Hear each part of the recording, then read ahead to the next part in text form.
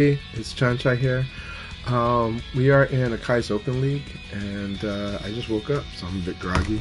I'm going to change my character back to Leon. And we're going to join Akai in just a sec here. Let's see. Alright.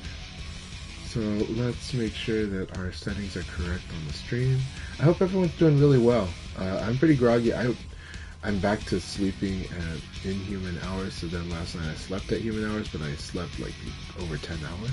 That felt really good though. Let's see here.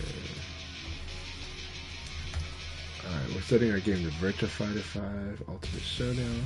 It has been set. Again, I hope everyone's doing extremely well.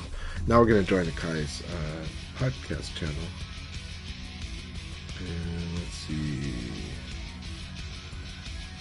Alright, I'm taking my parents to the airport tomorrow. That sounds good. Alright, I am really groggy. I'm not going to play well at all. I'm not going to play well at all. That's okay. I'm going to have fun. I'm going to have fun. And then we'll play well as time goes. So...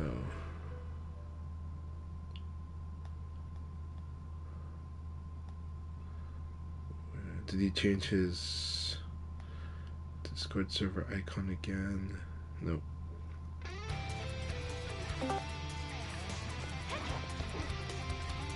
Round one. Ready, go! Alright. Everything's okay because I am here. All Might's here. Just kidding. I'm excited that we have Brian make some time to play with us. Oh hell yeah. Hey freelance Brian. Yeah, that's your local, right? Mm-hmm. Awesome. I like the way he's been playing. He's improving too. He's been playing well. We played on Thursday, and I think his defense is starting to like come together. I won't say he's a lot like Akai, but when he bites, he bites. Yeah, as well. That's also like Akai. It's just like, when is Akai gonna bite? Oh, he's biting now. Okay. That's too late. Yeah, exactly. But in the case of Akai, it's a lot more nowadays because Akai is a lot more like sure at the situation. You know what I think, and I thought about this last week. It's like, oh, okay, all these things that he's been training with, like with other characters, have really been rounding out his game. Yep, 100%, 100%. Well, it'll do that. It gives you more certainty about what your opponent's doing too. You know. So. Yeah, that's one thing. But I want to say, like, every character in this game seems to teach you like different things. I agree. Which I really like. 100%. I think it's been. You know what? I know we've had the conversation, like saying what each character has brought to the table, and I don't know if we're on the people can hear us at this moment or not. Probably in their channel they can, but like I know we've talked about characters having different things that kind of correspond to the new things that the game has, like Leifei and Vanessa illustrated the stands in VF4, and every character had kind of like different things. But I also think that, the way that they've been designed, I think they each one have something different they want to teach you about, like how the game is played. They do. Yeah. They do. I mean, well, it's like in the Discord discussion, people that are playing VF and coming from other, like, let's say Tekken, special Tekken, right? And Jean is it's both a natural fit, but also John is a very, it's a good way for them to kind of play, but the common comment on John is they'll realize he doesn't have counter hit launchers so much, right? He's the counter hit, but his counter hit does really matter. It's just that he's got really good freaking normal hit, Yeah. And you learn to kind of play based on that, and then his 6XP is forcing a guess, right? So yeah. Did the Kai say anything earlier? I haven't heard him yet. So is he busy with something? I guess he is. But yeah, but you're right. Each character will give you different emphasis on stuff.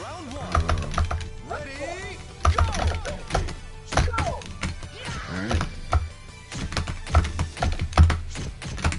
This is punishable, minus 13. Alright, DB, you got it? Good. So notice, like, when Kage does... Oops, I screwed up my input. When Kage does, like, 4 PK, then you can punish him with... Usually, with characters, it'll be a PK. Leon, it's KK, because he's got a minus 13 punisher. You know? Yeah. And then, similarly...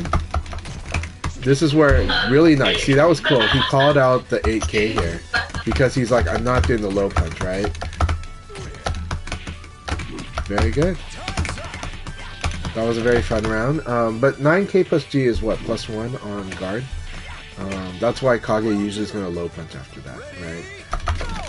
But if you go for crushing, the low punch, then you're doing a bare, right?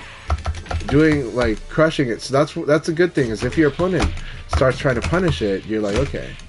I would say similarly when very nice when Kage does like elbow, you can usually low punch your elbow back right away if you're fast. If you're not fast, you're gonna get hit by something that he does after that.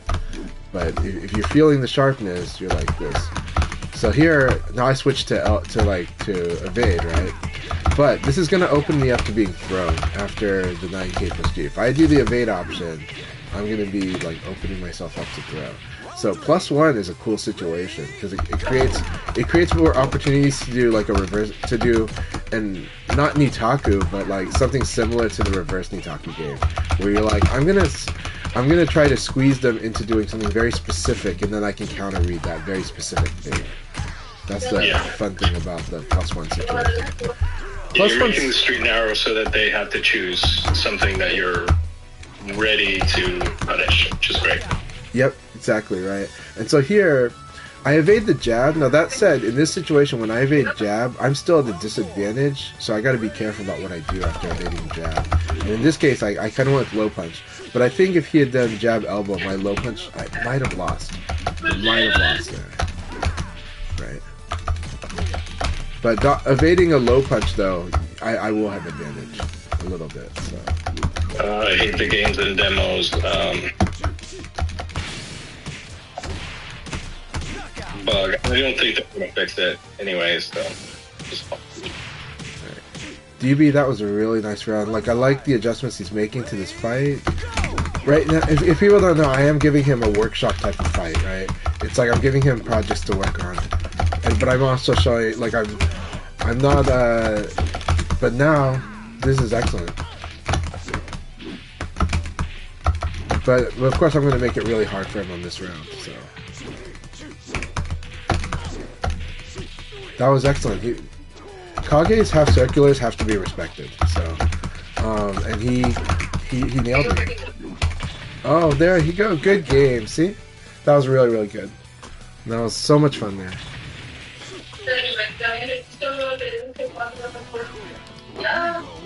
Alright guys, I'm back. Sorry for my AFK. No worries, I was going to say we have 3 more matches to go before we start.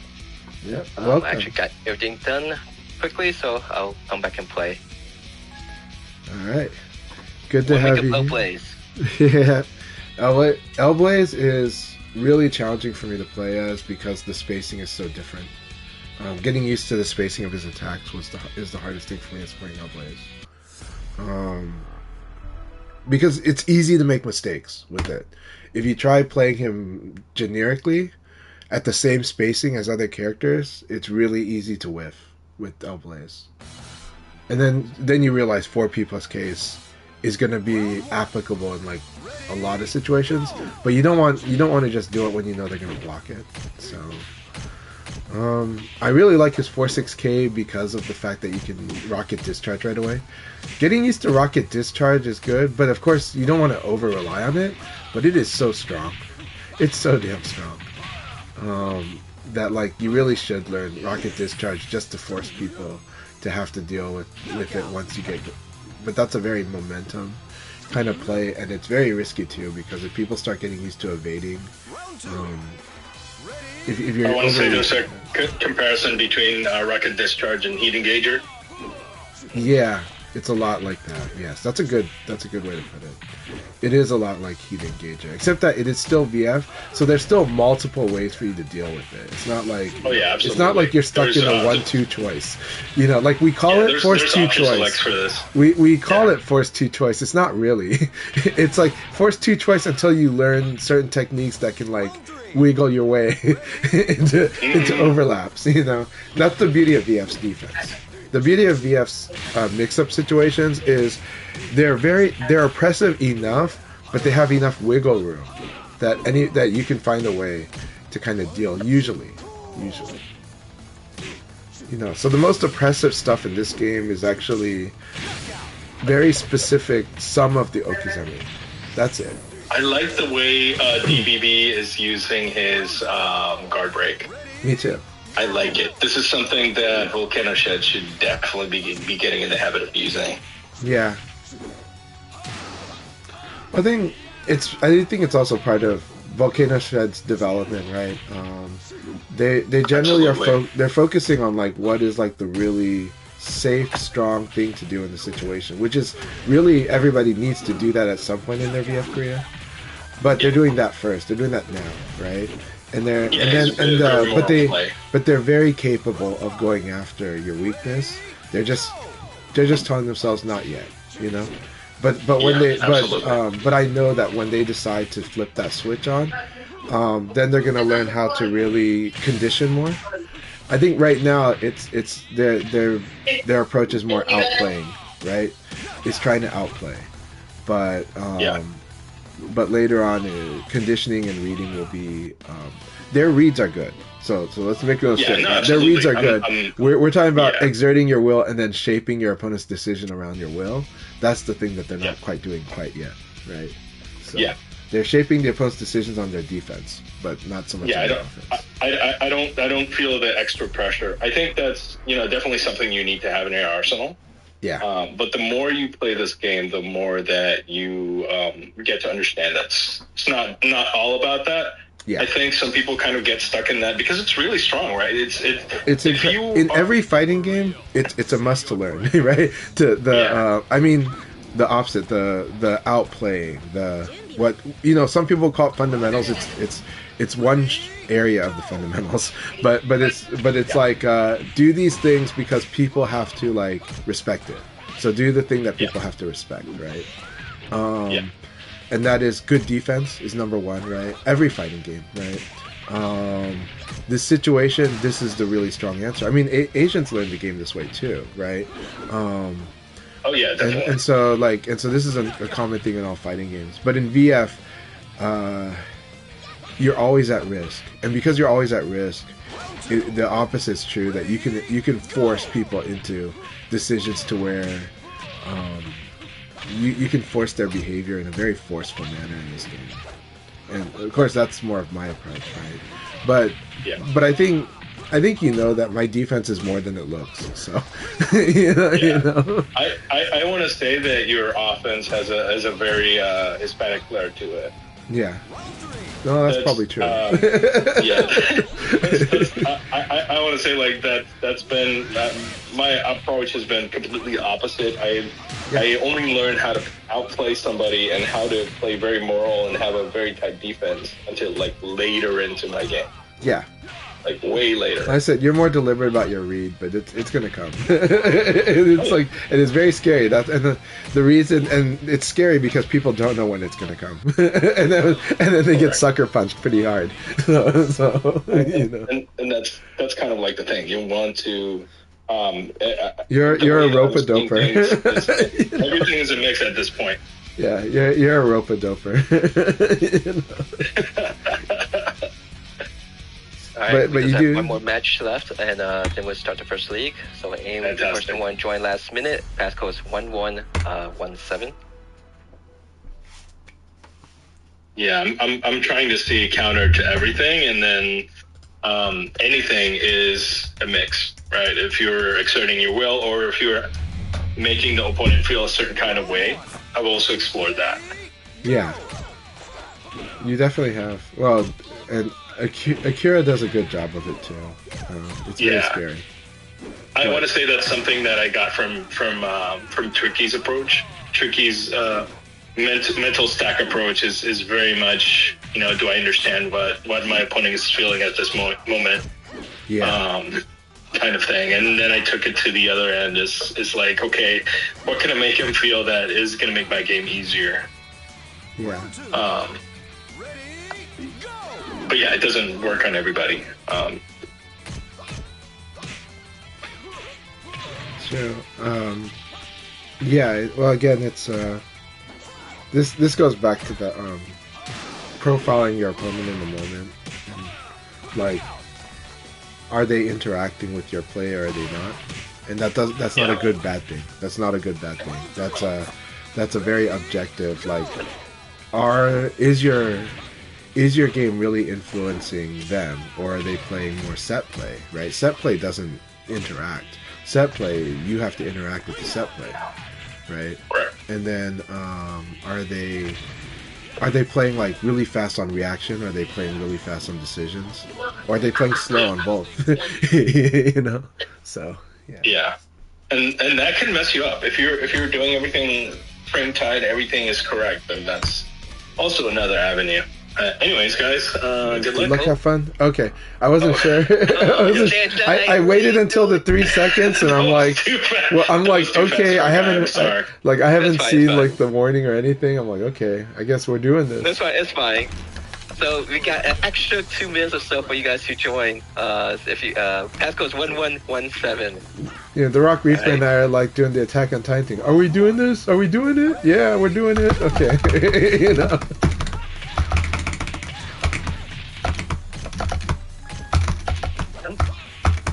Oh, there we go. We got somebody else. 20 cakes. He was here last week, right? Yes, he was. Beautiful. Very good. Oh, good play. Reaper is he's as usual is out moraling me here. I missed one thing, and that like set the chain. Yeah, the one thing that you shouldn't feel is safe when you've got the Rock Reaper backed against the corner. He knows how to play that game. Let's show Agent Q the updated ladder board for Europe. Just a second. So this is back throw, this one. Okay. That is back. The one thing that Rock told me is Blaze is very moral with his throws. If the throw is pushing you forward, is likely a forward throw. And neutral throws you back.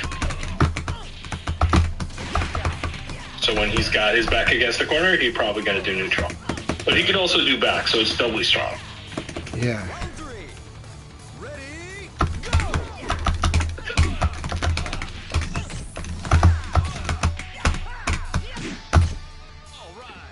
I always forget this is back throw.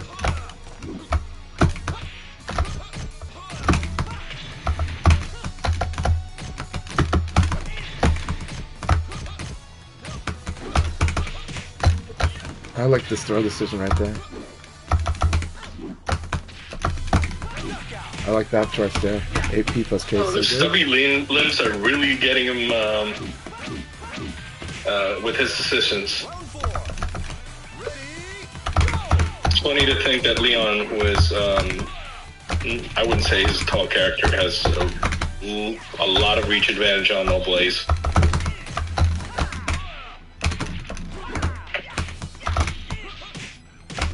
I like that. Oh, he read that.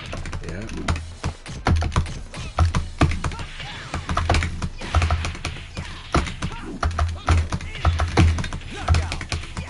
That's so much fun. Oh yeah, that was a lot of cat ass.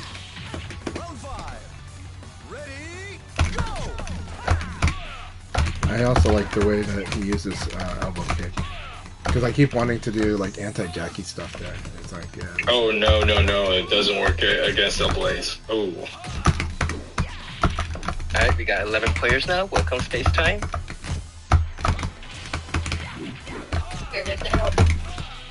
Yeah, he's using the good mids there.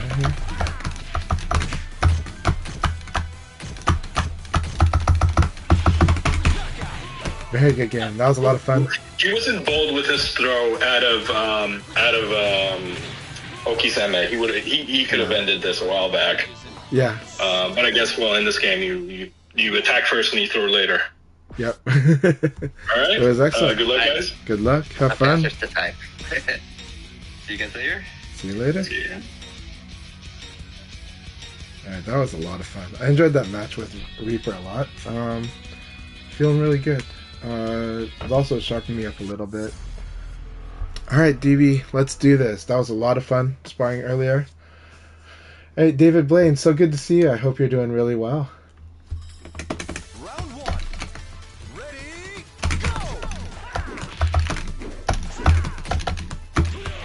go! Excellent choice right there. That was really good. Look at how much damage that was.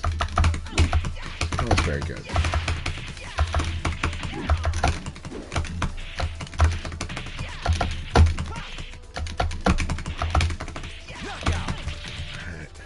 So the problem is now he's trying to crush my lows a little too much, and that's risky if I catch on to it.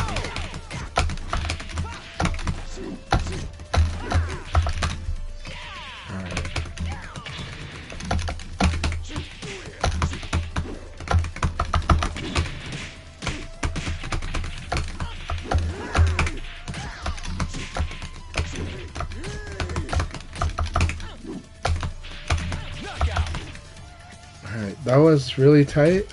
He actually almost, I think he wanted to go for a low crush there, and I would have lost that.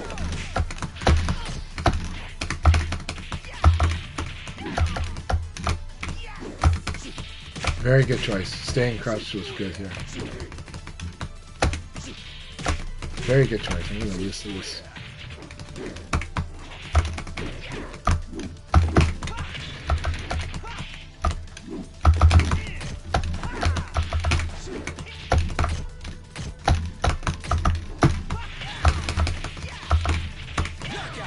Alright, good game. He does need the tech roll just a little more. He played that really, really well. Just need to mix in tech roll a little bit. A little more. Maybe one more. I thought I'm better.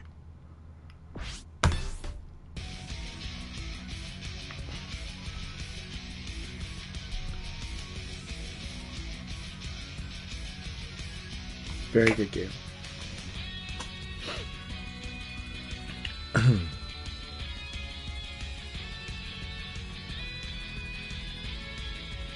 Oh, this is a fun wake up for me, so.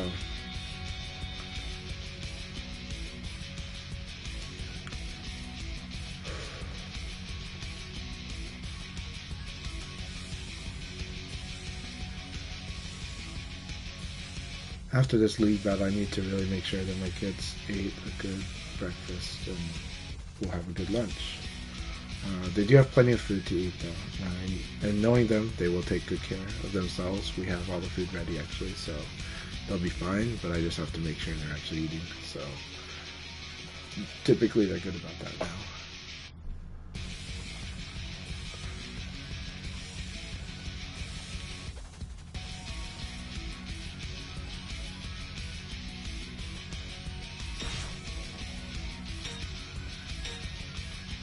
Alright, are we fighting blurring? I think we're fighting blurring. Let's do this blurring. I think I'd give blurring the edge right now. I'm getting a little sharper, but this is tough. We'll see. Blurring, I can't default. I can't just do what I want to do. I got to be a lot more thoughtful. Round one. So let's see. Ready, go!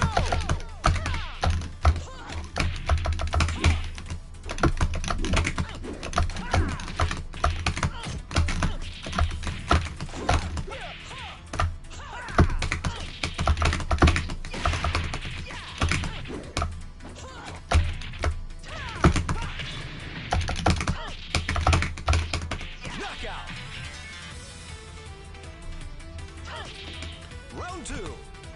Ready, go!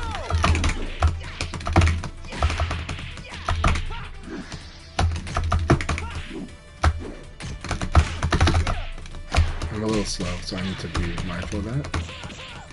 Really good call out the evade here.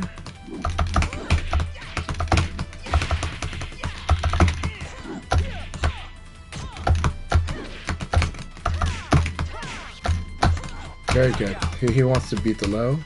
Alright, we'll beat you. Round 3. Ready, go!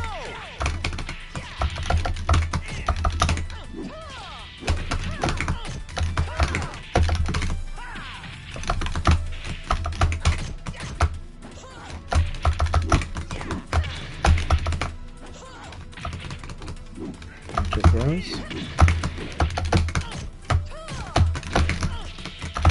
Knockout. Round 4. Ready, go! I like that.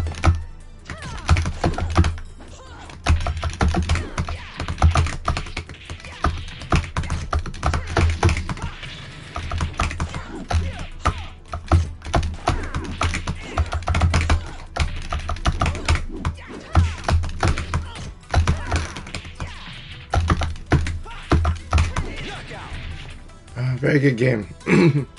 That was very tight. Excuse my throat. That was really tight. I'm glad that this setup worked right there. Yeah. That was a really, really fun game.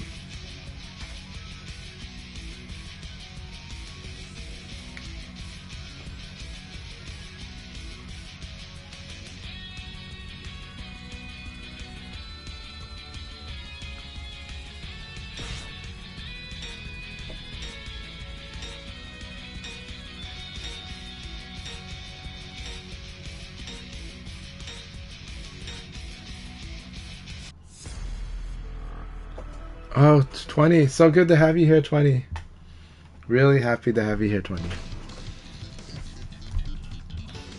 20 is a good friend from the Seattle area, and yeah, always love sparring with them. And I'm so happy that they're playing VF more again. Ready, go!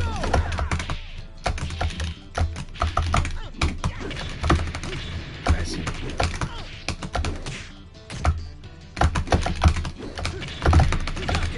Alright, excellent. So this rhythm is going to really throw me off because they're not sure, they're kind of playing, so I'm going to have to run with it. This is where you have to fight aggressive against somebody that's not playing as frame tight, right? And so it's like, and so because they're not playing as frame tight, and so they're taking their time on moves. So this is why I get very aggressive, right? It's understanding that the frame situation is now changed. Right, and so, but also you're gonna just get hit pretty hard. So like evading becomes really rough to do, right? But Abari becomes stronger against this. So the reason I'm Abaring here is like that is because of this reason, right? Because evading became bad, right? And so things get really hard to tell because they can go very defensive or very aggressive. So that said, throwing also becomes good, but you have to kind of know where to do it, right? So throwing becomes strong because of the hesitation, right? And so now I'm assaulting the hesitation choice, but I have to go back to Abari because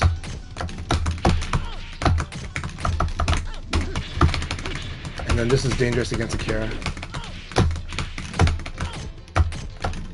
Once I start blocking, this is the really hard part.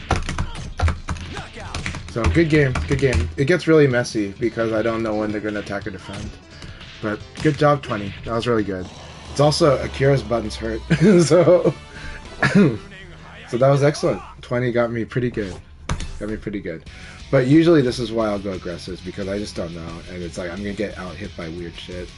Because like if I wait, then I'm waiting for them, and then it's like when are they gonna hit the button? And then if Akira does more damage, so if we hit the same time, Akira's going to win that. So it was really good. That really got me good. Again, I should have just gone for throw. I was overthinking it. I went with Abari because I thought that eventually they're going to attack because they're afraid of being thrown. But actually, I should just throw a lot because of this play. So that was a big miscalculation on my part. Was I should have just thrown them a lot more. Round 1. Ready, go!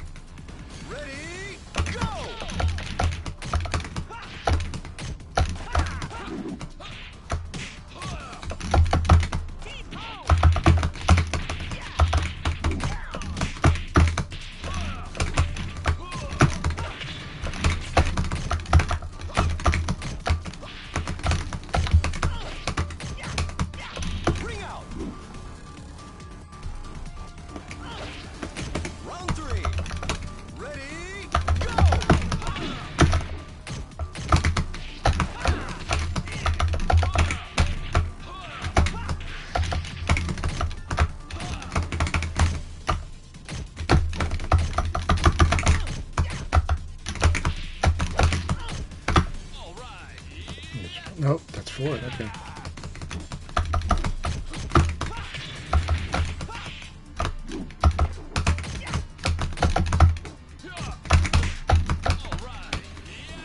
Hmm.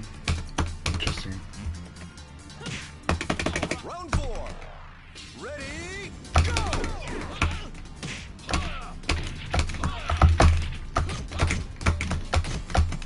Screwing up my inputs a little.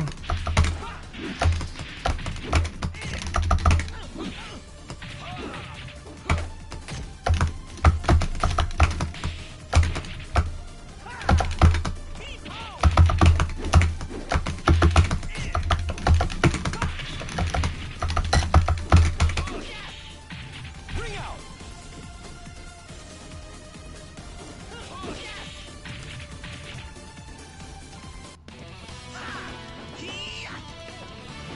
See?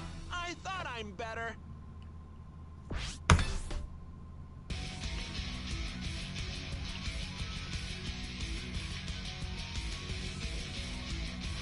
Alright. It's going to be fun working on this off rhythm game today. We'll be fighting off rhythm today.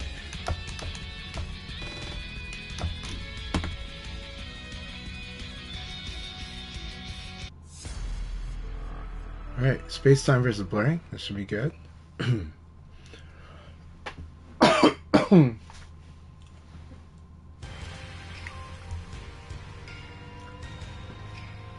is where you fall. Round 1. Ready, go!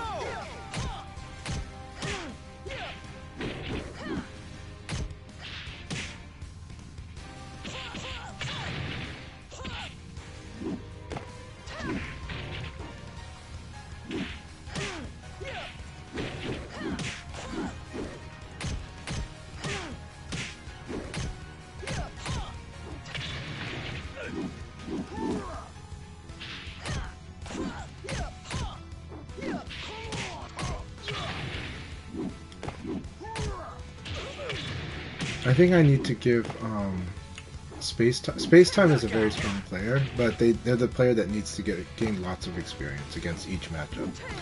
I think I need to give them a list of stuff to do against Vanessa because Jeffrey can do some really nasty stuff against Vanessa. And I think they'll have it locked and ready.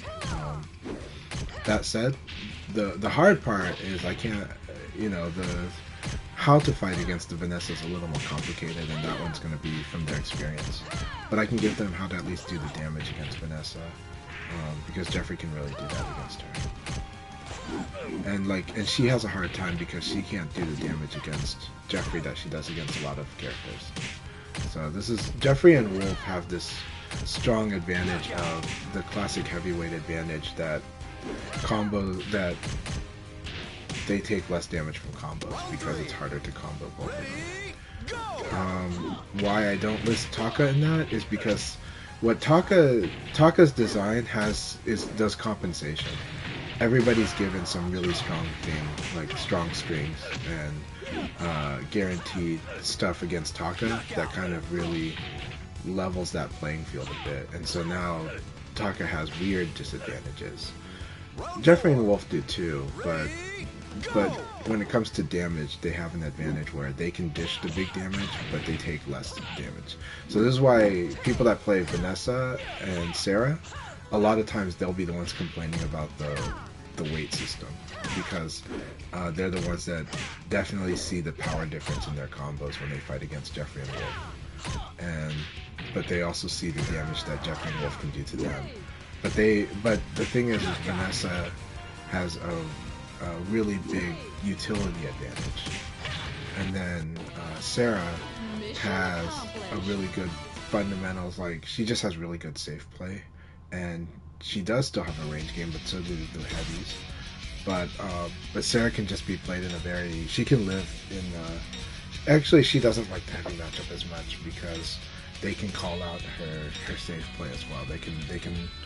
They can target Fuzzy Guard a lot better than a lot of others can. So I do think that's where the Sarah player gets frustrated fighting against Jeffrey, especially, and fighting against Wolf as well. I think Vanessa, she's got utilities and stuff, but she, you know, it is a frustrating matchup for her. I've got the advantage. Round one. All right, Reaper, here we go. Ready, go!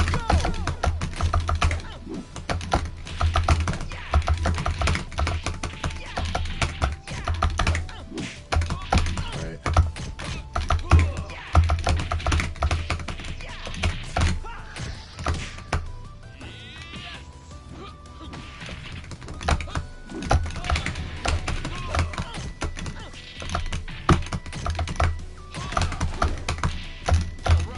Really good going for throw here. He made a mistake there. He shouldn't get hit by this third punch. And that last punch. Round two. Ready, go!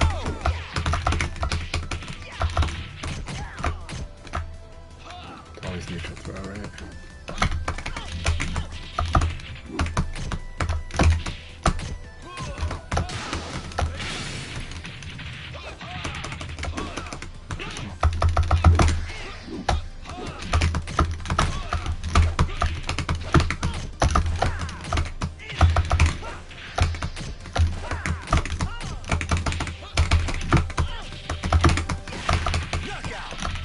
Got lucky there.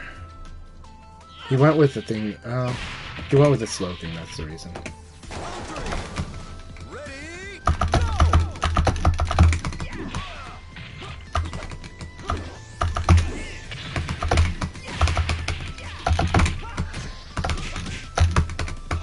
I see.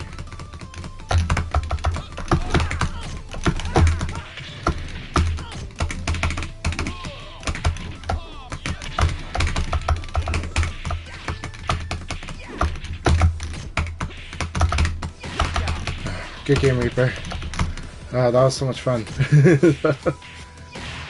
I felt the aggression there, though. So.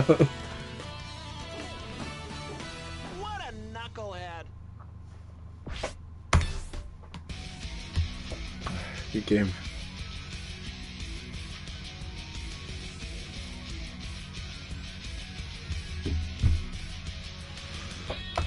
Well, the problem with being on bottom left, I can't see what my score is, and I probably don't want to, so. It should be less than 6 minutes for sure, and I'll just go with that.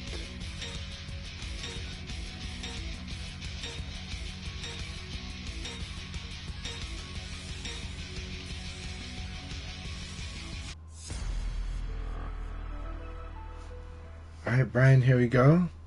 I do like the way Brian's been playing. Let's see how this goes here. Round one. Ready, go! Very nice. Good patience. I screwed up my inputs again. Very good.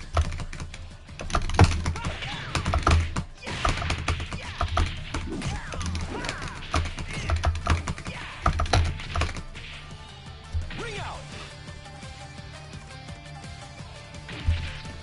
Round two. Ready, go!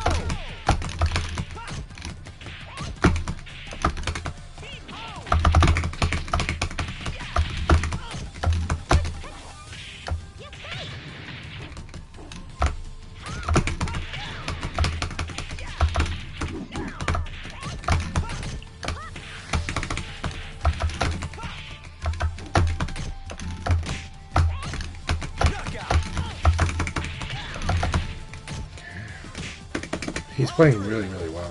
Ready, go!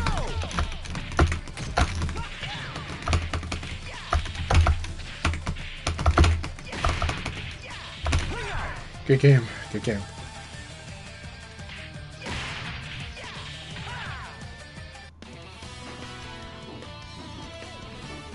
Forgot to train, eh?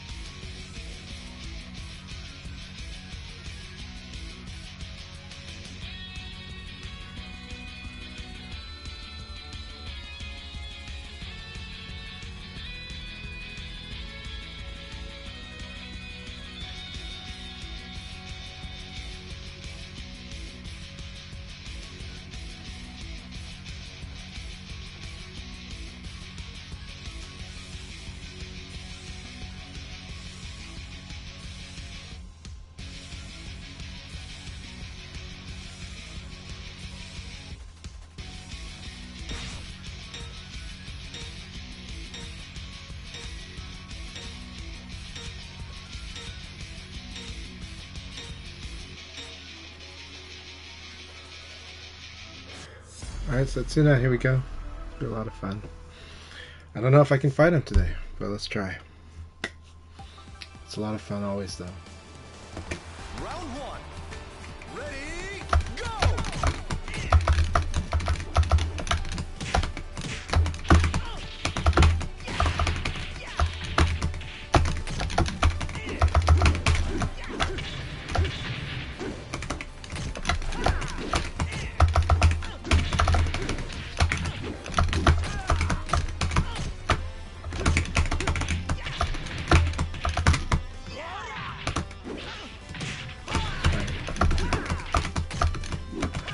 I thought I jabbed him. I thought I jabbed him time.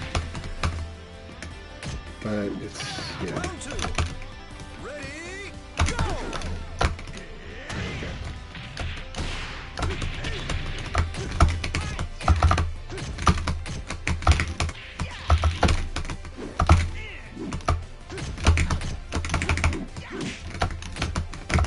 Thought I jabbed this too.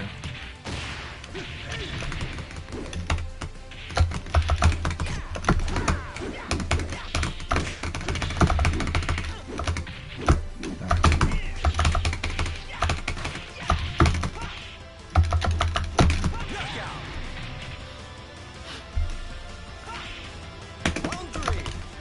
Ready, go!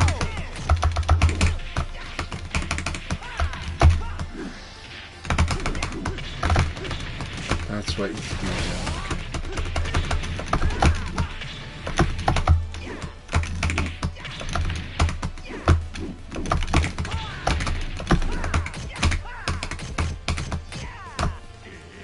I thought he'd go for 4. No, it's back. It's good. Round four. Ready, go!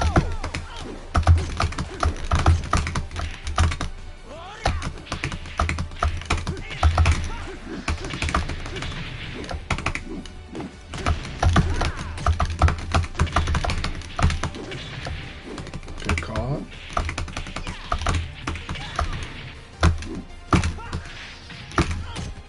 Knockout. Round five. Ready, go!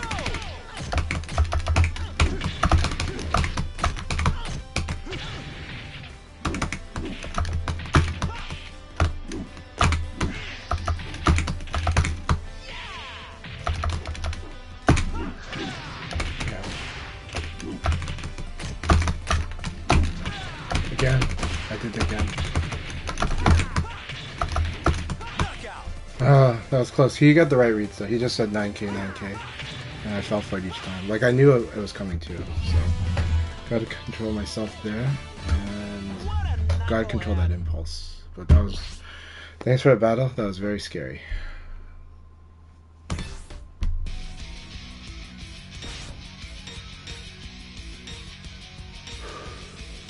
Space Time's gonna be a very hard battle for me though today too. Space Time knows me extremely well, so it's a lot of impulse control too, and a lot of seeing what's gonna work. But I did give them some advice on Friday night. Jab elbow is too effective against them, but I do believe that they're gonna be capable of doing fuzzy butt at some point. Yeah. Ready, But right now, this is a hard thing for them.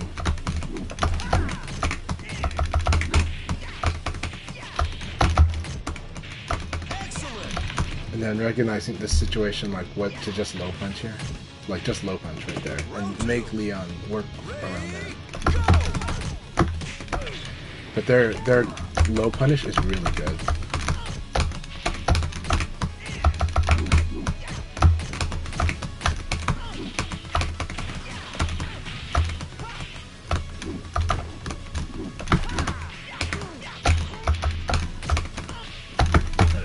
This is really good. This is really good.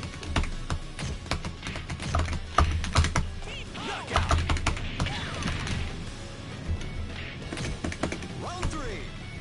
Ready, go!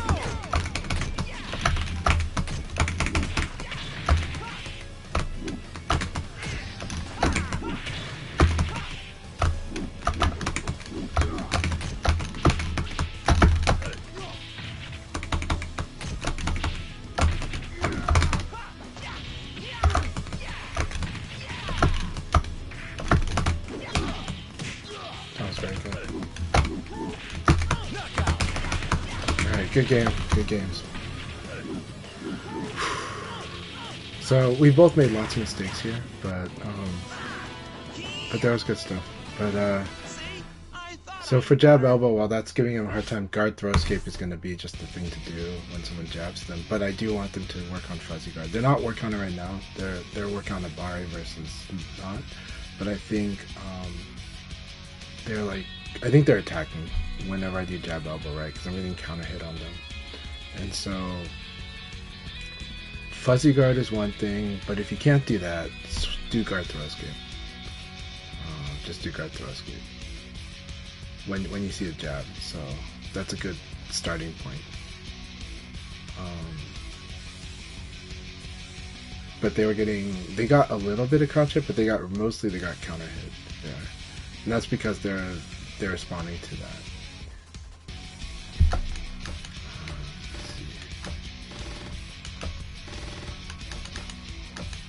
All right, got Setsuna versus Brian. Good battle.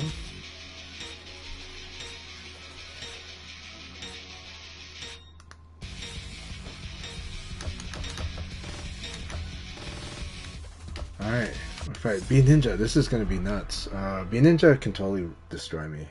It's really... When you make a mistake against Vanessa, it hurts like so bad. And the spacing mistakes can be spacing mistakes. It can be a lot.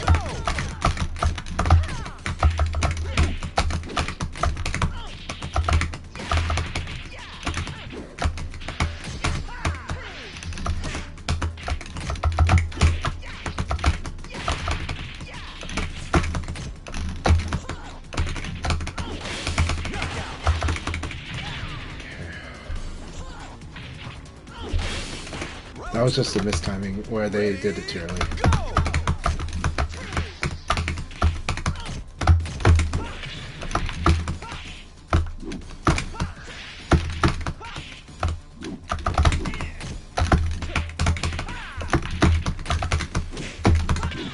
Good. That's still crush.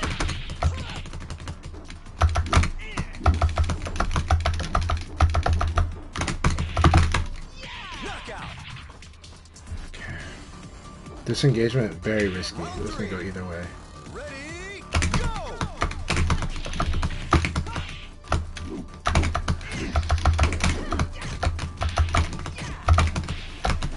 Oh, it's really good.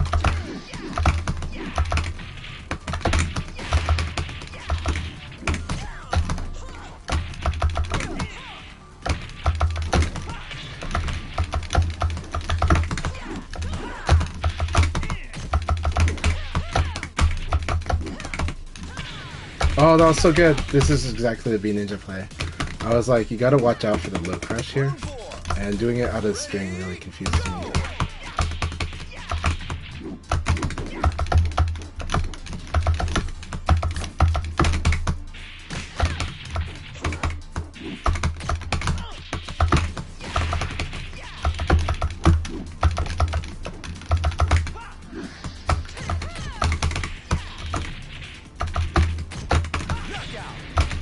Very good game. B Ninja played that really, really well. It's very scary. I didn't want to get wrung out.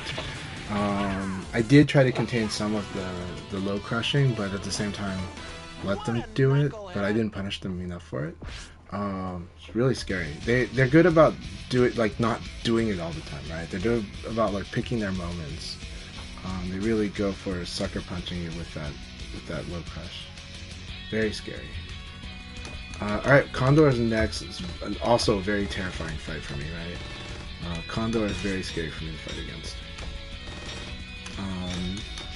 Yeah, if I lose to Condor, I think Setsuna or Reaper will win this whole thing. So I have to win against Condor. It's really hard. Condor is really good at, again, if I make a mistake against Condor, I'm going to eat like half my life. It's going to be gone. So, really hard.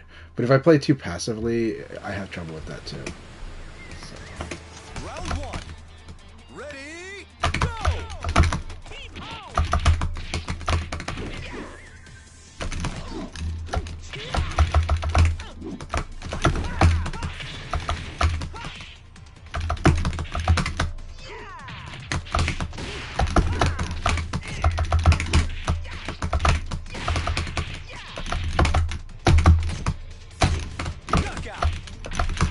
screwed up my input, but it worked out.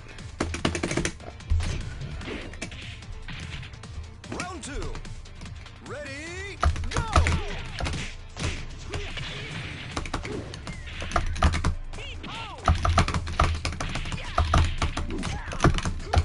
Very good.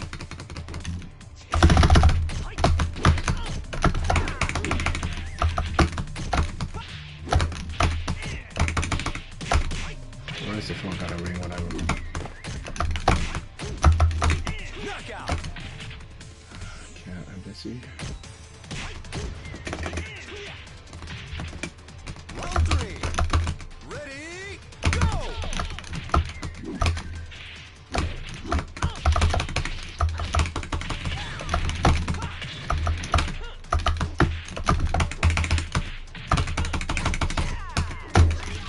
I love that backdash right there. I'm dead. I hate having a phone call. This. It's not fun against combat. Round 4. Ready, go!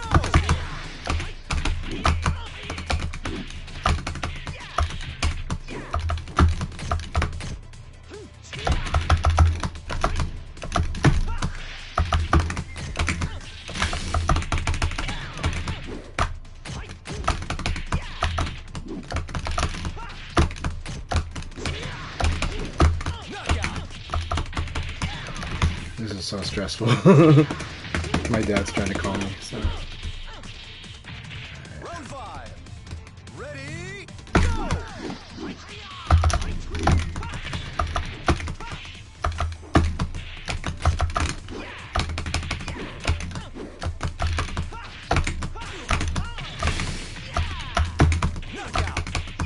Good game, Condor. That was so much fun. So stressful. Alright, gotta check on the kids. Gotta figure out what my dad's trying to call about. Forgot to train, eh?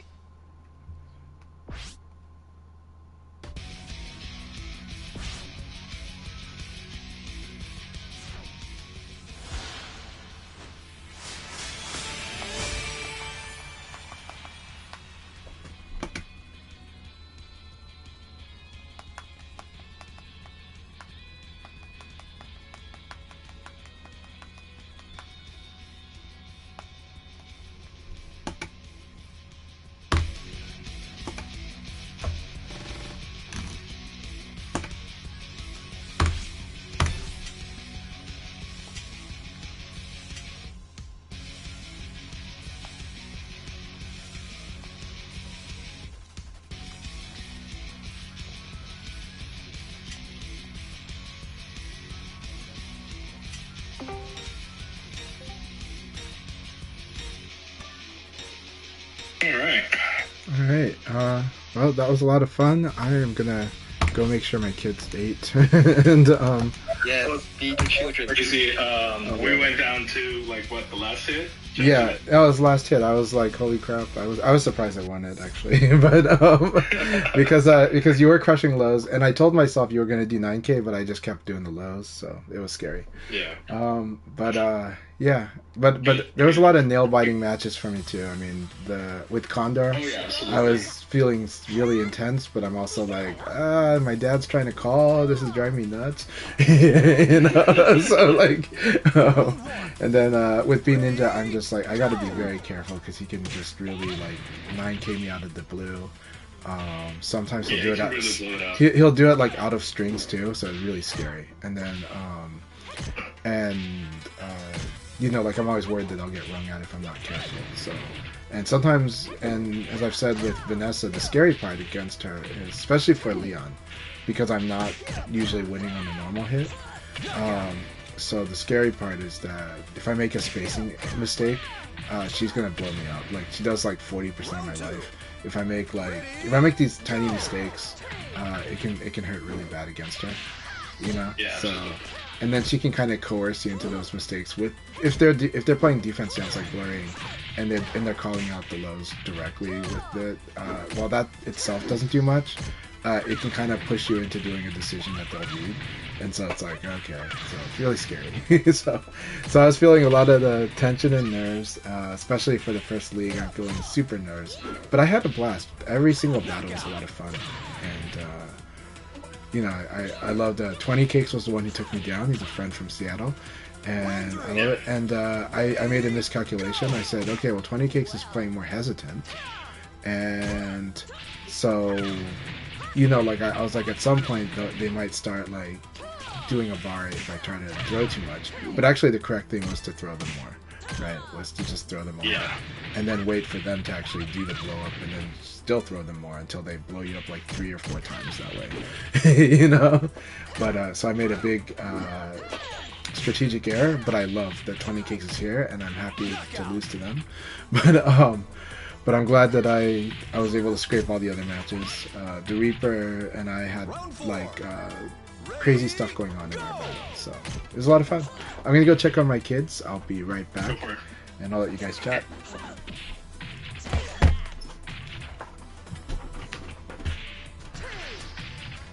Alright, so thanks for playing DBR in the first league, and we got Silverbolt in the 11th person. Passcode is 1117.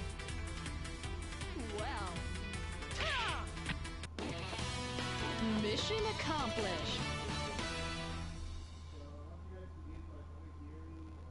The countdown now, 5 matches. How are you feeling on Blaze, Akai? I feel that I play him more like how I would like to play. Taka is very different from everyone else I play so far. Yeah, but definitely his range is short. And I still am very spoiled with a Pi having 2 safe fast mids, and so and I really do like using safe fast mids. So when people know that I like to use it, you know, they just exploit it, like with late punch reversal and stuff like that.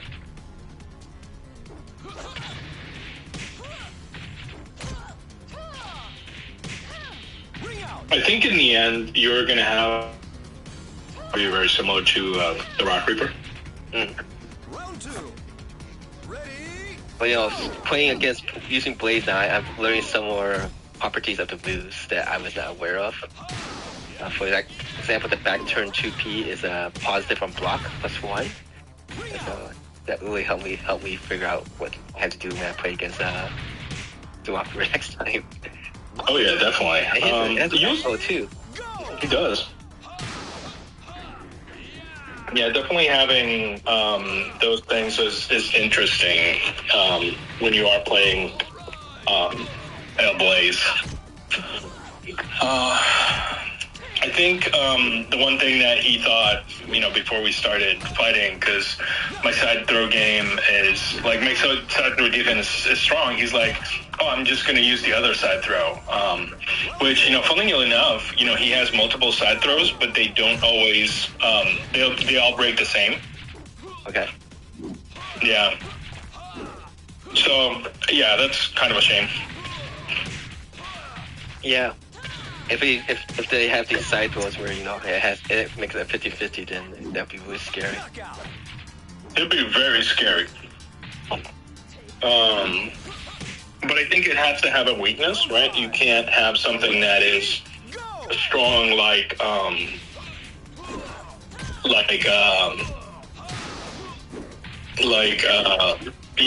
regular throw game because it's on the side. I think it has to have a weakness, kind of like low throw does. Right, low throw does have a weakness. So I think that's what they wanted to do, but like I think it kind of like makes it so that there's no point in doing any other throw that's not the strongest. I guess one benefit is that if people escape the side throw, it still leaves you at +2 versus a -6. So it's should be easier to escape. Yeah, but it still leave you advantage. Yeah, I wonder if it would be interesting if they had different timings. You know how some Wolf's throws have different timings and can escape doing like the fastest, kind of like a built-in, God, what do you call it? Built-in delay. That would be great. Yeah. Or if one of them was catch. But like, I think El Blaze with a cash throw would be a very scary thing indeed.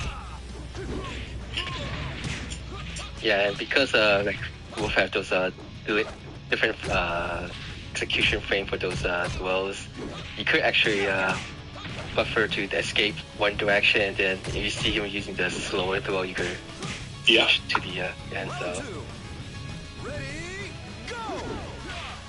still easier to say than actually executing. Do it? Which is Yeah. possible. Yeah. I gotta say, I've done it by happenstance, and sometimes I'll try to do it because that's another way to get out of the reverse throw situation on side throw. Oh, okay. Yeah, so the reverse throw, for people that don't know it, is basically a side throw that you get into the situation to do a side throw, and then you just wait for them to turn around and then throw, which makes their throw attempt, and then you use the opposite direction from what they would be escaping as a throw attempt. Okay. But the one great way to do that is when you use neutral throw, because no direction that they do is going to be neutral.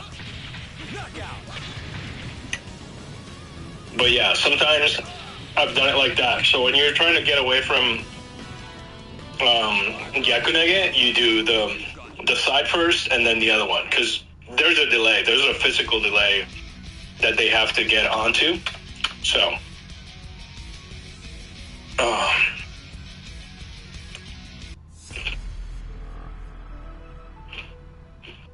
are you guys snowed in?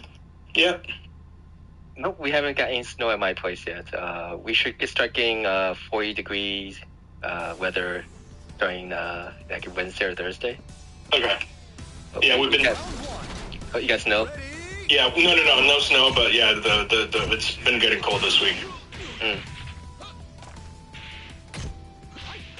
Yeah, last weekend, Colorado got the snow, so it caused some I saw that. trouble for the fall showcase where Bushido and Yeah. that's it crew was playing.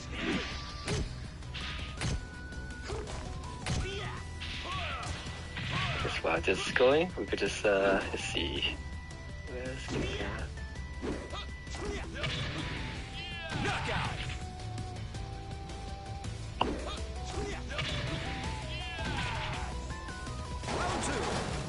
Ready, go!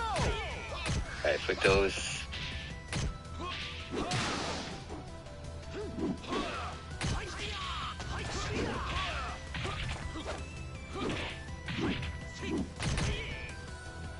Yeah, so this week we did get a little additional some slight information on the from Justin Scarpone, the new vice president of the transmedia group of Sega. It sounds like the legacy IPs should be in charge of what's his name, Ez Chorba. He's on the Western group, so this is the USA, UK group. Which is kind of surprising because he was saying we need a Western storyteller to augment the lore and work with the studios in Tokyo who are making new version of those games today. Maybe Virtua Fighter would be an exception because I think there's more people in Japan or Asia that seems to like VF. Yeah. That was some brilliant set play by a Blaze. There you go. Mm.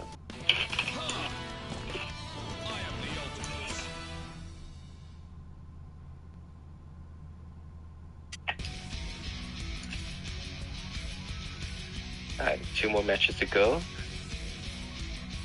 This weekend also we had 2 Bay Area Cups. One was in the Kyushu region, Team Musuto, which is so the players from Tokyo, Kanto region travel down to the southern part of Japan to participate in these Bay Area Cups. Nice. So Kashiya Yasuki is from the Kanto region. I'm not sure where Jada is from, but they got first place. And then there's also then the Tokai Bay Area Cup, which the Penky Max team won it. This is a LoL version, which all 3 players were using LoL. So Penky-san, Nice. the name of the team. King Joe and Jinzo Ningen. Jinzo Ningen is the Android. yes. He has the PSN ID of Charisma Law. So he's Charisma Law. Yeah. yeah.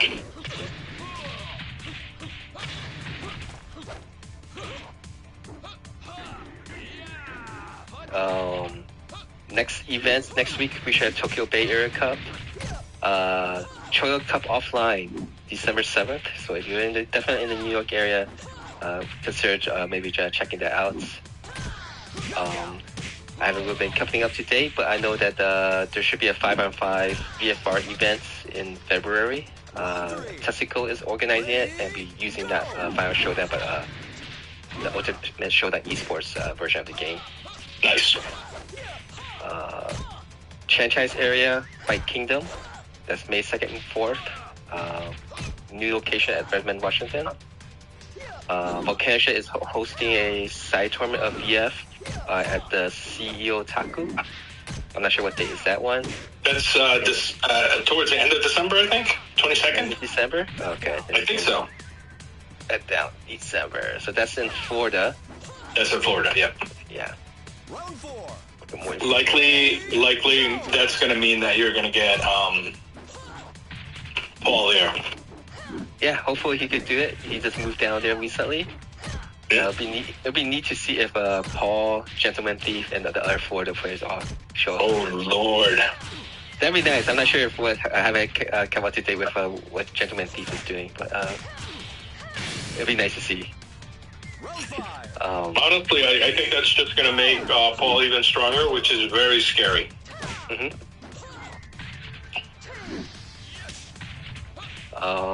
Also, I'm not sure if there's been formal plans yet, but Evo in Europe this time will be in Nice, France. I think I'm hoping. I saw that. Yeah. Yeah. So there's been discussions going on, and are they going to form a plan for something on that day or not? So we'll see. So we'll check on the news on that. All right. You got nothing. All right. I think we have one more match to go. Hopefully, Chancha has fed his kids. Yeah, kids are taken care of. I just got back. All right, the kids are fed. I got to eat something myself, so I had a nice wake up phone call from Satsuna earlier today. So, Okay. but it was really nice Sorry. conversation. No, it was a great conversation. So, All right. This is the last match, and then we'll start the second league of today. Start running now. Any last minute person want to join? You got a couple minutes to do so. Passcode 1117.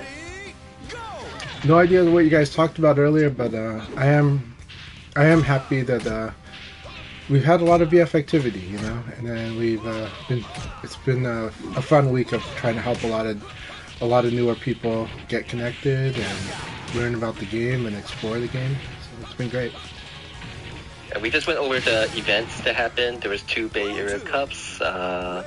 Next week is Tokyo Bay Area Cup. Justin Scarponi leaking information about Virtua Fighter here and there. Got CEO Taku. How you pronounce that now? CEO Taku? So you got otaku, right? So just put CE Uh-huh. before it. So CE otaku. Oh, there we CEO go. Taku. Okay, I got it. All right. It's a play on the word on that the tournament's usually CEO and then otaku. So yeah, CE otaku. And Volcano Shed confirmed in our chat that it's traditionally, this is kind of like the more anime fighting game oriented event that's from the people who run CEO. So what were you going to say? I'm sorry. Oh, no problem. I was just saying, Evo France. Hopefully, there's a lot of strong VF players from France, so hopefully they can Yeah, and go together. I know that like Meaty is trying to help like encourage people to do an event because they're talking about possibly renting an Airbnb if enough people express commitment to it for like VF players to have a wonderful time in Nice, you know. So we'll talk more about that later. But I know that Havoc would also love to participate now. So Havoc, living in Taiwan now, but from Poland, would be happy to do that. So I think it's a cool thing. Good luck. Have fun. All right. Good luck, guys. Good luck.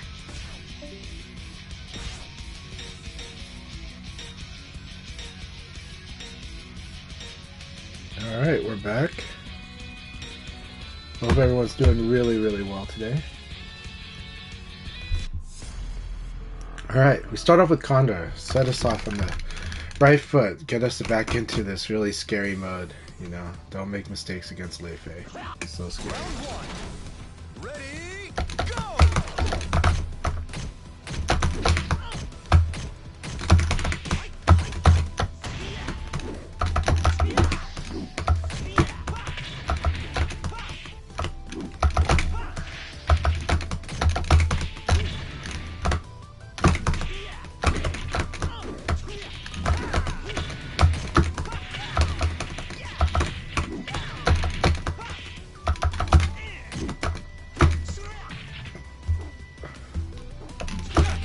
All right, wrong way.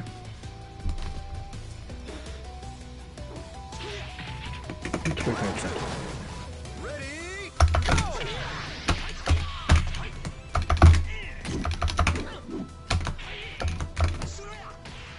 Yeah, I'm dead.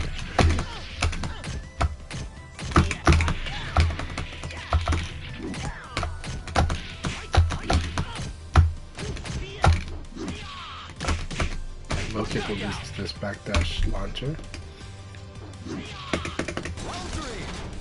Ready, go! That was a cool interaction.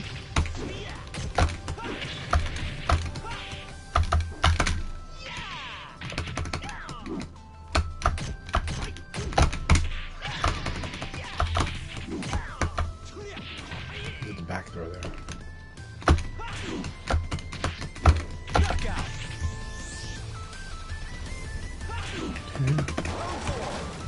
Ready, go!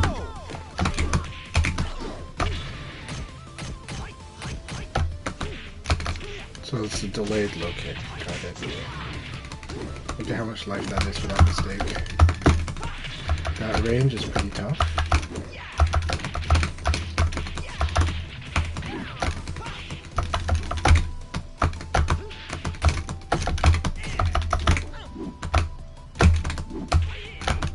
That launcher would have won. Knockout! If he did the backdash launcher, I would have won against the side kick. Ready, go! Thought I blocked there. That's a mistake right there, too.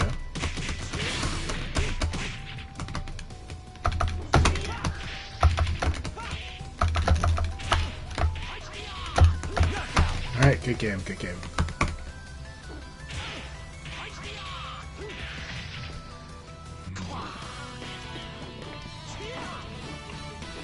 Gotta learn these. Really hard. Especially if like your life is gonna be deleted by almost half.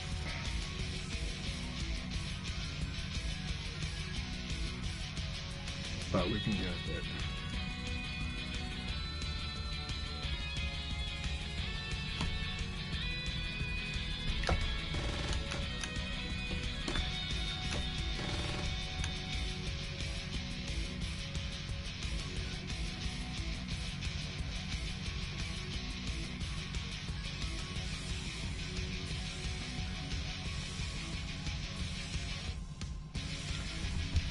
That stagger, is it breakable? I need to get good at breaking that stagger. It's from that one stance, it's the kick follow up. And he does it after like down kick from the 8 stance. So that, boom.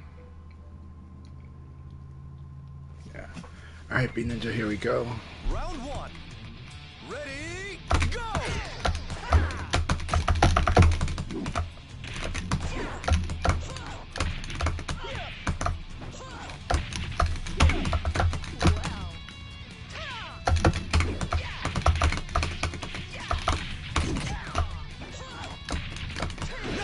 Okay, shows what else it is.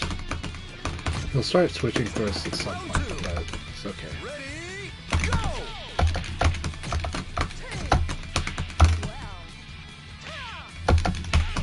Very good. That's the correct answer.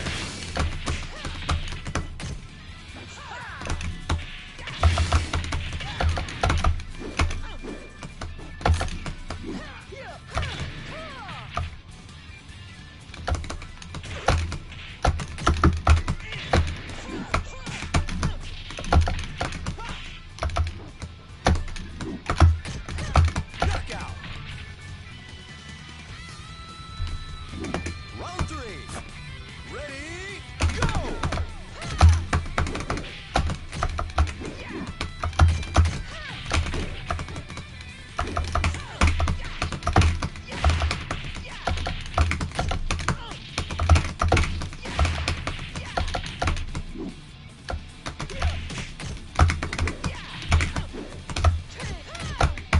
Knockout! The spacing makes this not work here.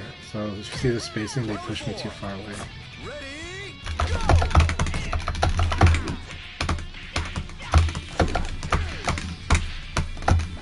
That was really good.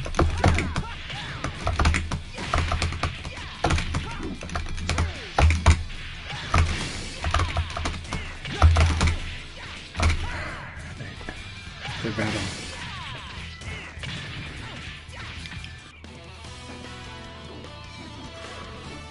Forgot to train, eh?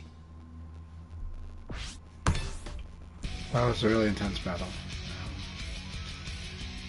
Trying to be very, very thoughtful about how we play. We slow it down a little bit, make it a war of guessing.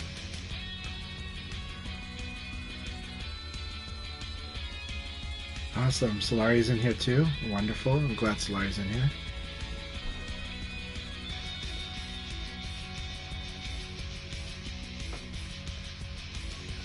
I like what Reaper said in the thread. It says, a lot of Blaze is just being comfortable in uncomfortable situations and rolling with that, thrive in the chaos. I agree with that. Like, I used to create artificial Oki situations just to throw off timing. I agree with that too. I think Blaze has to go out of their way to make their Okizeme really, like, super threatening. Because he has good Okizeme against tech roll. But he's got to make the opponent want to tech roll. And so he's got ways to do it.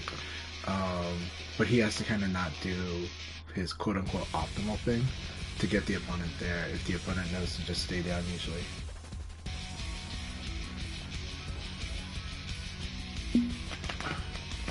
And then sometimes you just have to acknowledge if the opponent knows not to do something in a certain knockdown, then you just do the other thing. So L-Blaze players should just do like KKK into ground throw. Honestly, if the opponent's staying down, just go into ground throw after that. And then eventually they may crack and start tech rolling, and then you go to town on them. Alright, Reaper's gonna probably get their full revenge on me here, so let's see how this goes. I'm not sure how I'm feeling, but we're gonna try. We're gonna do what we can. We can't control that. Alright, just wait.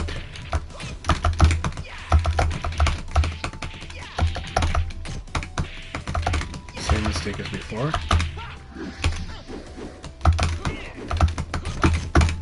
I wish that would work. It's too bad the spacing doesn't work out for that. See? Exactly like what I said. Go for the ground throw right there.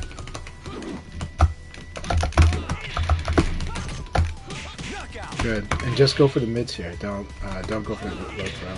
The low throw, that situation would have been bad. Or just, not bad, just risky. Right?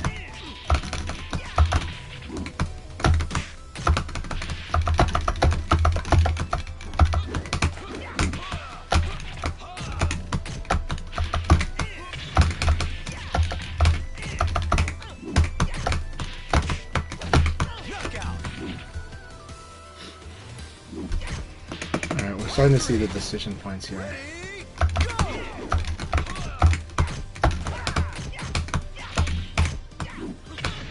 Very good. So the mid is what he's going to go for there.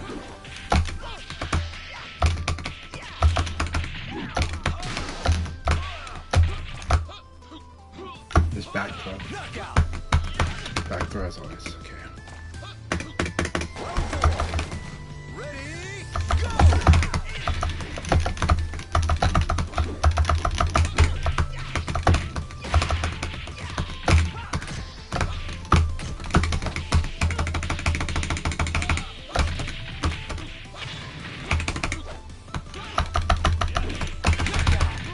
Very good game, very good game. So this is the risk of that. It's such a good setup. I like that episode setup. Do the rising attack. If he times it well. If he mistimes it, it's okay for me, but it's not the best. But it's really dangerous if he does get it. It's a good episode.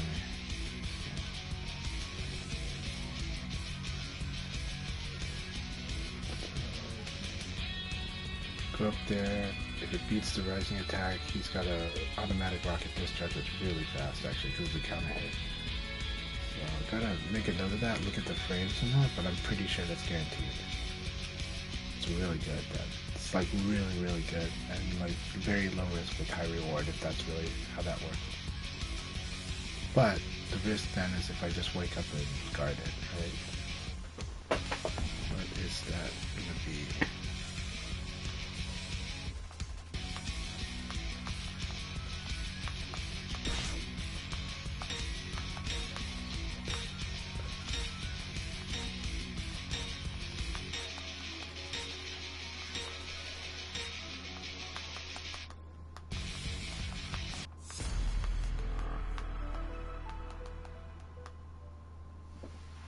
Alright, here we go against Akai.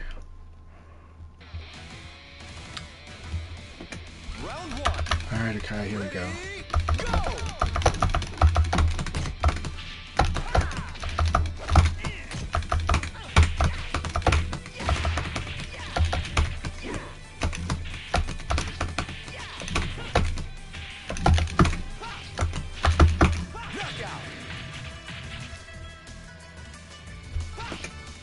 Be very careful of places spots.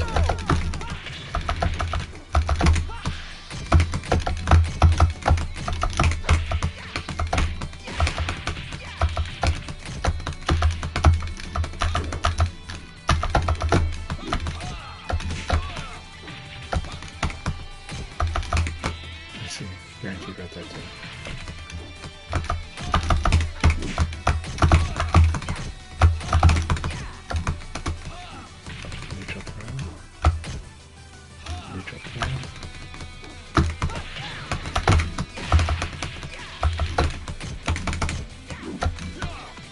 Oh, that's a weird move to go for, but that does beat the evade, so. Round 3. Ready, go! Throw.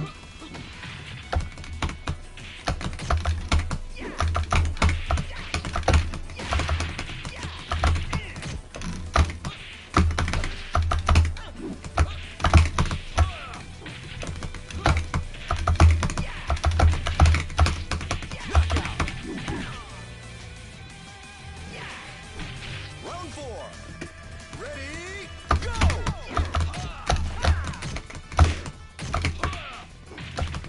There it is.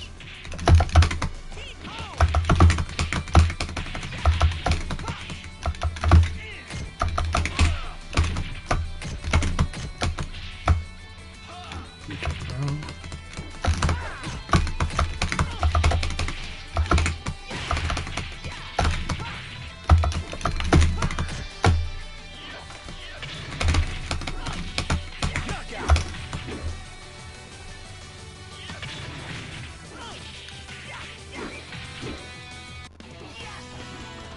Good game, Akai.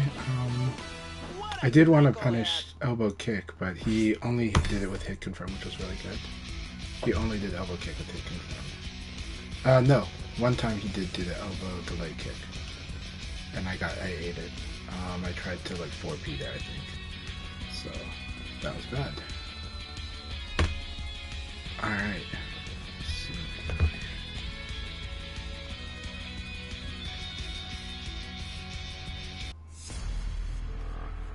Alright, let's see if it's 7K is the move for.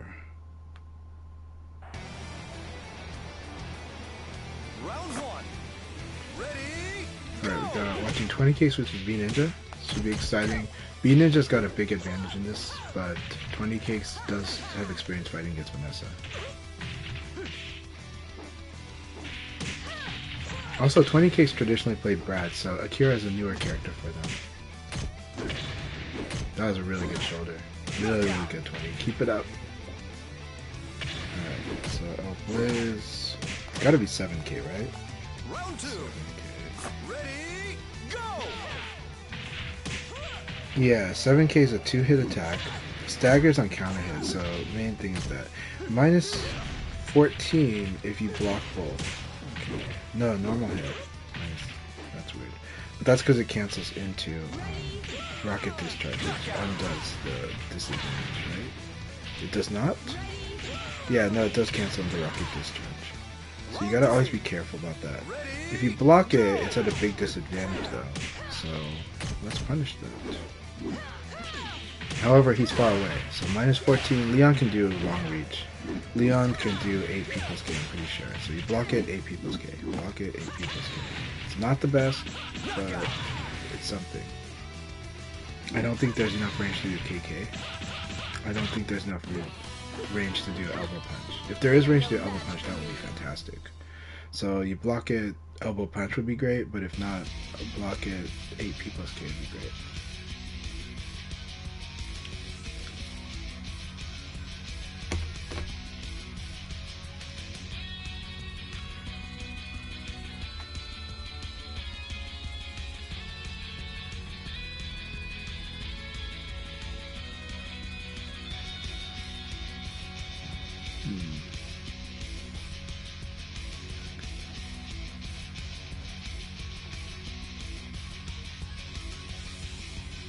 Really good to have Solaria in the room. Setsuna is on track. Reaper is on track as well. This will be exciting, whoever wins this, but it's going to be one of those two, almost for sure. Like, for sure.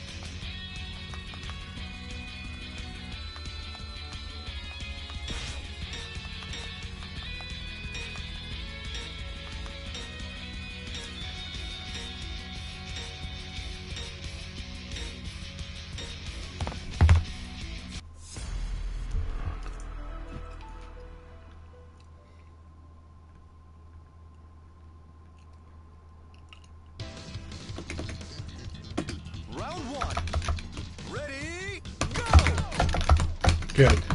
Good defense.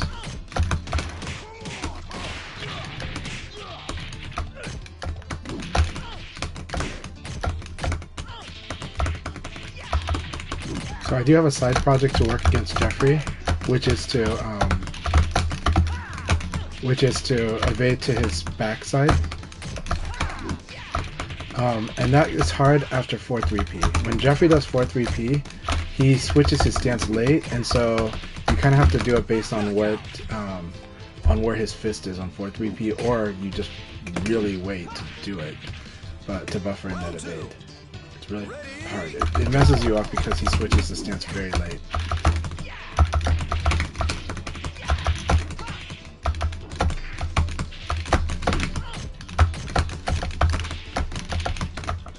Very good.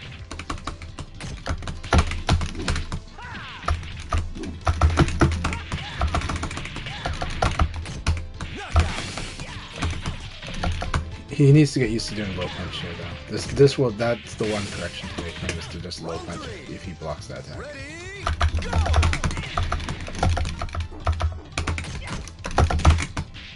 Well, I evaded. Did not get the evade.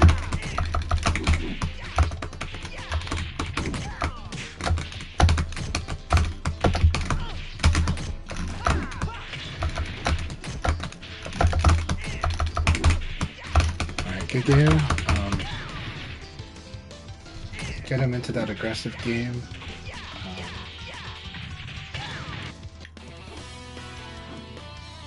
And then set up for the backdash.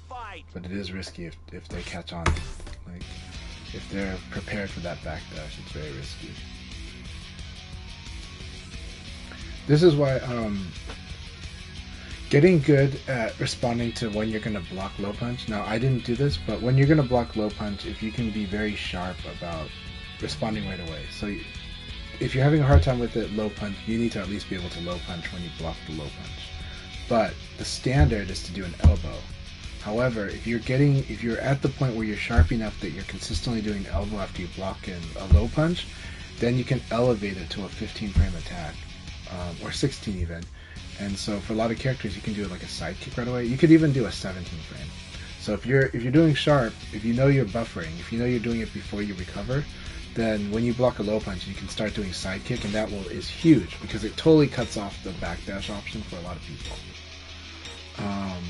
But you're not aiming to do the side kick. You're actually aiming to do stuff like counter hit launcher or 6K if you're like Jackie or Brad. You want to do stuff like that, or Vanessa, but you want to like be sharp at being able to like anticipate when that low punch coming, that you block it and you can respond in time. If you can do that, it's a huge strength because you'll turn around a lot of these up close skirmishes with that skill. But you start out, if you're not feeling it, you do low punch. But then if you're feeling low punch, you do elbow for sure. That was frustrating. Alright, so here we go. Very good. Very good. Okay. I'm at like +2, so Sarah can't do anything aside from like 4-4P there. 4-4P is probably the one thing they could do. Very good. Very good.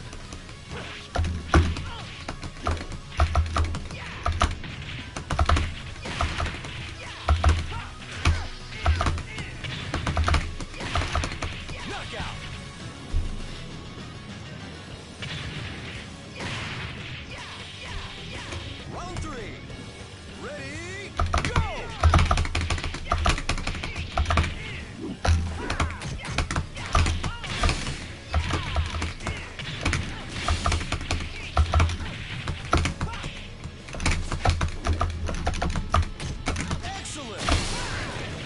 Alright, good game, Solari. They made some errors there, but it's a good game.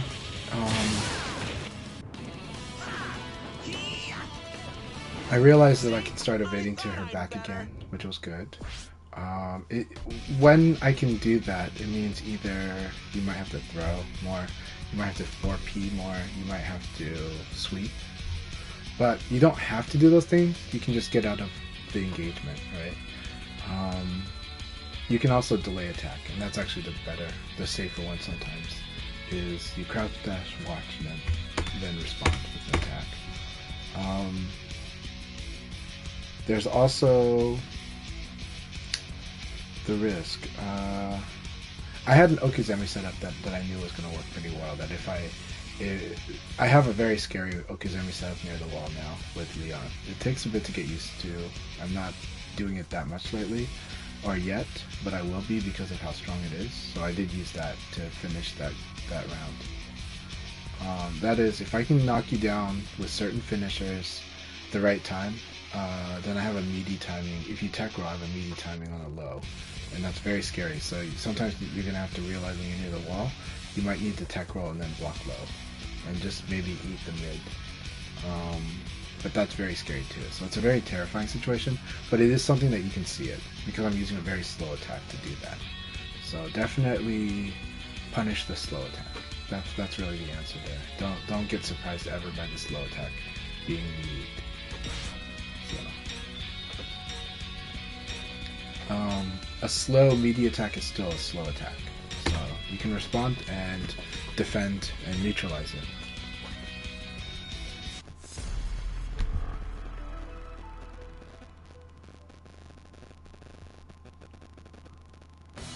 Round one. Alright, sets in, and here we go. Ready, That's right. It's pretty simple. Very good guard break. I like that he respected that.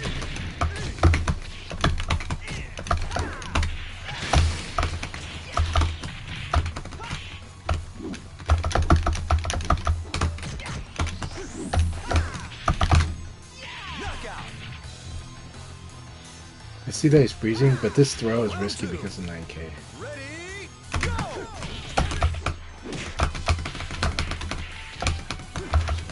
Very good. We want 4 PKG. Good to know.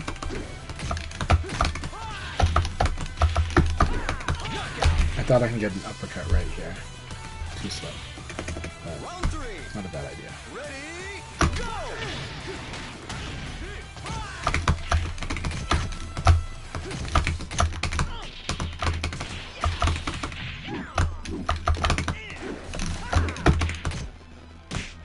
I'm surprised that that was not guaranteed. But I guess it was side normal hit. Ring out.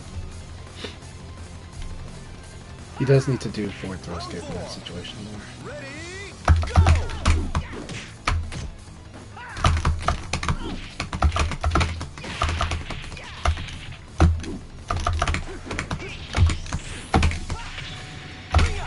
Alright, good game. I was able to secure positional advantages in the rounds that I won, so yeah. I want a serious So fight.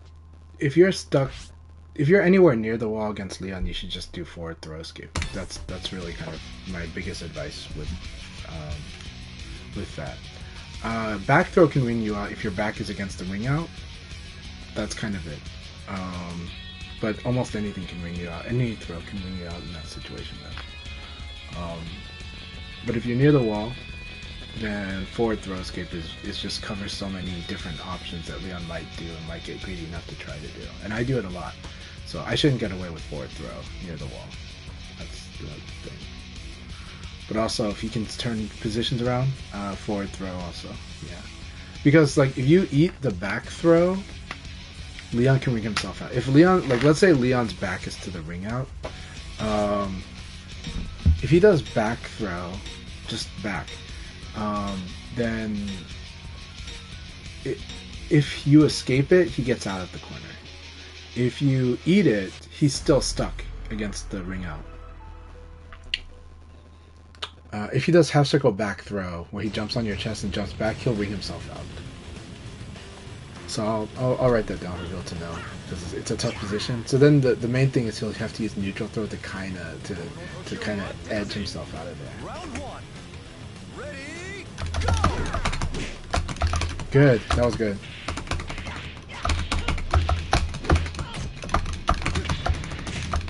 Twenty is playing awesome here. He's totally messing me up. Look at this. Look at this, 20. You're doing so good. I'm dead. Oh, yeah. He doesn't know that. Okay, if you do this, you can do 6-6 KK. If you get that crumple.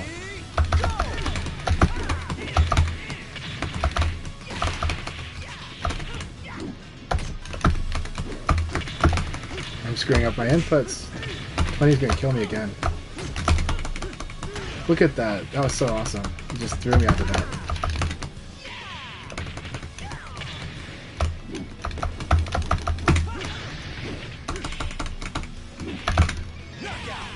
Alright.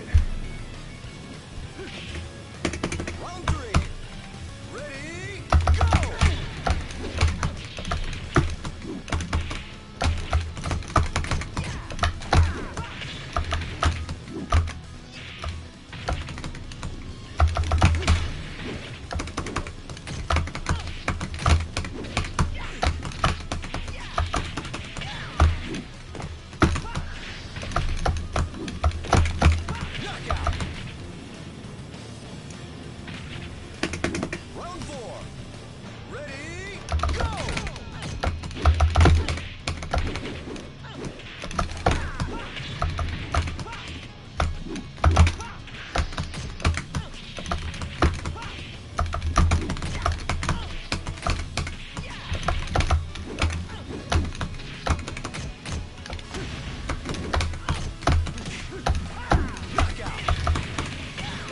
Alright, good game.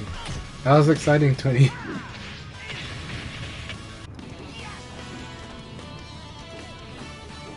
What a knucklehead. Very fun game. It's very scary.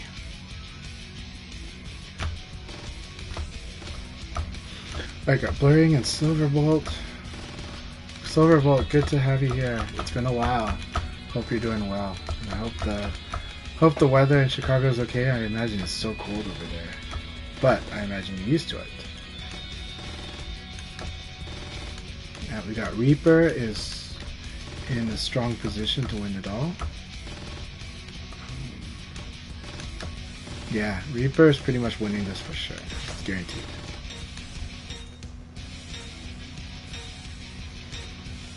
Congratulations, Reaper.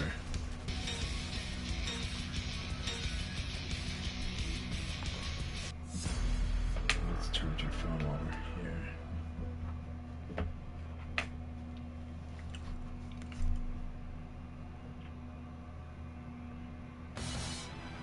Round one. Ready, go!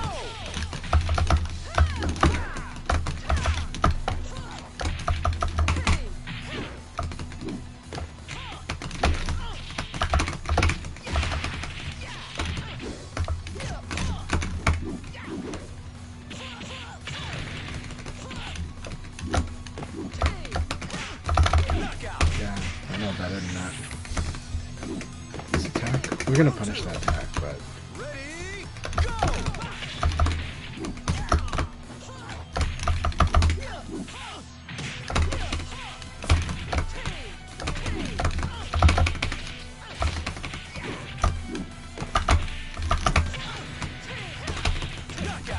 very nice. I love this low meaty. This low meaty was awesome. Round three. Ready, go!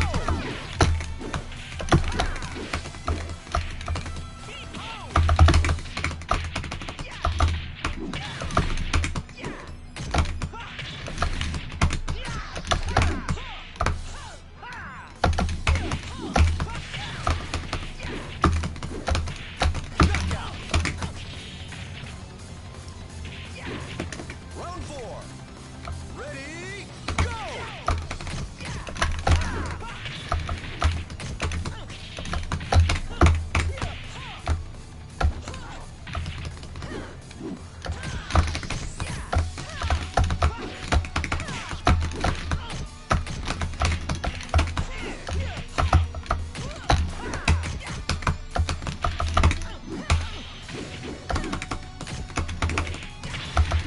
Knockout. I'm having trouble with the inputs. I'm under a lot of pressure. Ready, go!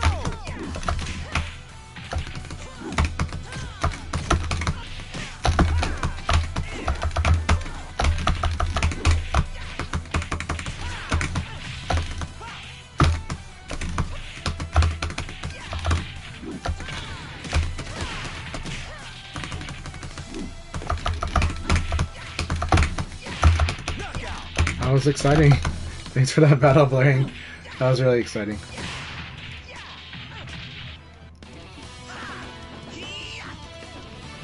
See? I thought I'm better.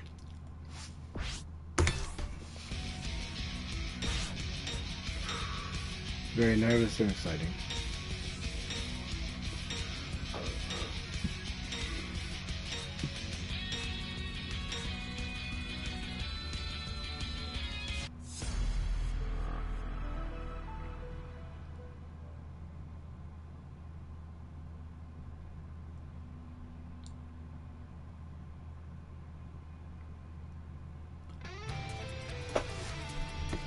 Round one. Ready, go!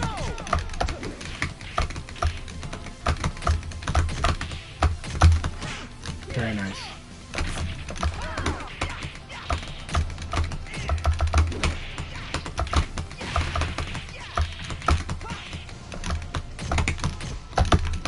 Very good.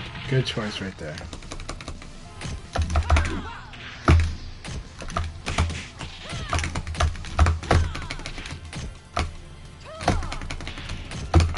I'm having trouble doing down back. I need to slide my controller a bit. my angle's wrong. I'm hitting down instead of down back. Round 2. Ready, go!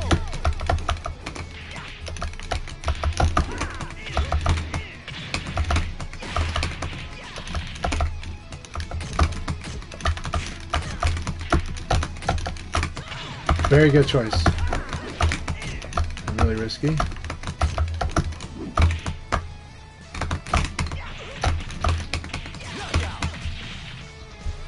So what I did was I got a +2 advantage, and then I used this move, so if you use something slow, this would counter hit it. Round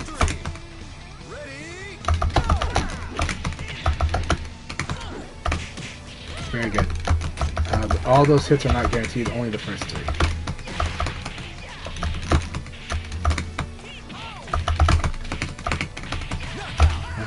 Thanks for the battle, Silverbolt. Good game. You did well. The hard part was, okay, so you're using short range attacks, and so because of that, my backdash becomes very lethal against short range attack. Sometimes. It wasn't that you always did it, just certain key times you would do that. So then I kind of went and punished the short range attack. But your boxing generally is going well. Sometimes you did a high attack and I would just interrupt it with a low attack. So that's where like the 3Ps and the 6Ps are a little better. You have enough. Usually you have enough advantage to do them in those situations, or even sidekick, right? 3K. Sometimes like you block something 3K or something like that, because you were sharp, you were responding, but you were choosing to do like a high punch, right? Because it's your fastest attack. But you have enough advantage to use a mid attack. So using a mid attack is going to stop me from trying to low punch. It's going to punish me for doing the low punch option there. So that's kind of the next thing is the mid attacks can be very boring because they're setup attacks, but they're very strong and effective because they just tell the guy, you can't crush this. You can't crush my mid attack. You can evade it, but you can't crush it. So the only way you can punish me is if I did like a side kick and you evaded that. But if I do like an elbow and you evaded, you don't get much. Like we're still fighting, we're still boxing. So that's the main thing there with my advice there. I think you played it well though. I think you're boxing well. Just that right now we're fine-tuning your options in those situations. But I think you responded well from what I saw. Might not feel that way, that's how it looked to me though.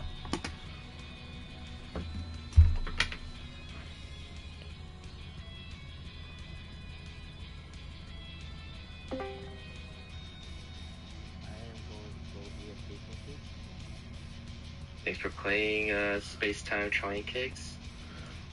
Really good to have you guys here, so thank you for playing.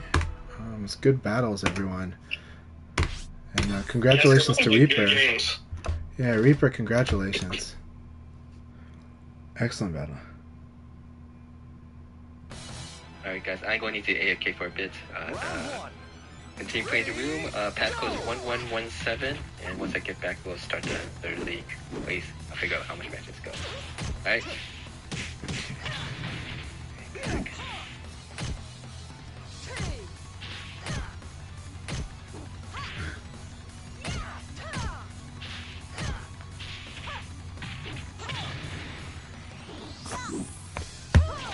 Well, 20 and Silverbolt, you guys should definitely make sure you're on your friends list and make good sparring partners. Like, add everybody here today to your friends list, because I think both of you could really and Spacetime versus and 20 should definitely partner up and spar a lot. Like, there's a lot for both of them to fine tune and improve and fighting each other too.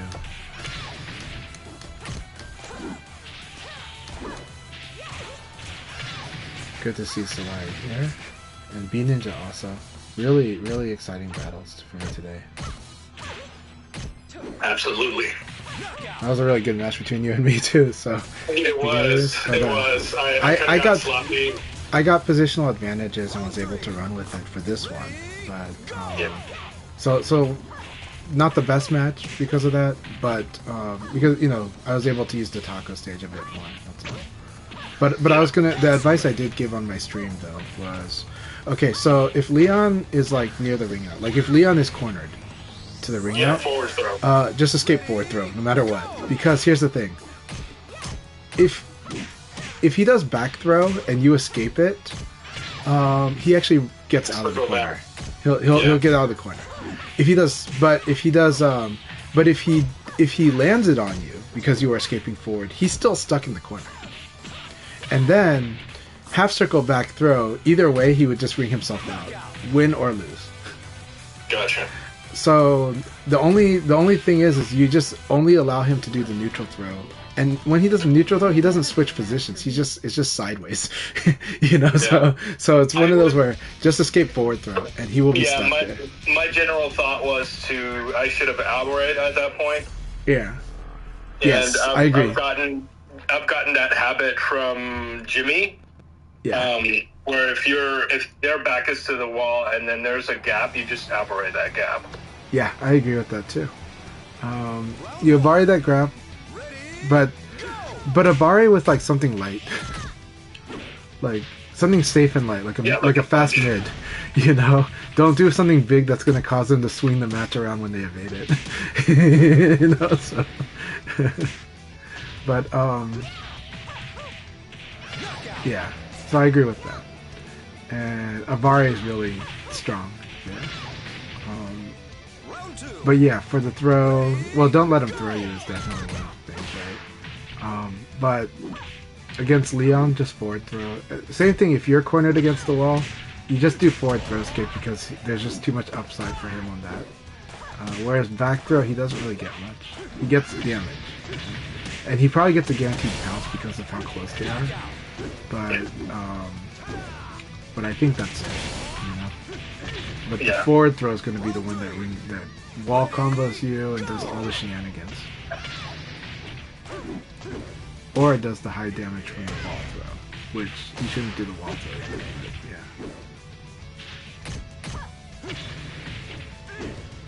So it's just like, we're at the wall, we're doing forward throw escape against Leon. You know, that's kind of it. Like, if we're going to do a throw escape. That was nice.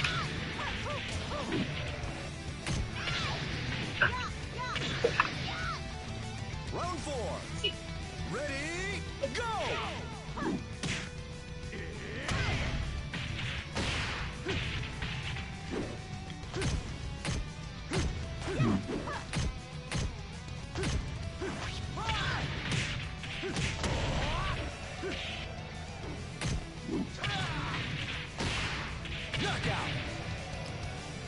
Yeah, let me hear what I'm doing. I'm taking my. I'm on a ghetto setup right now to be able to let my stream hear you guys. Okay. Well, let's see here. Oh, no, Same here. That was like very. Alright, very nice, I like that. I don't like the double 6-6K, but I do like it. But I do like the 6-6K.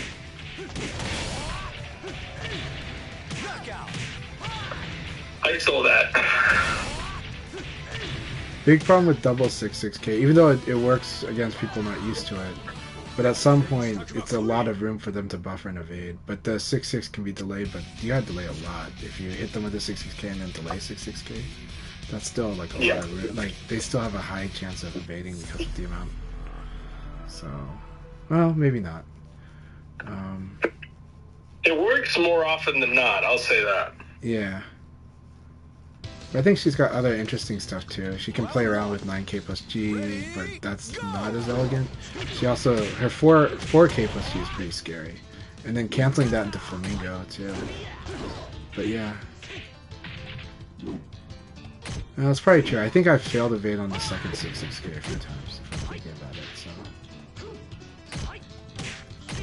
And I've definitely been hit by 6-6k twice in a row, quite a few times.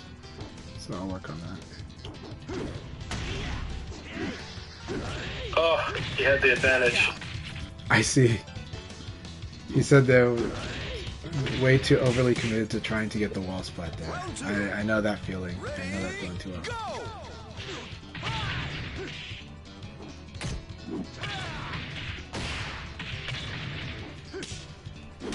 well. I mean, the thing is moves like Sarah's 6-6K is a lot like Akira's dashing elbows and like Jackie's 6-6K or 6-6K plus G, right? Though Jackie's 6-6K plus G is awesome because of the stance setup. Like the stance setup for Jackie's really good. Round 3. 66kg back for Jackie is really really good because he gets you close to them, but like you're setting up the back turn stance situation, which if he hits with like the kick, he gets like a guaranteed combo, like the spin kick that turns. It's like full circular, so if they evade, it's like bad news for them.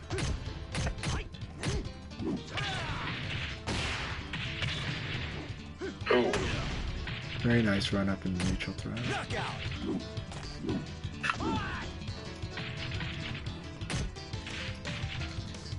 Round 4. Ready? Jackie privileges indeed. Wow, Solar, you actually do make really good use of 66k. You've hit me like so much with it, and it does. It's of course the important thing is how well do we do in the games after it, and you've done very well against me in the games after it. So I think on balance you're doing fantastic with 66k. I think there's a lot of cool stuff that Sarah can do there too. So keep that up. Let's see. Are we seeing anything in the Twitch chat? Never a bad time to have a sparring partner. 100% agree. Yeah, one of the advices I'd given to people is basically, you know, escalating up your ability to respond to like blocking somebody's low punch, right? If you're feeling slow, then yeah, do low punch, but you should do an elbow. If you can do an elbow, that's the standard. And then if you are doing the elbow, then you can start escalating that upwards because you can start doing up to a 17 frame mid.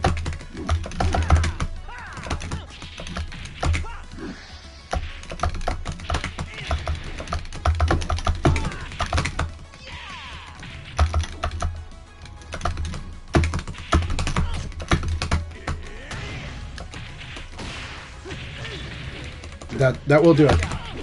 More long sets will do it because it gives you it gives you the full dimensions of the decisions in the game and where they escalate, where they go, and it feels a lot less random when you start playing long sets. You start seeing how less random things are in this game. Oh, I thought I was gonna get you with the throw.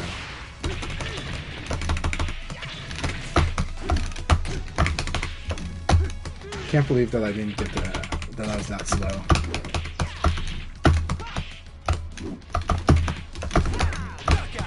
Oh, that was good. Thanks. Yeah, but I was like, I don't think he's gonna do the 9 kick here. So, but I was because 9K would totally destroy that.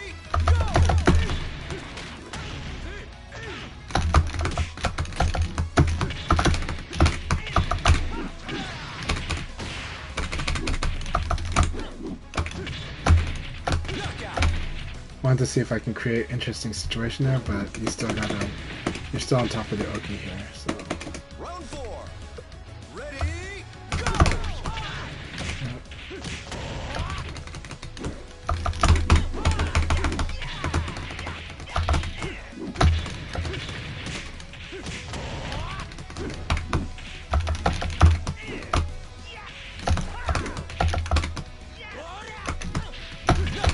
Very nice low punch here. So from the side throw escape, I'm at disadvantage. Okay. Round 5. Ready?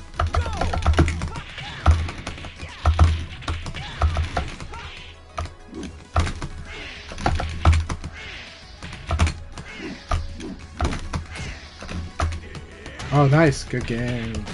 You got it? You have it? Yep. You got it. Bye. It's like, you gotta have it, so, I mean, it's like, that Yeah. should be yours. You would have taken. You would have beat me if I didn't kill you there. So Yeah. That was a... It's okay. I'm supposed to know that back throw is my priority there, so. Good game. GG's, man. Definitely.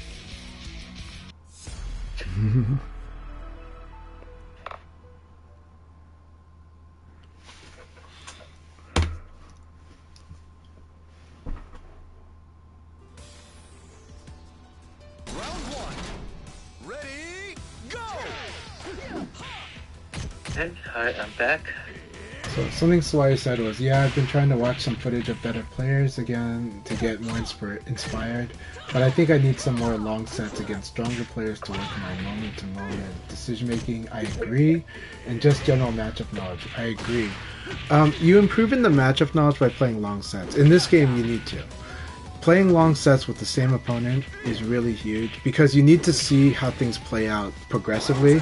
How you go, okay, this is where we go from here. This little change affects things, and then that change affects things. You don't get that if you're only playing like single shot. You don't play that you don't get that just from the tournament play. You gotta play long set battles with the matchup, with the same character versus same character. Meaning like, you know, Leon versus Sarah, Akira versus Sarah.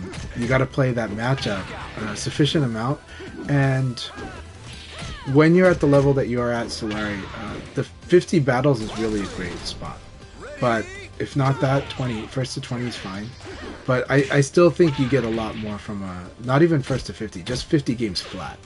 Just we're playing 50, we don't care what the score is. Because it gets you to experiment with options. It gets you to really see it in a way that's even better than in training mode. Training mode is still really hard to translate for some people like me. It's still hard for me to translate my training mode into my match play. It takes a lot of matches. It's still going to take about 50 games to put what I did in training mode into my match play. So just playing the 50 games kind of allows you to do it more organically and to feel that pressure. Simulate, well, not even simulate, it's giving you the same exact pressure and the stress of how to do it in that situation. So I definitely recommend that when you get to a strong point, highly recommend that. That's actually a better way to absorb information than even watching high-level matches. And the experience from those long sets are going to feed into how you understand what's happening in those high-level matches that you watch. That's my 2 cents on that. So yeah, I agree with that self-assessment.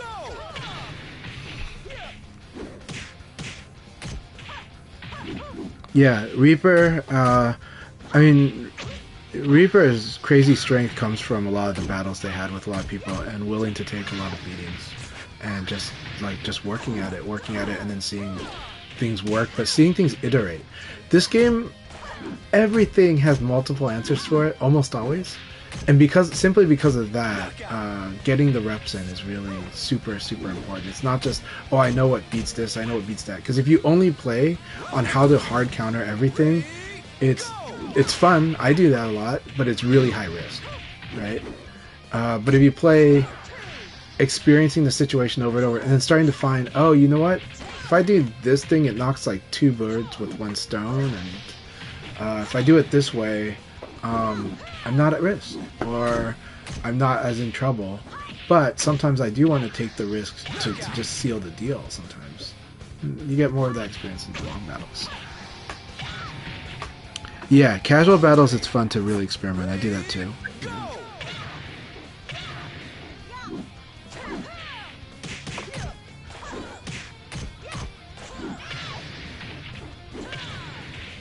Yeah. Well, when you watch high-level players, the problem is it's without the experience, it's hard to see what they're playing around.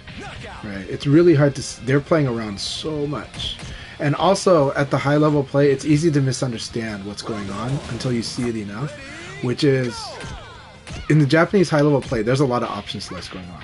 There's a lot of option selects on their attacks, and so it looks like they're always guessing right, and it's like, but what you realize is if they're guessing right like too much, there's a certain amount where you realize that must be an option select, you know. But it's hard to see that without the experience of it, you know. So you're like, oh, every time his low punch hits, it's going to do this, and then seeing when they turn that off, when they start playing it more manual too. But with the experience, you start to see it. All right, we'll do one more match and then we'll start the last league. Passcode is 1117. Today's date. North American region players with a wire connection. And then we have 9 people in the wheel. So if you want to join, you got a couple of minutes to do so. Round 1. Ready, go! Oh, that was a great use to the Tabaki. Yeah, that was an awesome Slovaki. Well, Blurring is an exciting player for me to watch because and fight against because of their because the solutions they come up with and the reads they do get, and then they're more of a reading player, you know, as opposed to the conditioning. But they do some conditioning, but it's more the conditioning is happening because of the reading. And because it is Vanessa, and Vanessa squeezes you into wanting to use narrower options against her.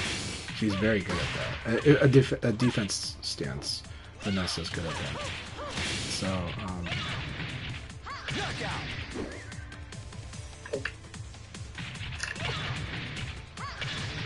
but us lightweights, dealing with the damage that Vanessa can do is pretty scary too. So, like, my Leon makes a mistake and I lose like 45% of my life. And not from the wall. You know? It's like just 45%. That was really good.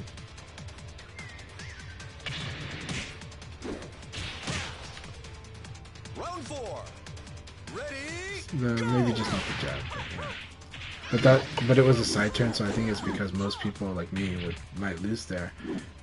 It's hard to recognize, but again, if Vanessa hits you with that kick and guard, you're side turn. So then she does the gut punch, then she does the jab, and Solari knows that the answer is to duck.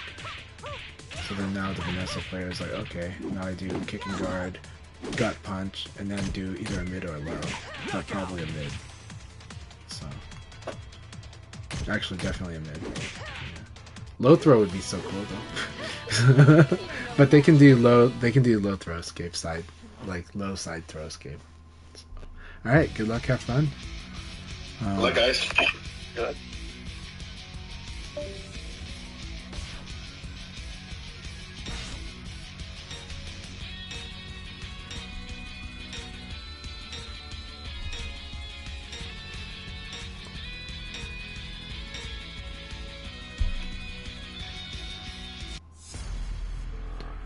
Alright, Akai, here we go. Akai's pie getting scarier and scarier. Always been scary. Really scary now. Round 1. Ready? Go!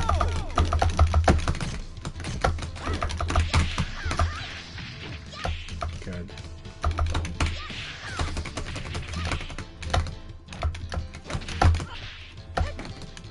That was rough. I thought I got this low punch uppercut. I did not, as you saw.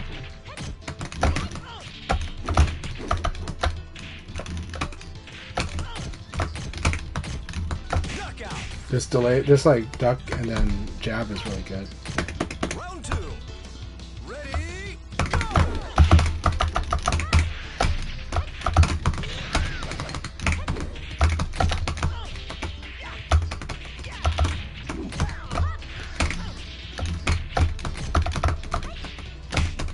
Very good. He's using strong buttons now. Well, he always does. So that was a really good choice. Ready? Go!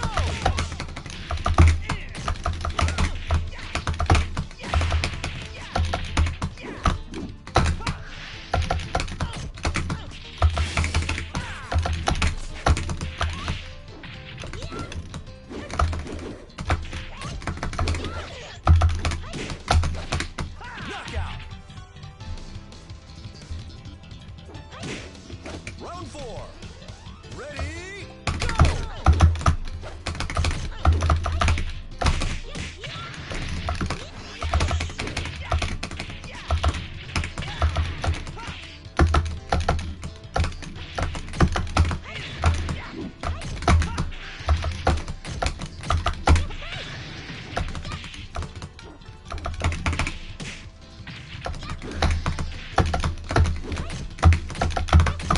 Knockout! Round 5. Ready? Go!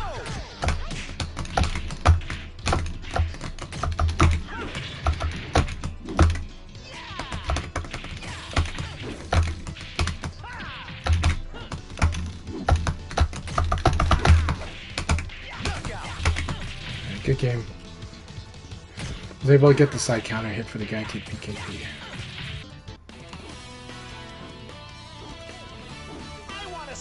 this fight.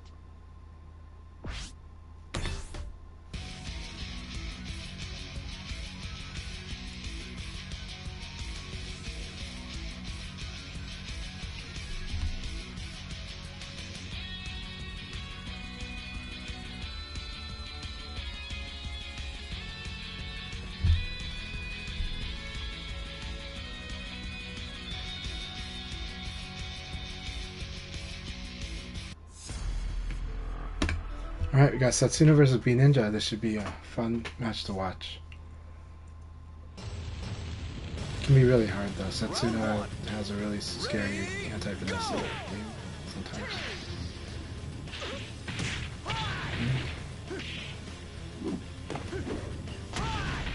That's a very scary body check. Another scary body check. He just doesn't want to, like, he's not going to play with it's a very interesting twist. Jab, body check, right? If they evade and do the body check, then they can't do any Sabaki. I don't know if they even Sabaki after evade, but it's very scary.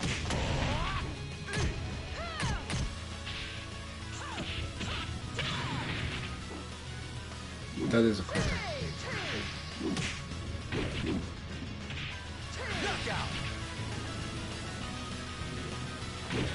But maybe their evade into uppercut would win.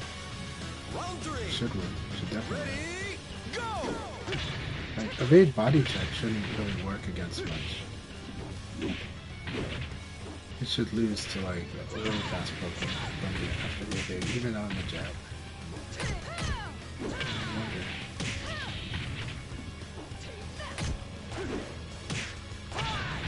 Yeah, that's all guaranteed there.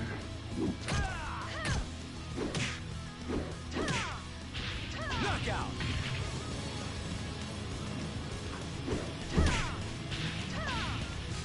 Good battle here. Round 4. Ready, go.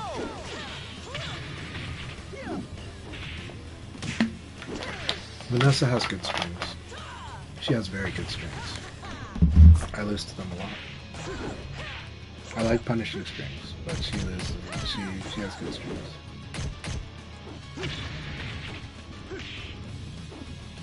You shouldn't always do them, but they have very good uses.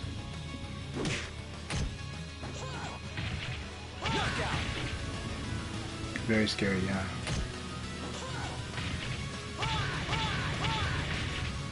Should have been able to. If Amidi would have beat that, right?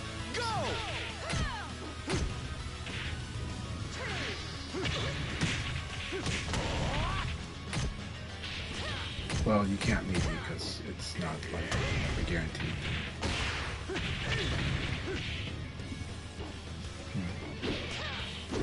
Better fast attack. Alright, very good game. This intercept position totally got Setsuna off guard. It's very scary, right?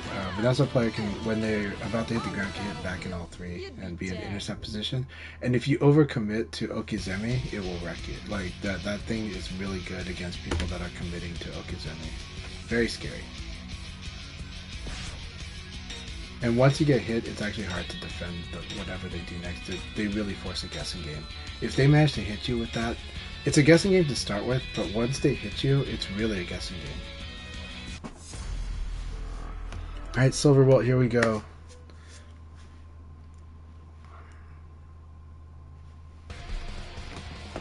Round 1. Ready, go. Okay, so the problem with that sweep is that you're minus on hit, so you get it, but then I might attack right away after it. So here I evaded, did not hit a button on the second attack, I just waited for that, and then I was able to get the crumple combo there. Alright, elbow, yep. So after this low kick, when I saw that there's no string coming up, I did the elbow right away. It's like, boom. But I was prepared to guard it.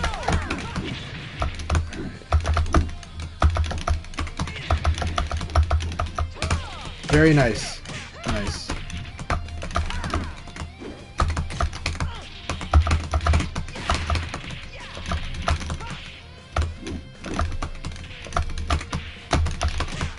Good. Alright, I was able to use the advantage here, but good. And try to make it harder. Excellent choice.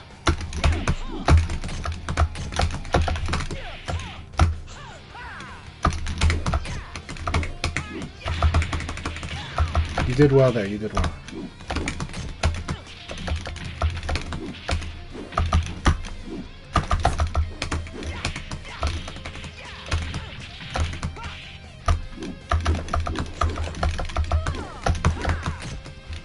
Very good block.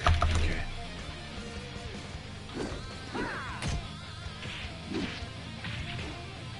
Alright, good game, Silverbolt. Forgot to train, eh?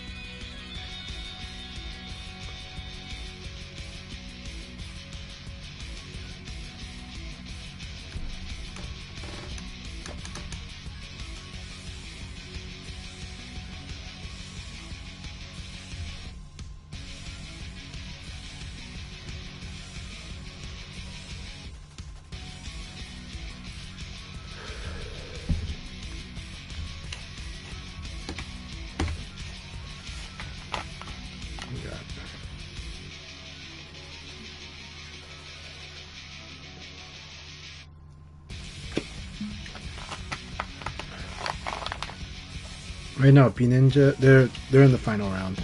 B Ninja's, oh, Akai turned that around. That was a very exciting battle down to the last hit. Akai did a hop kick against the low attack by B Ninja, I think. If I saw it correctly. It could have been a tackle attempt. If it was a tackle attempt, then the tackle attempt was really risky.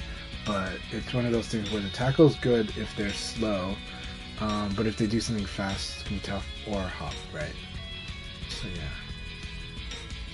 That was exciting though. Alright, B Ninja and I fighting. So here we go, B Ninja. This is always very, very intense, very scary matches. If I make a mistake, it can be rough. Round one. Ready, go!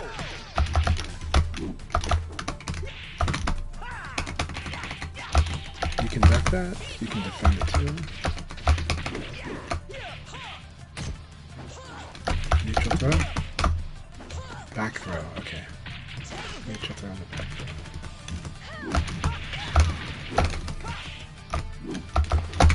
Knockout. Round two. Ready, go!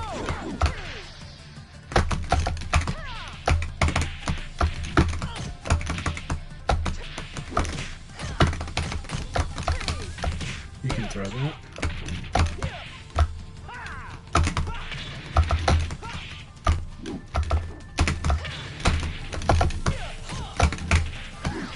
Very good. Very good. Alright, here we go, B Ninja. Let's make this match nuts. Ready, knockout.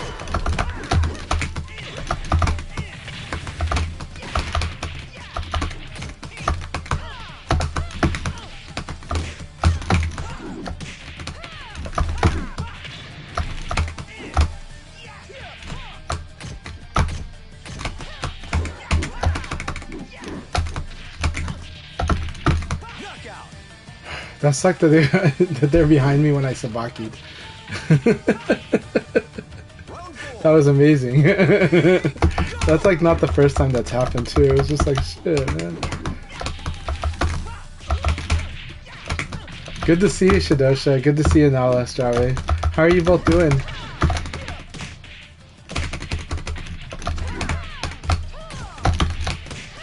Very good. Very good half circular call out.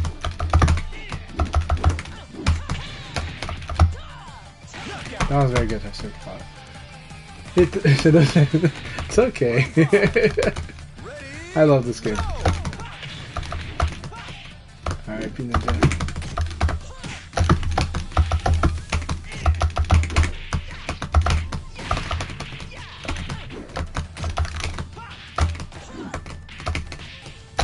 Really? I thought I got the elbow, right? And I lost the elbow. Or was it the uppercut? She probably uppercutted. She probably uppercutted. Yeah, I forgot. Uppercut will beat the elbow. So, yeah. I'm glad you're enjoying the madness. That was really funny that I got the sabaki, but I'm back turned because of that situation. That was really something. I don't even know what I can do in that situation. I'm glad that I was able to get away from that situation, though. Or that I was able to hit them. Well, it's the combination, right? It's a sabaki combined with an evade. And it's just like, oh, what the hell? But yeah, this.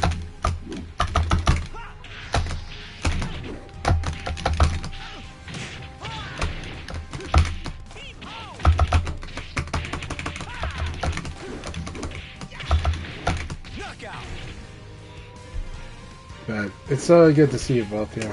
I hope you're both doing great.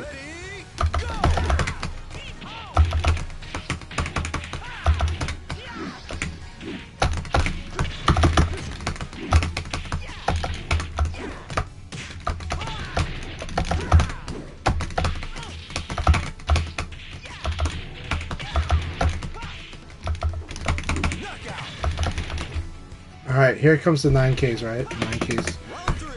9K praise here.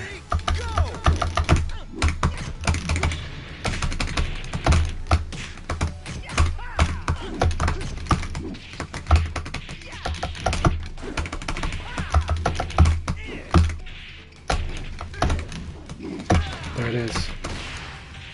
Bring out the 9Ks. Really? I thought I blocked that. Shit. No, I was guaranteed that was a side, that was blue. No, blue's hard to tell. I wish blue wasn't as ambiguous in this game. Like, I wish that they had like a difference between recovery hit and normal. I'm dead. Oh, this is dead. No, don't low punch back against Setsuna. It's like he's counting on it, he'll do ECD shoulder, a million things.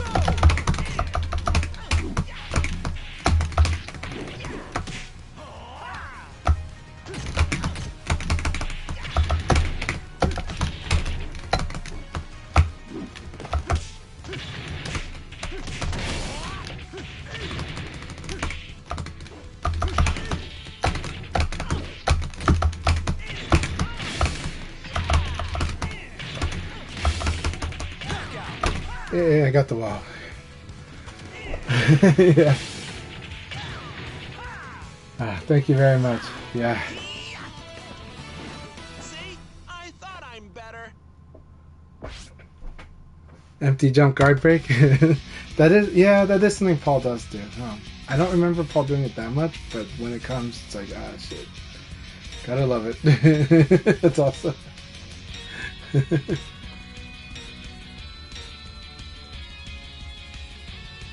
Hey, if people are pulling that tech on you, that must be a lot of respect, right?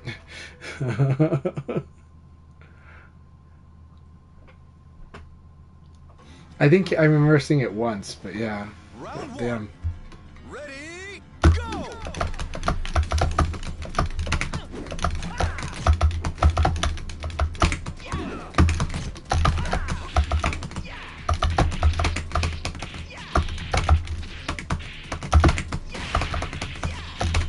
Ring out. Why am I having trouble doing offensive mode? Round two. Ready, go!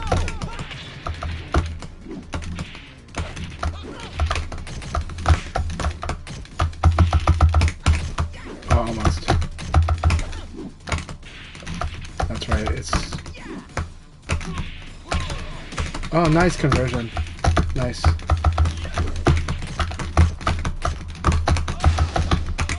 Yeah, he didn't do attack here. Knockout. That was good. Good Reaper. Round three. Ready, go! Always forget about that. Just do elbow. Yep. Push. Yeah, this is a mid punch. Don't fall for the mid punch.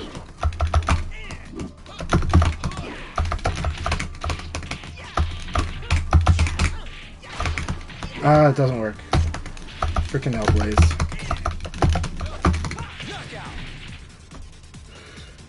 Okay. Hellblaze, gotta learn the combos for Hellblaze.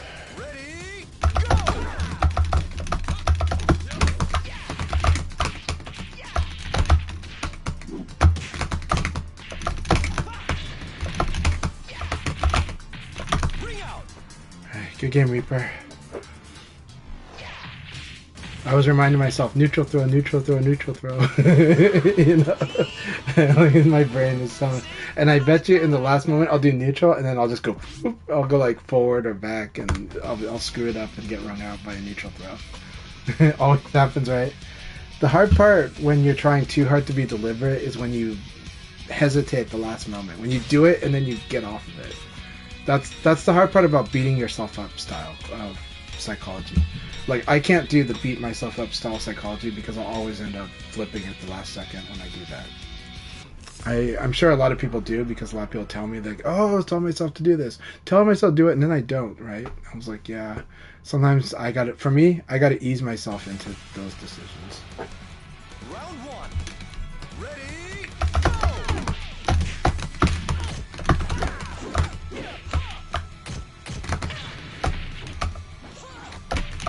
Yeah.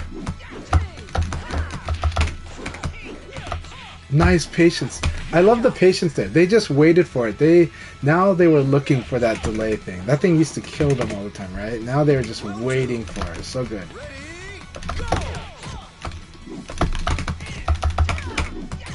Don't have the range.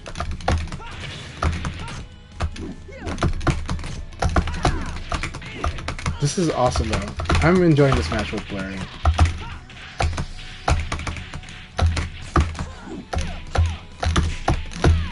I can't evade. I couldn't evade any of that. That was so good. 6P, I just evaded the wrong way, right? No, guaranteed.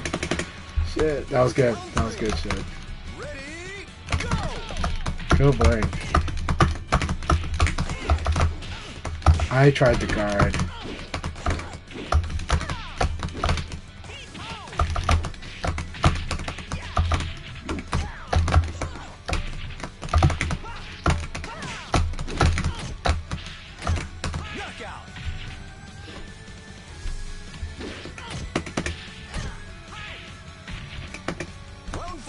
This is really fun.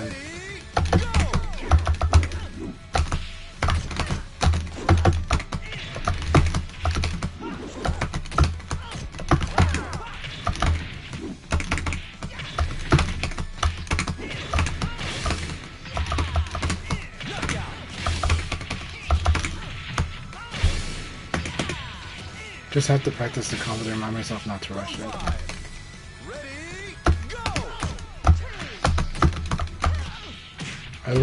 I love that intruder, like, is it called intruder hook? I really like that move a lot. I screwed up, I didn't think, like, I had that hit.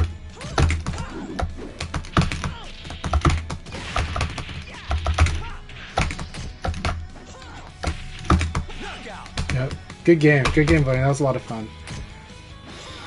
Now, see, Blurring went straight to the sidekick, which is what Vanessa should do at the start. You know? Like, a lot of people are trying to play around everything else. It's like, just do that. But I think they're afraid of the uppercut, but still. I think that sidekick should beat the uppercut. That was good. That was really good. But they save it for last. Works really well. They save it for when it's going to win. Excellent. Condor is doing a commanding lead right now. Excellent. So it's me and Akai versus Condor next. Where's Reaper? Okay, so Condor is in a winning position here. And I have a hard time with Condor. I make a mistake against Lei Fei and I lose half my life. It sucks.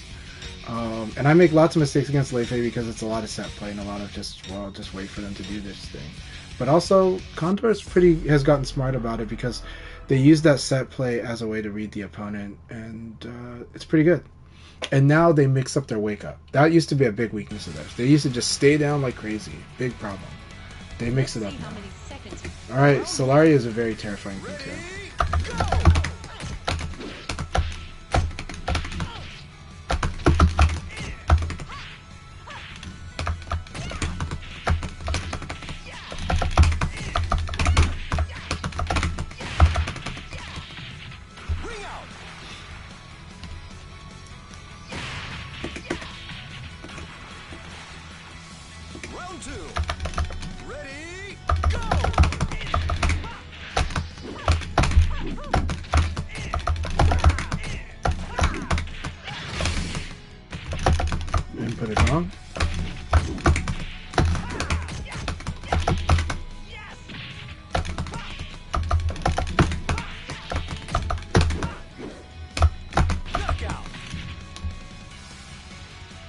But Solari, actually, a move that they usually are good at, I think they are rusty, is 8K. They're usually very good at using 8K.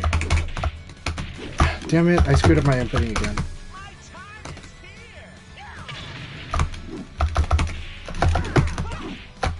There it was. That was the 8K. I could have gone for a full, but I was afraid.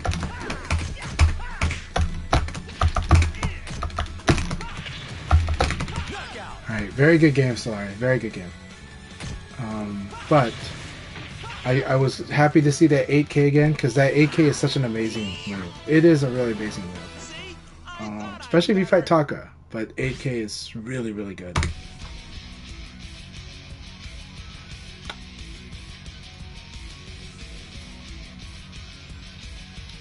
Like, my Sarah's going to start using 8K a lot more going forward. I was studying that move this weekend, and I was like, this move is so stupidly good.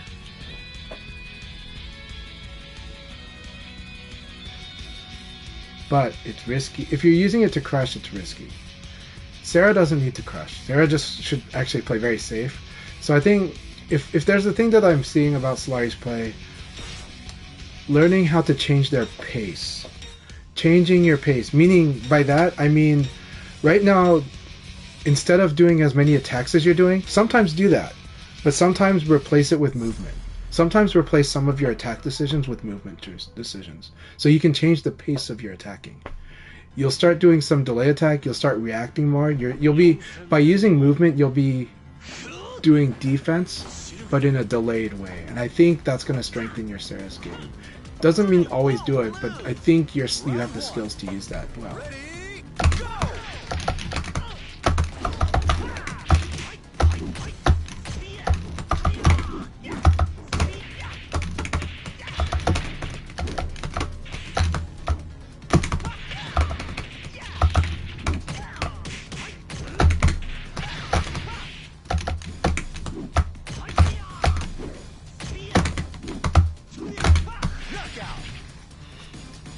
That earlier sidekick was meant to be this long-range sweep, actually.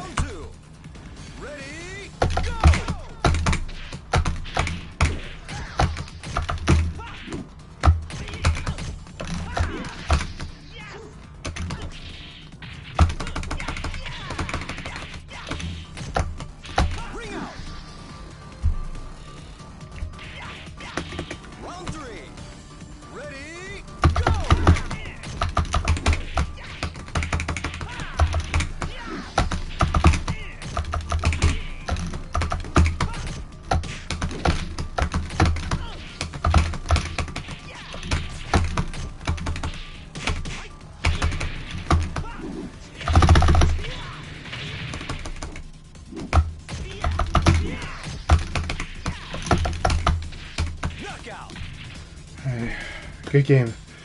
Hey, I did it. Condor was on the path to glory, but I was able to stop him for today.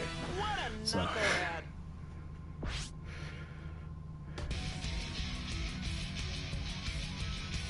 Reaper says they feel mentally toast right now. I understand that feeling. But my advice, train yourself to fight when you've mentally toast. It's really important. Improve your performance floor. It's so hard, but that's my belief, is improve your performance floor.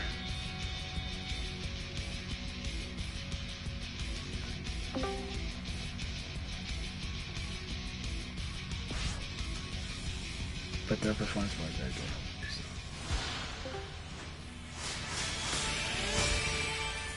good. Alright. Congratulations, Chai. Thank you. I'm so happy. First chance. I spoiled it. I'm sorry. Oh, you took away Condor's glory. I thought I did that. It was you. Okay. So thank you everyone for playing. That is it for today in League. So if you guys want to continue playing the room, please do so. I don't think I'll be staying on too late. I have to take care of some stuff. Well, we miss, but you know, thanks so much for doing this. I miss League so much, so I'm really happy to be back in the League. And also, again, I'm really happy that like I've been saying, it when there's good positive word about VF, it's always a good thing, and we see a lot of new players. As always, we throughout this whole year, we've actually consistently seen new players trickle into VF. And there's people, some people like need a break from Tekken, they try VF. So then when we get news like, executive accidentally confirming or just kind of just side mentioning it, then at least that gets enough interest that people try the game out. And at locals, people talk to me about VF, and at convention, people talk to me about VF. So it's great. So always capitalize on that good faith. I know some people don't like it when people come in to play say, "Oh, I'm going to play it," and don't play it or just talk about it. But even that talking about it helps. Positive talk helps. Negative talk becomes a narrative. Positive talk becomes a narrative.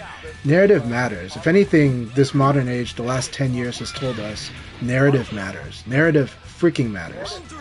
And so if you want to create the narrative of a doom and gloom narrative, that's going to have an effect. If you want to create a I'm having fun with this narrative, that's going to have an effect too. And people usually will try something on fun. They might not guarantee try it, but they might try it. And it's better if they're at least of the mind that they're considering it. So I just really recommend that whatever it is that you love, try to positively support it. Try to, even through the gripes and stuff like that, especially when new people are coming by. And it's true that not every new person is going to try the game, but out of those, there's going to be some portion that will. But if you only bring up the negative stuff, it's fine to have the negative talk. I'm not against that, but I will say it contributes to the narrative. Sometimes there's a better place for that, for expressing that. And sometimes when new people want to try it, let them see for themselves if they really like it. That's a mid-attack, Solari, by the way. If you crouch, he'll hit you. So, but I just want to mention it because humans have what we call negativity bias. We remember the negative events really well because we're afraid of being hurt by them. Again, we're afraid of being a sucker to it. We're afraid of just, of it happening over and over again. It's the most frustrating thing. So we remember those things. We usually remember the food that got us sick more than maybe the fifth food that we loved so much. And so negative narratives stick a little better than positive narratives, actually. When the thing about positive narratives is it is powerful, but it's also, people can get bored of positive ones pretty easily. So it's really easy for the negative narratives to stick. So, if anything, if you're trying to hype your game and then you're complaining about potential players, that negative narrative might stick, and then people go, you know what? Yeah, I guess a lot of people tried VF and didn't like it. And that might not be the truth, but that might be how they take away from the narrative of, oh, people just don't play. They say they're going to play, they don't play. Well, give them a chance. Because, you'd like someone to give you a chance, give them a chance too. That's my take. That's my recommendation, because one thing is helpful and another thing might be less helpful. So, I know it sounds like a lecture, but I'm just responding to what I've observed. But I do think that a lot of people have been enjoying this, newer people trying the game out and talking about VF. And I know that people are afraid to get burned by the people that don't actually play. But in my view, just let it go. Let them decide if they're going to play or not. Some people are just good with a megaphone, and some people are good with a controller. And sometimes there's overlap, sometimes there's none. But just let people engage in the game as they do. In my view, mostly positively. Even if they're only all talk, I do think that's a positive thing for us. Because at least someone's talking about it, right? I mean, everybody's just going, Sega, give me something, anything. Just say something about VF. Then finally they go, oh, it got the side comment. And then they got mad about it. I was like, well, you said say anything about VF.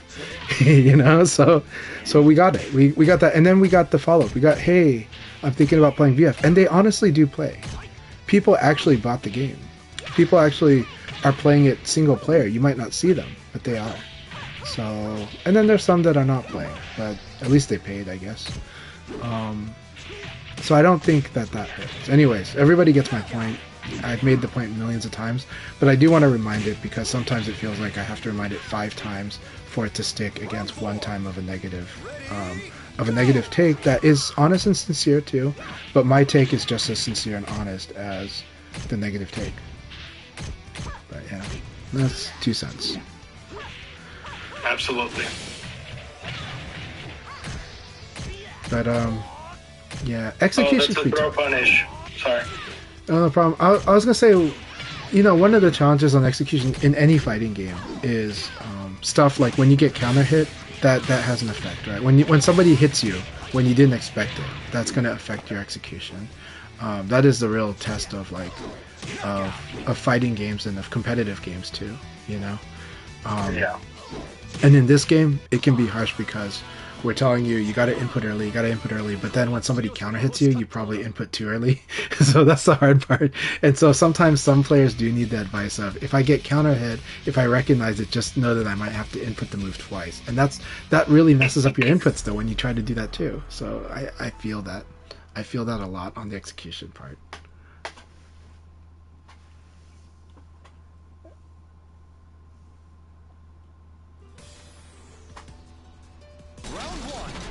I just can't keep it.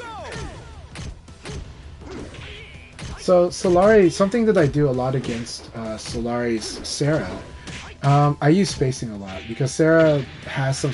Yes, Sarah does have good long range attacks like everyone, right? Vanessa has good long range attacks, but the mid range is where she has trouble, right? Same with both Sarah and Vanessa. And so by maintaining that spacing, backdash becomes really strong against things they want to do. Unless they commit to long range. But if you commit to long range, you open yourself up to evade.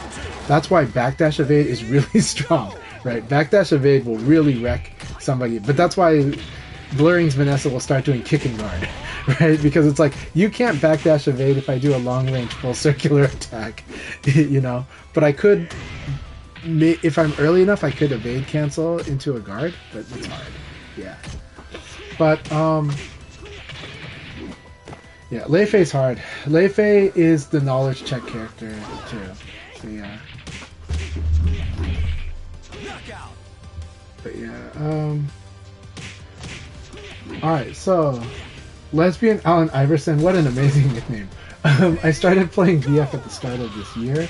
It's by far my favorite fighting game now. I'm happy to hear that it is my favorite fighting game for sure. And I'm really happy to hear that, so keep it up. If you ever have any questions, Lesbian Allen Iverson, feel free to message or chat here. Love having you in the chat. And Avocado Meat, it's so good to see you too. So, I do know that the move you want to throw punish against Lei Fei is when they do the double kicks, right? The 2-footed kick in the air, right? When they do that, if you block, you got to throw punish. And Condor punishes you for not throw punishing it. If you do an attack, Condor's going to evade attack you. So you could try to beat the evade, but you should just throw it because the throw is guaranteed. Lei Fei is very scary. If for Solari, this is hard. One thing, do read Shiopun's countermeasures for Lei Fei. It's in VF Discord. I am going to split up the countermeasures posts into each character. I will put them in the character forums. I plan to do that this week. So at the end of this week, you should be able to see, if you go to the Lei Fei forums, you should be able to see the Shiopun countermeasures for Lei Fei. I plan to do this because I want to make that thing more accessible. Right now I have them in kind of gigantic posts, but I'll make the individual posts that all make it easier to find on VFDC. But in the VF Dojo forums, you can find the Shiopun's countermeasures, and for their Lei Fei, they give you its video, but it's also translated, and you can see the common mistakes to make against Lei Fei and what's going to kill you. It's really strong. To learn the matchup through that is really powerful. And then, of course, learning Shiopun's tactics guide for Lei Fei is really, really good. Because now, that one is huge. That one actually really taught me a lot. So I recommend both of those for deep knowledge. Round 2. Congratulations on your new job. I am happy whenever someone gets a nice new job. Hopefully one that they're going to love. Can Sarah Sabaki lay Superman punch? I don't know. She can evade it. Does she? I don't think she has a punch Sabaki, does she? The back thing, the back sway. The back sway? Okay. Oh, that's true. She does have the back sway. I don't know. If it gets rid of mid punches, then yes, you can Sabaki that. Yeah, the problem is that at full charge it's a mid, right? Is it always It's a mid? always a mid. It's always a mid. Okay.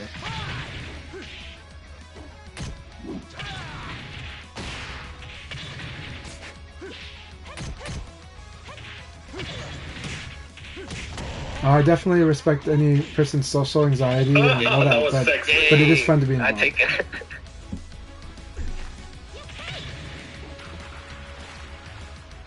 Okay, lesbian Anderson, awesome. Yeah, I'm gonna get back to you when I get a response on that thing. But that was an awesome question that you did ask about. So I can tell people privately now in the Twitch chat. So a friend of mine does translation work for From Software games as well as other games, but they've worked on pretty much all of Hidetaka Miyazaki's games. So that's the Demon Souls, Dark Souls.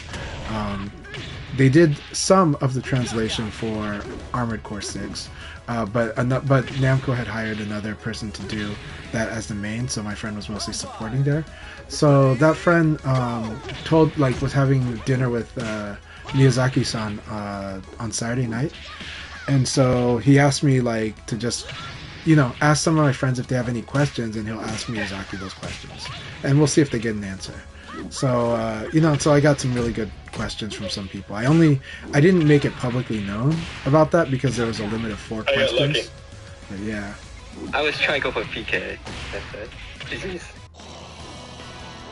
But yeah, go on. Sorry, Chencha. I didn't mean to interrupt. No, Yeah, no apologies, problem. apologies. But yeah, no, it was fun, and the questions were good. I don't know how many of the questions can get a real answer because some questions have the risk of NDAs, So I think but what I was able to at least share was how much these games meant to those players, because every one of those players talked about how much the Souls games especially meant for them, whether it was bringing them out of a dark place, even though it's a dark themed game, or bringing them to deal with other stuff that they were dealing with in life.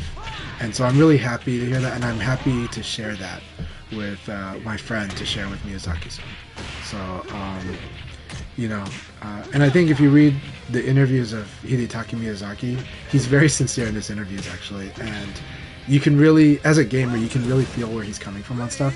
And I can tell you, even when you have gamer complaints, he feels that too, because just from my friend telling me stories, Miyazaki's really a gamer. So he hates the collector's edition stuff, actually. He hates that's part of the business. It's not his call, that's Namco's call, but he hates those. So.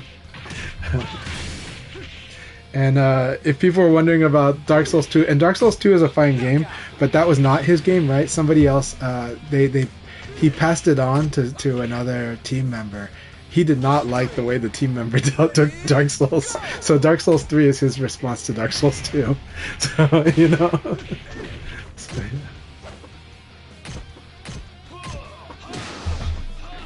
yeah, everyone that is contributing to the VF community, and that includes chatting in our Twitch chats. It's always wonderful, and it shares the love of the game, and that love, that love can be any level of love for the game. I think it's great, and so everywhere around the world, I've been able to enjoy that from players, and even from players that don't play as much, but they sincerely really like VF. And some of them, they like the idea of VF more than anything, but that's okay because they are paying for VF, just like you and I, and they do play it, and they give it a lot of their time, even though they've got a lot of other time to give to other things. And so I'm very appreciative of that too. But definitely love to spar with people and play this game. But chatting and playing are definitely wonderful things to contribute to the community and enriches the community for sure, 100%. The more active, the better. But but everyone does in their own way. Let's see here.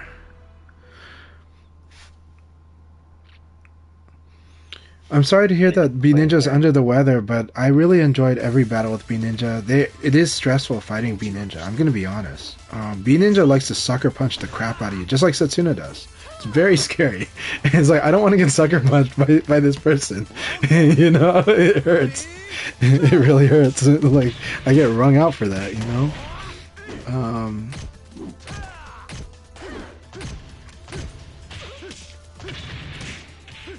I see Akai. So Akai says, you're saying that you get upward kicking guard instead of demon dance. Oh, that's rough.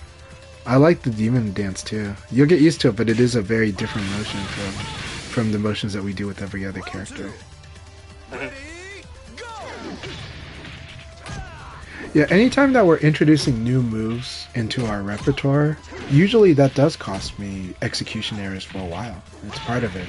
So a lot of times I go into battle just knowing it's going to do that. And I try to keep myself relaxed by reassuring that these mistakes are going to happen. And it's not the end of the world, but we'll keep at it. And eventually it's going to start getting easier. But I still feel that VF's execution, to me, is easier than a lot of other fighting games. But that's because I'm used to what the game wants to interpret my inputs as. But I still make a lot of execution errors. That's partly why I'm not always doing the max damage combo from Leon. I'm doing a lot of stuff that works against a lot of characters.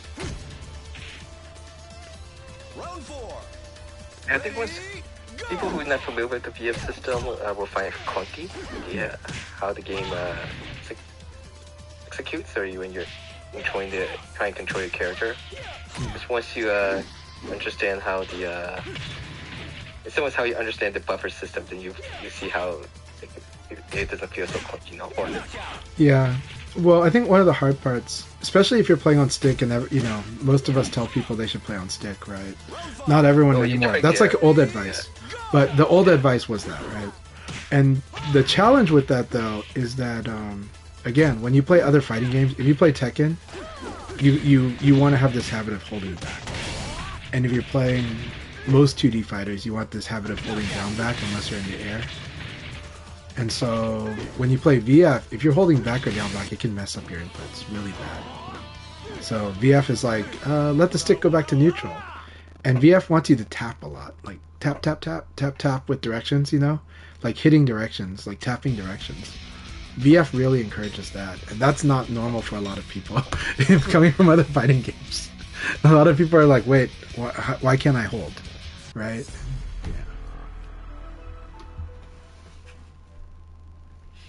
Yeah. Yep, Reaper says standardizing combos helps a lot in finding a rhythm in combos. It does. I love Avocado Meat joining the fighting game community because they're a person that plays a lot of the Soulsborne games and other games, and it's just been a lot of fun having them in the VF community especially.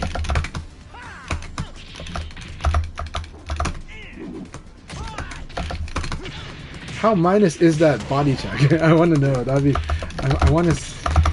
cool if I could punish it. That was a beautiful card break. A very beautiful card break. Yeah, it's highly punishable with the body check. The one from Backturn? Can you see how it's the same as the other one, I think. Is it? Okay. So just do a Punisher? Yeah. Okay. Turn shoulder around. Yeah, just do a quick look.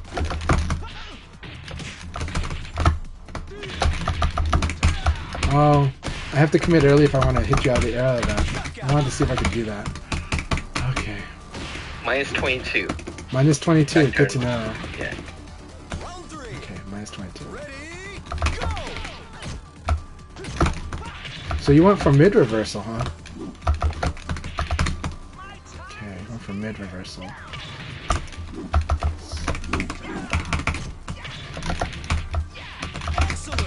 Was so sure you were gonna do back all three, so I was like, crap! I did the high opening. And it's like, Round 4.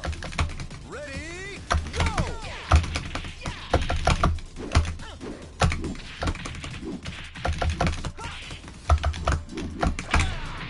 I tried to be tricky like you.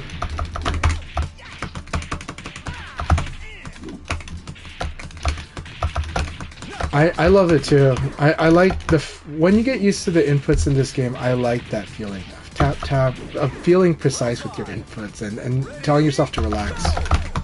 But that's me. When I play like King of Fighters, I like King of Fighters also, but I also feel like, man, this is a lot of buffer tricks, you know.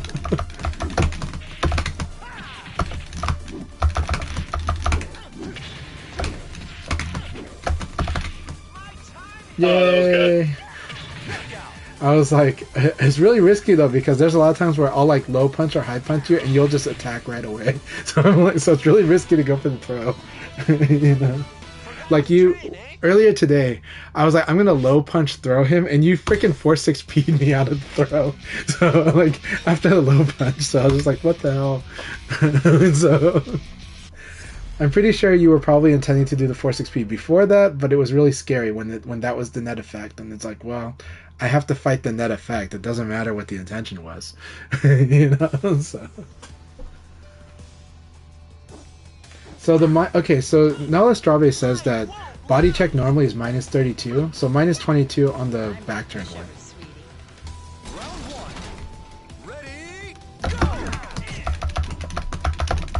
So see, I'm maintaining the space against Solari, and then I'll make some decisions up close, but very good.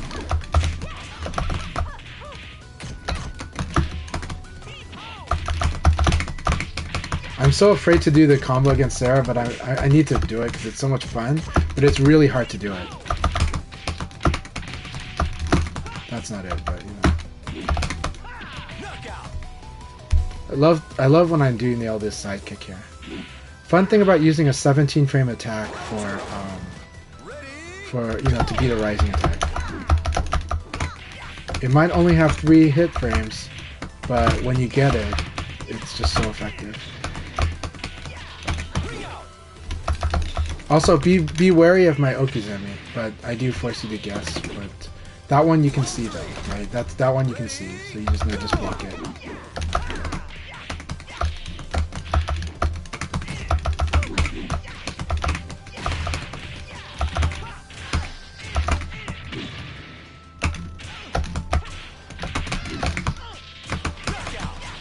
And there's a reason I'm not afraid to do this uppercut when I wake up.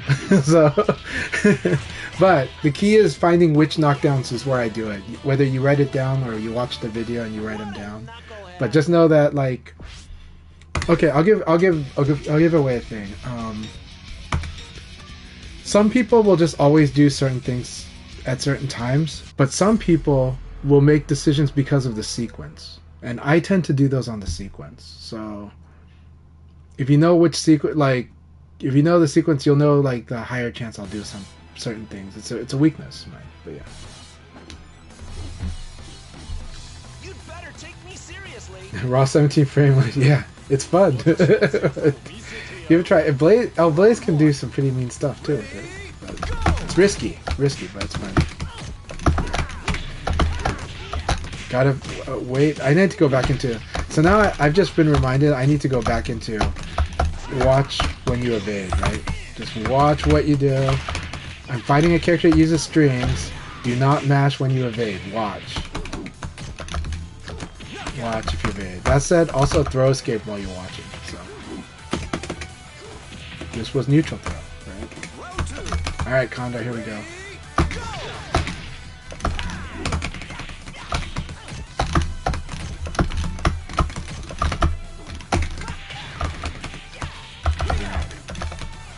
Now I have to be careful of back throw, which means that his neutral throw and his forward throw have a higher chance of success if I'm mindful of it. I haven't played in a way that is mindful of it, but this is... I have been wondering when he's going to do that. He chose the good time to do it.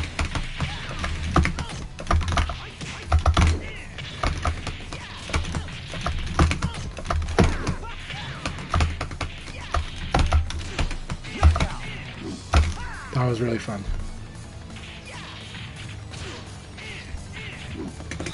I think when Condor develops Lei Fei's wall game, it's going to be even scarier. But Condor plays a more middle of the stage type of play, as opposed to a wall game. But Lei Fei has arguably the best wall game in the whole game. So I think, Absolutely. so I think like when Condor does more of that, it's gonna be so terrifying.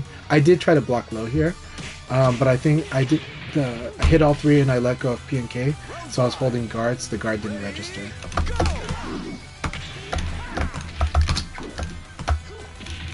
Good. I went for forward throw. They guessed correctly.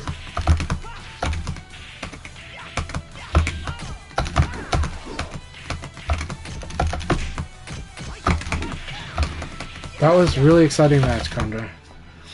So right now in the matchup between me and Condor, I put more pressure against them on the wall, but I think if they develop their wall game, it's gonna be so freaking terrifying, and they're gonna have a strong strategic objective that's gonna start guiding their game. I think they don't really want that, but I think they should want that. I think they should want to develop their wall game, but just I think they're a disciplined enough player to not get greedy about that. So. Because I do think they play the middle of the stage very well. But I think Lei Fei is so terrifying at the wall.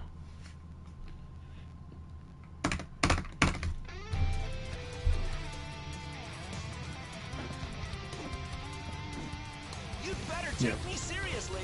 Remind me, what does Condor catch you on again? I catch people all the time like that. Okay. But Condor catches you way more.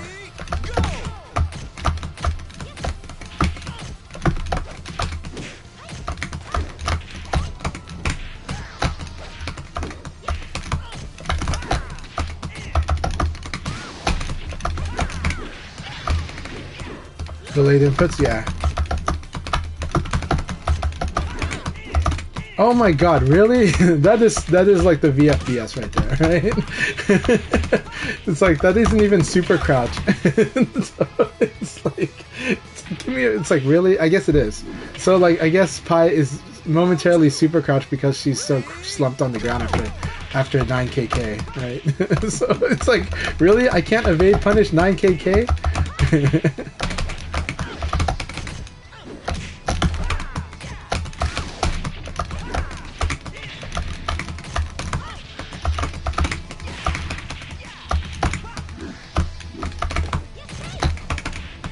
So we'll punish with that. I just can't believe this went over. This like I evaded the 9kk and this thing whiffed, right? So the double-handed attack just like whiffed. So now I know 9kk has got like that super crouch state, which makes sense. I mean, she's like on the ground like a wushu fighter. I'm like, no, I'm gonna keep trying to challenge you, and you're just like, I'll just keep doing mid all day. Very nice. Very good.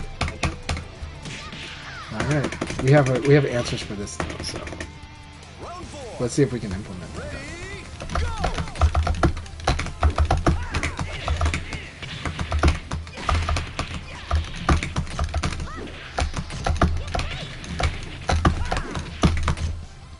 That was not the answer I wanted.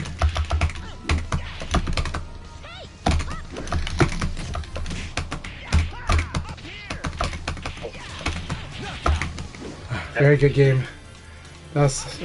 It's always fun fighting your Pi, by the way. I'm sorry? It's really fun fighting your Pi. Thank you. Especially when you get me like with the two-handed launcher out of nowhere, and it's like, ah, crap, you know. So, but no, Reaper, you've been nailing me on delayed input a lot. So does Akai. Earlier today, Akai would do like low guard into like would just do down 2G into jab and would hit me a lot with that. So just like they had advantage, but they would just go 2G like they were fuzzy from advantage and then hit me with the punch. It would catch me a while until I just got more proactive. But,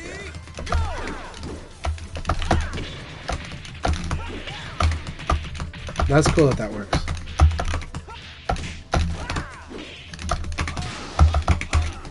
Almost. Okay, so I've got to input sooner to do what I want to do there. Good. Go for the throw. Go for the throw.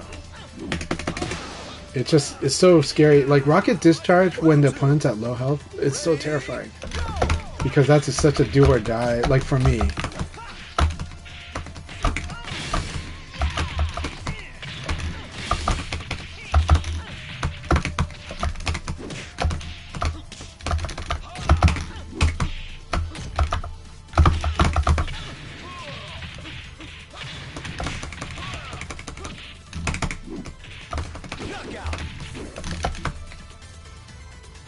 So my advice is when your health is this low, get the hell out of their corner. So,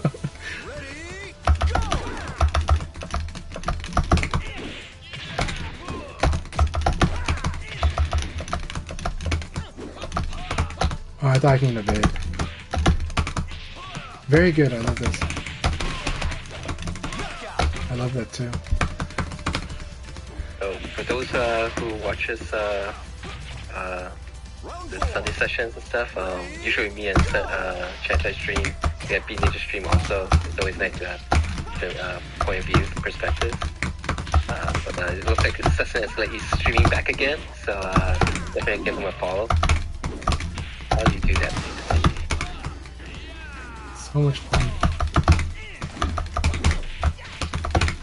Thanks for the follow, the Woodsman.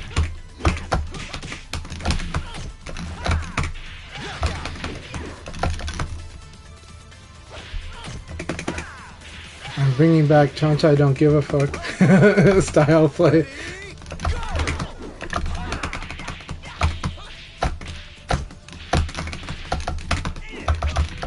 Nice. I like that. Ooh, tag gear. This thing has got me every time because I'm always wanting to do Sabaki, and he's like, no, I'm just gonna do freaking.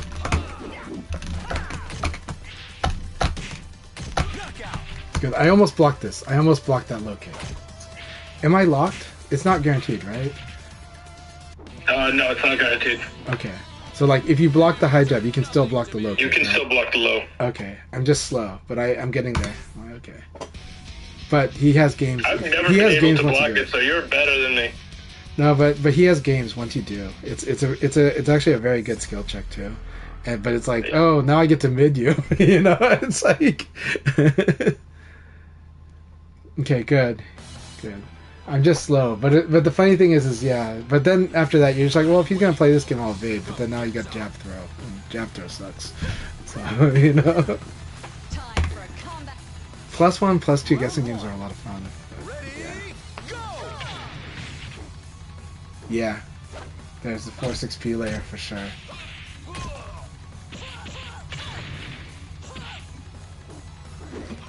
But I'm just trying to get myself to the point to play the game. Because playing the game is fun. Leon has ways of dealing with that too, but yeah.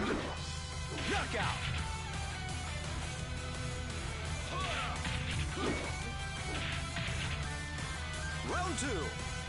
Ready, go! But technically the easy answer is actually to just evade. But it's really hard to do that. But evade, cancel, throw escape, but still. He's got half circulars that you don't want to get hit by.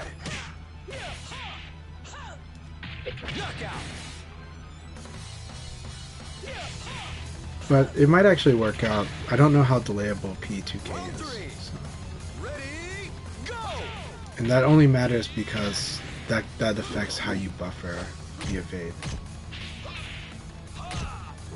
Because there's going to be a lag time between punch guard into something else.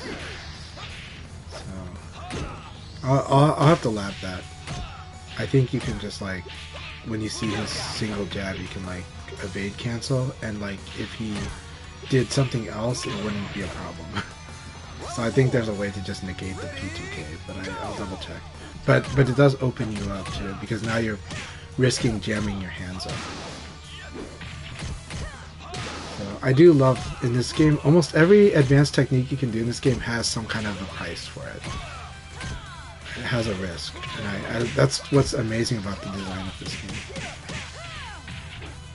It's not just, oh, I can do this thing, so I'm like super amazing, right? It's like it gives you an advantage, but there's definitely a price for it, and there's definitely a challenge to mitigate that, on mitigating that risk. So sometimes you just like, I just get off of it quickly. So just like attack option select. Paul loves to do attack option select. The important thing is he knows to get off of it if the opponent's targeting it.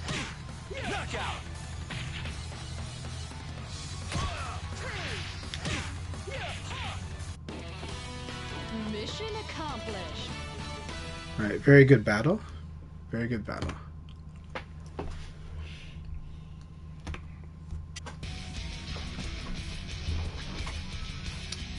But I love watching Reaper's deliberateness in their play. It's great to see. It's great to. It's like what I try to do when I fight Reaper, so it's a lot of fun. Good game.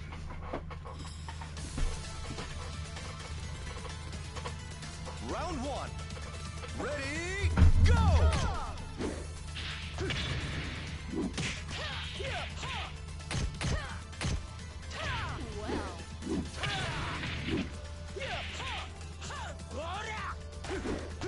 But yeah, the reply earlier what lesbian Allen Iverson did say was they do like that VF wants you to return stick to neutral after each move. It's by far the game I have the cleanest inputs in because that's encouraged.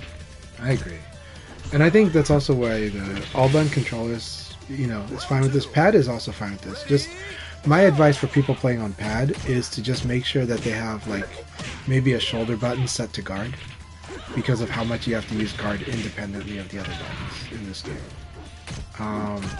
I do a different control scheme, but for most people my control scheme is awkward, so I talk about what I think most people would like to use.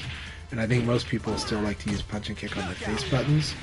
So then I tell them, well, make sure that guard is one of your, like, make sure it's like R1 is my most recommended one, because of how much you have to use that guard button separately from the P and K. If you try to macro it, it gets very convoluted.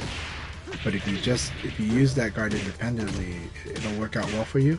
You can totally have a P plus K button, but you definitely want to have an independent guard button that's always accessible without compromising you inputting other buttons.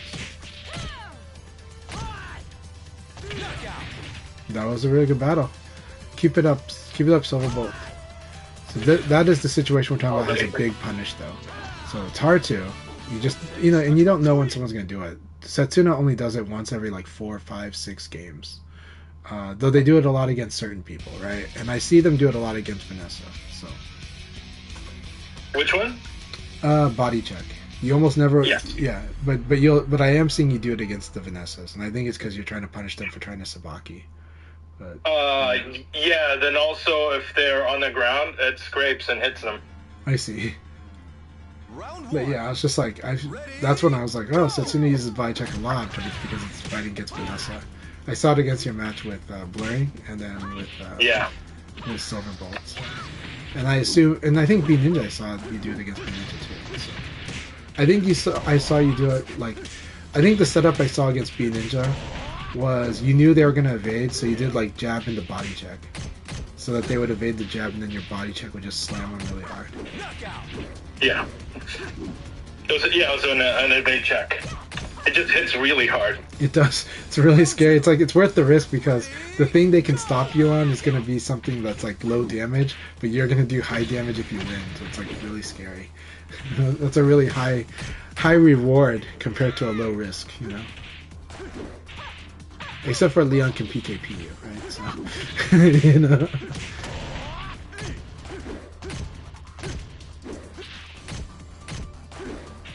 Oh, got me. I really like that delayed kick on the elbow because you don't see it too much from Solari anymore. So then when it came out, just wham, sucker kneed you.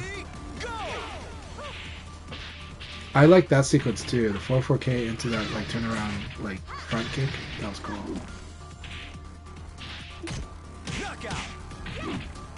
Oh god, this feels so long. Maybe I need a bigger actuator. He's talking about his lever. He's talking about the lever, like Yeah. the throw of the lever. Yeah, it's joystick, yeah. Okay. I know. We could joke and just say that's what she said, but you know, just kidding. So, needing a bigger actuator and it's so long, you know. So let's see. So like a 2P elbow versus half bar. Yes, it's insane. I'd risk every time. 100% I would risk that. It's like that. Like that's like a no-brainer for a gambler. Right? No-brainer for a poker player. Just like. Hey, thanks for playing Silverbolt.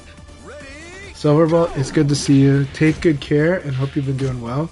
And I imagine the weather's cold, but I imagine you guys are good. So take care, and it's good to see you, Silverbolt. It really is. Let's spar some more soon.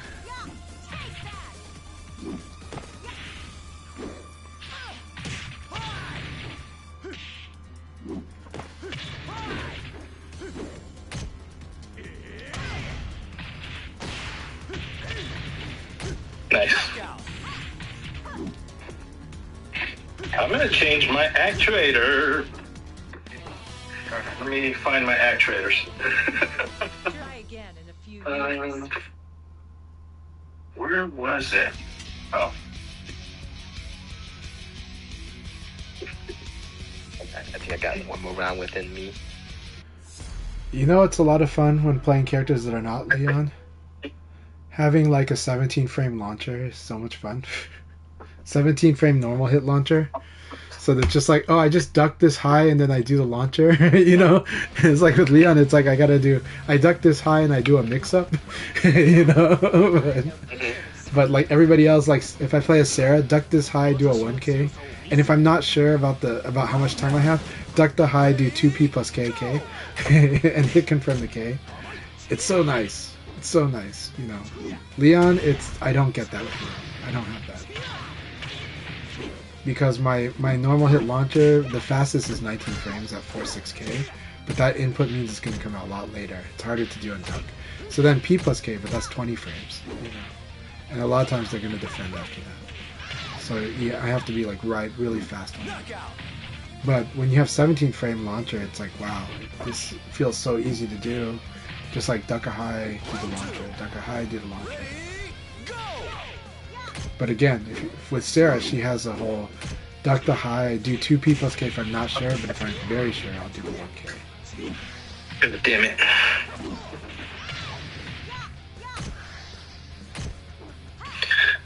I almost lost my washer, and now I'm thankful that this doesn't have a spring. Yeah, I see. Okay, what does this say? 15. I am too old for this shit. I'm sorry. What are you looking at? 15.7. So this is a 15.7.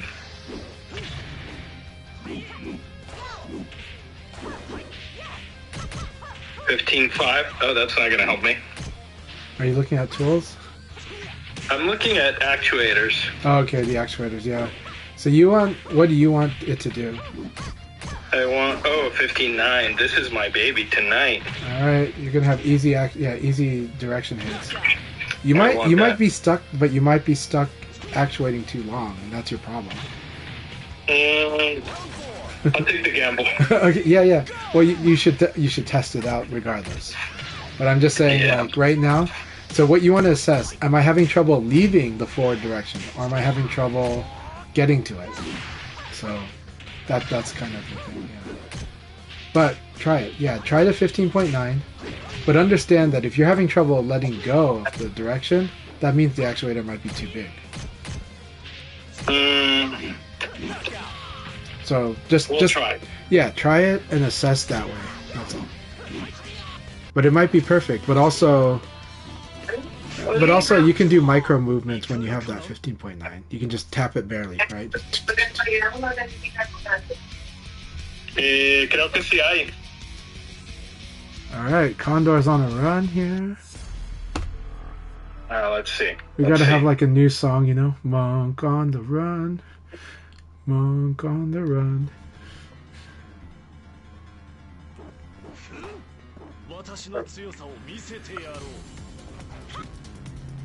Round one. Ready, go!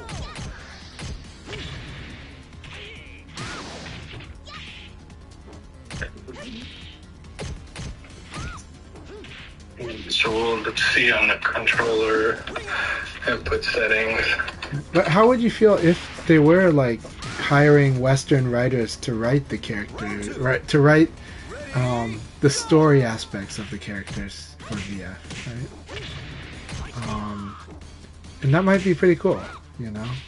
Like, they have cool concepts of what the characters are, right? We've got Lei Fei is the assassin monk, okay, right? Pi is maybe kind of, it's an old story, right? It's the Hong Kong action star. These people, Justin and Ed, I'm sorry, and I can't remember his name off my head right now. Ez, I Uh-huh. think. They're transmedia, so it's not necessarily involved in the actual game itself, but just I think maybe in different medias. So it might be, not necessarily within the game itself that they'll be managing too much, but more just broadening its appeal to. I'm thinking maybe if they're going to do some type of buffer story-wise and less expensive, it's just posted on their website and stuff, like League of Legends. Like, they don't have a story more at all in the actual game itself, but they develop outside, like, people who's actually interested just go on their website or something to look up information. So I'm not entirely sure what the information people think is actually going to be a story more within the game itself. No, I think just little flashes. So I don't think they're going to overemphasize story because I don't think they have the budget to do that. But I do. That's fine. But I think they're gonna, like, not like new Mortal Kombat, but like old Mortal Kombat. Cutscenes or still pictures with text. No, but I think they're gonna try to write the characters out a little more, just a little more. And just give a little flourish, more hints to it. Suddenly we might have, I don't know, win dialogue that's not just the win pose. But we'll see. I won't lose. They can't top that. Well, no, the best ones. You can't So beat me actually, with that. most people don't hear like the best stuff from this game for the text, and that is what they say when you don't do the continue. That's like the best stuff in this game. Yeah, absolutely. Like when you lose in arcade mode, let the timer run out, and listen to what they say. It's like the best and worst. Their whine. Yeah, their whining is the best. Their whine pose. Yes, because Their whine pose. like Leon is like, I never knew that I could be this weak, and it's like, what? Well, you gotta realize that this is an arcade game, and they're trying to get you to put more coins in. Yes. And if they make you feel bad about not putting a coin in, then they win. Very good choice, Akai. Very good decision there. Thank you. This 15.9 feels super tight, so we'll see. Yeah. It's gonna feel that way. You increase the actuator size, so. But it is pretty cool. But it's like do micro motions, and you're like, I don't mind doing that. So. Yeah, I gotta be honest. I can do this and maybe try the longer lower. Yeah. I don't know, the longer shaft. I would do the longer shaft. The other thing that I was surprised is the spacer piece that goes in between the actuator and the bottom of the shaft, the grommet. That was funny to me because I had no idea what it was.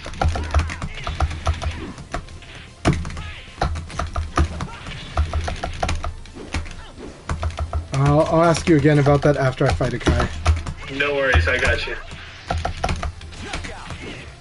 Kai, that was really intense. You should stay here and play more. No, I have stuff to do still. Okay. I've stayed my welcome for like 30 extra minutes. But I had a Easy, lot of sunshine. I had a lot of fun fighting you. I like the I it's a lot did of too, man. interactive. You too. Yeah. Good games. Alright, thank you guys for playing. I'll see you guys next. Let's see. Yeah, week 2 of plays and continue the. Keep it up. I think he's a really fun character. He's gonna teach. he's fun. He's gonna teach Akai to commit. Do that rocket discharge. Commit. Yes. That I'm rocket never discharge is gonna learn how to freaking play annoying as Tekken 8. hell. The rocket discharge is like the absolute hell. Even when I know what to do against, I hate it. So commit. No, but commit the way Reaper does, which is only commit when you do rocket discharge. Otherwise, play it really careful. Like play exactly like the way you normally play. But then rocket discharge, commit. Alright, guys. I'll talk to you guys later. I'll see you, man.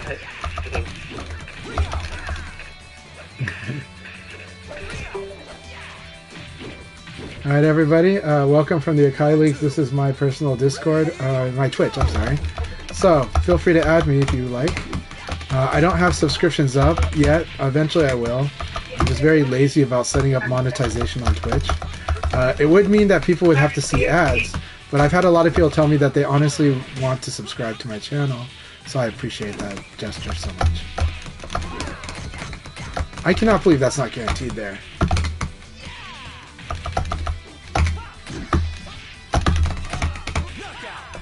I can't believe I did that too. Okay, so I That's a ECD'd good here. punish. Watch this. I ECD'd that. Okay, that was really good. Yeah, I saw that.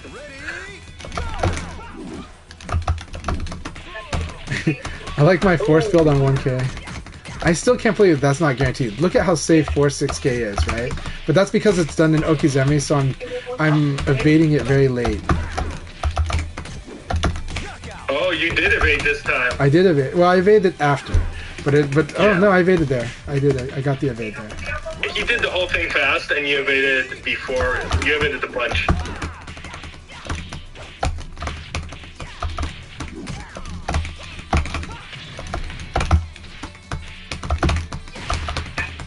So remember, keep it simple. Force Leon, whenever Leon does this 2P plus K thing, if you block it, just low punch him. Just low punch. That forces him to respect that low punch. And then Alright, you can so- do other options. All right, we'll see how this setup works. Okay. So to remind everybody, Setsuna just made a tweak to their controller. It's gonna feel different. He's definitely gonna be awkward in his in feeling it out because you got to play a few games with it. But he's trying a new lever out. It's looking good so far, though.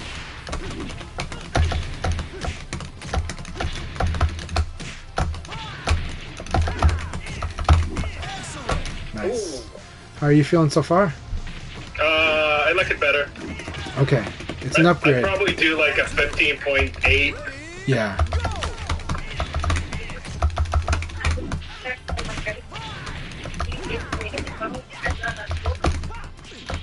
Ooh, that was good.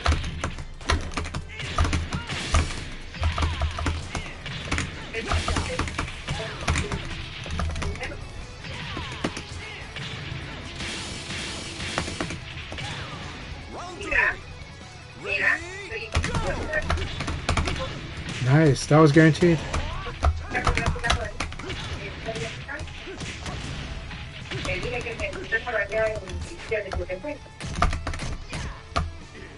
Very good.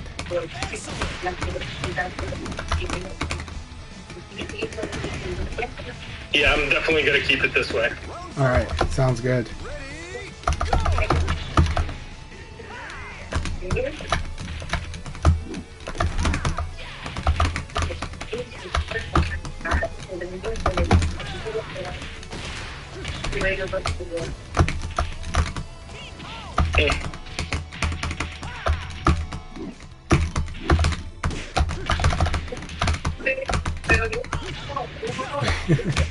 Good game.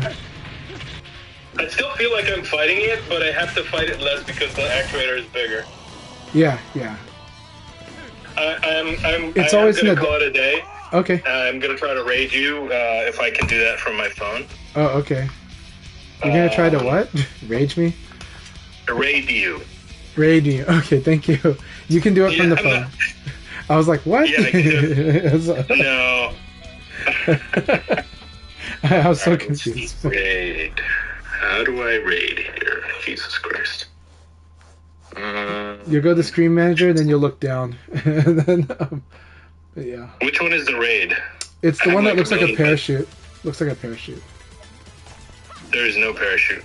I'm no pushover, sweetie. Looks like an umbrella. I have a shield. I have a sword. What I the have. hell? Oh, here we go. Here we go. I find it. Found it. Raiding you. I don't know about the shield and the sword, but yeah. Wow. I don't know. No, it means that I'm wondering if we have different app sets and stuff. It's interesting. But it's cool. Thanks a lot, and have a wonderful day. You too, man. I will talk to you soon because I'm assuming I'm gonna have a million questions about this. Yeah, no problem. But I think you understood the gist about the I actual. think so. I'm probably gonna have more pictures. When the shaft says bigger, you're talking about taller or wider? Taller, Taller? not thicker, taller. Okay. So when you have taller, Mhm. technically, if you're like, if we assume that your hand's gonna move up because the handle moved up, then it means you got to move more to move less. Like you gotta, yeah. And so, and that can give you finer control. It can also give you better left and right balance because now when you're on like player 2 side, right? Then you have more shaft to work with to input your left foot directions. So it can help. I do see what you mean about. I'm using the bullet stuff that came with that Buttercake put in here with it. I think it's Sanjik's made big boy top.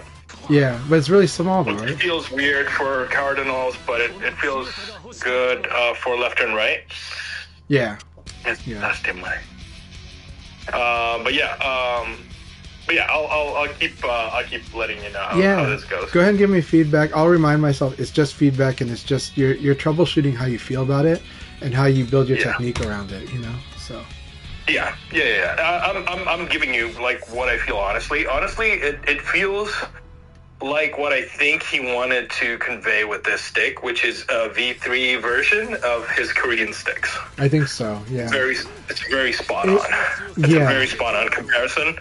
I did think that he was trying to go the route that Oto did with their what is it, the V5? The V2. V2. The V2. Yeah. I think he's going deeper. More compact Korean stick. Yeah, the V2 is doing something very, is just being a very unique thing, you know. But I think, but I do think like, I think the Type R is doing something very interesting, but it's trying to do what the Shinsun is doing, you know. Yeah. But I think Shinsun is very KOF.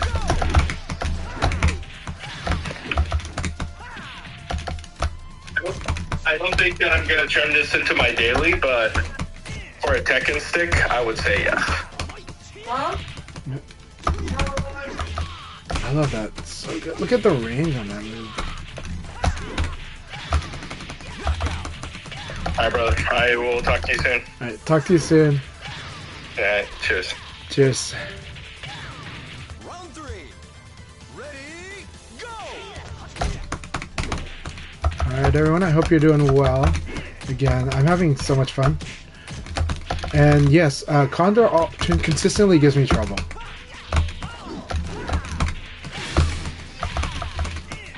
And I always like the fights with them because they've given me the most Lei Fei training I've had from anybody.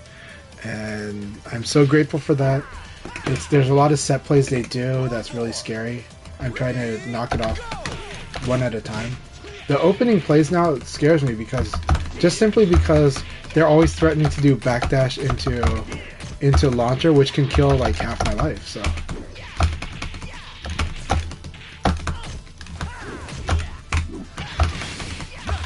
good game.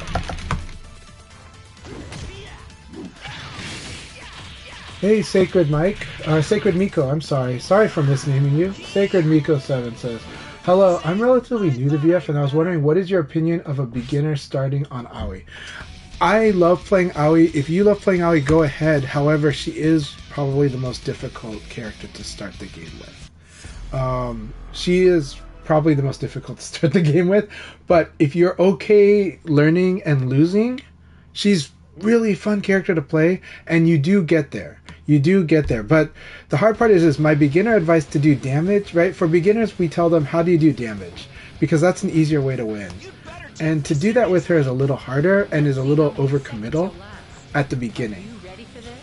Then you have to learn how to play more intermediate and advanced, in which case, as you get that skill, you can start finding better ways to play that, but it changes like your win condition. So, and I'll show it. I'll play as Aoi in a bit to kind of illustrate, but I do think she's a fun character, so if you don't mind losing with her, and if you're playing single player, by all means, play her in single player too. She is a really fun character, but if you're the type that gets really like frustrated, feels bad that you're not winning, that can be brutal. But if you don't mind, then you should play her because she's a really fun character. She is rewarding. I'll talk about it. I'll play some Aoi because I do have a lot of fun playing her. But you end up having to do like, as a beginner, doing a little bit more risky stuff with her because she rewards high level play. She rewards reading as well. she's difficult, but she is so fun. I think she is one of the most fun characters to play, and I think as a skilled player, one of the most rewarding. She really is, but for a beginner, she's probably one of the most difficult. And if you get, and again, it's about what you feel is your frustration levels. And this is a game where we're talking like you might be spending 6 months feeling it out. You know, you might be spending a year, and so it's your tolerance for frustration there. But there are players who have gotten really good. Started with Aoi, right? Like Genesis Frenzy is a Sega streamer. They learn through Aoi, and they play Aoi really well. I had to teach them some hard lessons on the way, but they are legitimately a very strong player, and they started with Aoi. It's not impossible, and it's very doable. And in Japan, it's also true, right? There's a lot of really good high-level and intermediate players in Japan. There is this really nice idol who plays VF quite a bit, right? And she plays Aoi, and her Aoi's quite strong, you know. She's more at the intermediate level in Japan, but that's quite strong. So it's really fun. Here, I'll play it. Well, I might play Reaper. After I play Reaper, I'll switch to Aoi. It would be really hard for me to fight Reaper with Aoi. I can't do the event. I'm playing Solari. Let's do this. This is no diss to Solari, because I'm probably going to lose, but it's fun, and we'll have fun.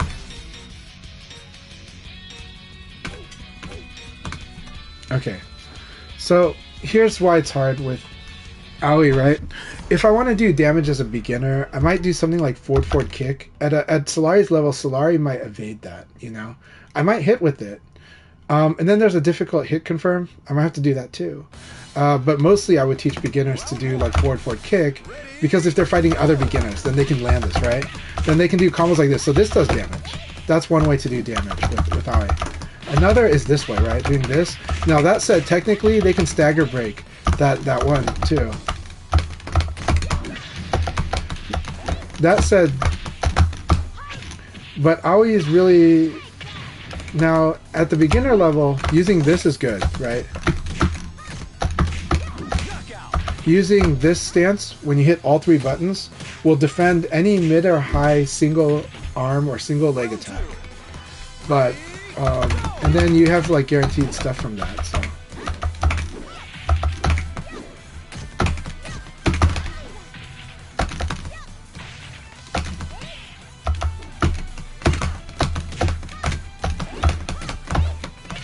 And then, but the truth about how to get good with Aoi is actually using stuff like her basic pokes like this.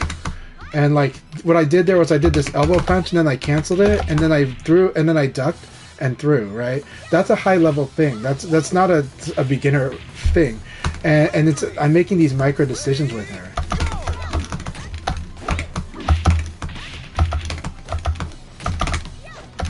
Another higher way to do damage is this, right?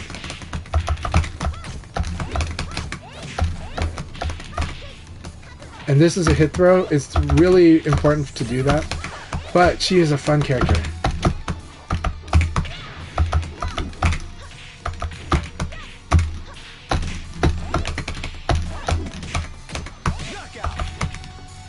And so I confused them by using the one that goes high mid instead of the one that goes mid high here. But at the same time, Aoi is a really fun character. And so I do encourage playing her. Play her in a way that will not frustrate you, but let you learn. If you do that, fantastic experience. If that means only single player and then you have a main character for multiplayer, perfectly fine. If you can deal with you're okay losing and learning, then go ahead and play her like against other people, because then she's really fun. I think she's rewarding as hell. But I think winning with her is just hard for a while. But yeah. Round 1. Ready, go!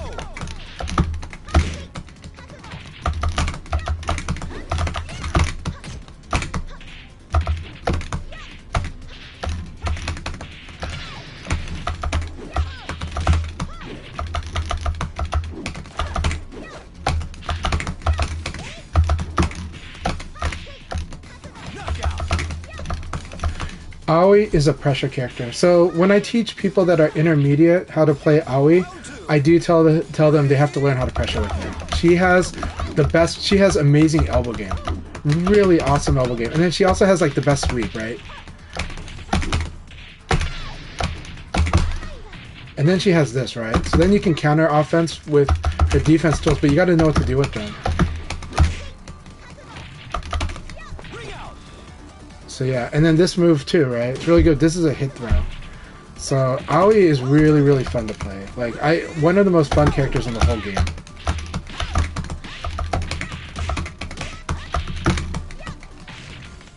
And then you're just making decisions off that, right?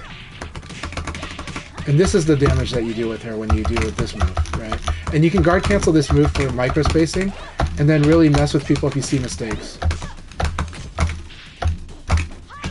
So it's so much fun. And then against Sarah, when you get like flamingo stance, there's some fun things about it. Alright, very good, Solari. We're going to train Solari on how to fight Aoi, especially Chan-Chai's Aoi. So a lot of people are surprised I actually play Aoi. So. Oh, that was good.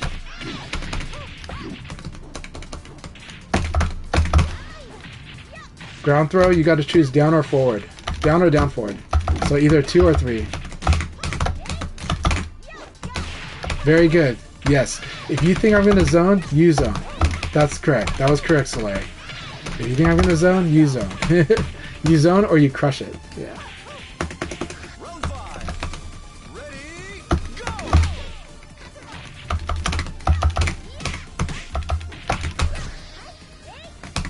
And then you get this for free, right? There you go. Use so you either so Tenchi, the best answer is to throw it, but another good answer is to do like a low like Sarah can do like 2k plus G, right? So Sarah can do like 2k plus G against it, but it's really risky because she could stance cancel that. But if you just throw her, it's really hard to do throw escape when you do Tenchi because you're holding all 3 and now you got to change the throw escape at the very last minute. It's so hard. So throwing is really good if you hard read the Tenchi. Oh, no problem, Haste. Haste, it's good to see you. You can jump into the room. Same password as usual. And we're just having fun sparring. I will have to go soon, but I'm having a blast here. I'm happy, I'm happy welcoming Sacred Miko here. Very nice new follower on Twitch. And always awesome to have Malastrava here. And Reaper, so awesome.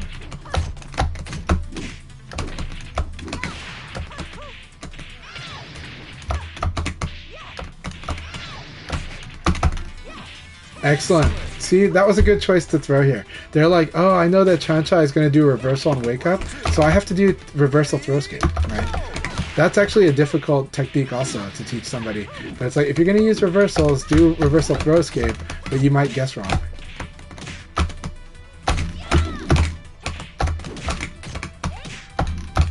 I guard canceled on accident when I would have hit them. Ground throw. Ah, I missed the timing of ground throw. Hey, Haste. Jimmy Claymore's here? Awesome. Round 3. Okay, oh, we're looking at the list of... No, Jimmy was there. I want to do this fun stuff against Solari.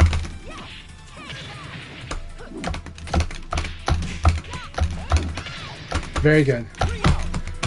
So much fun. Alright, Solari, let's keep this up. I'm having fun fighting Aoi against her Sarah. So we're gonna train. Solari's gonna start beating this Aoi up, but I think I can do it. So I'm just having fun. But I'm also having fun chatting with everybody. We're gonna start getting to the Aoi pressure zone too. Jimmy, you're welcome to jump into this room and train everybody up. Ready, go!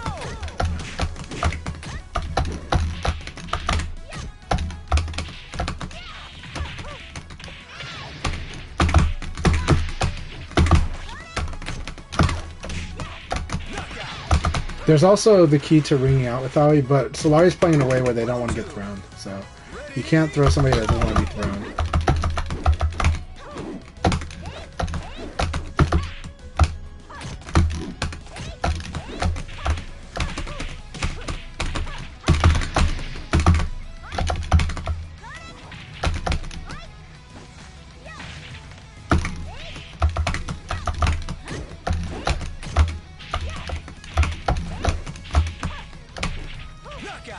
Very good. Get that meaty timing down so I can't reverse.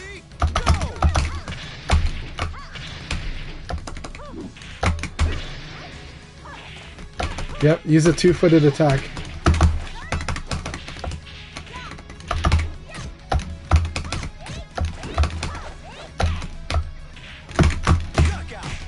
So much fun. Okay. Can't use reversals, they're going to start using low attacks. Actually, that is a good thing that you can do with Sarah's. You can do 1k plus GK. It's also pretty good there. So if against Aoi you want to use low punch like a lot. And you want to use low attacks and throws quite a bit. But her elbow pressure game's good, so now let's see if I can switch to elbow pressure. Yeah, jumping down attacks, that's a good one. I like that. Round one. Ready, go!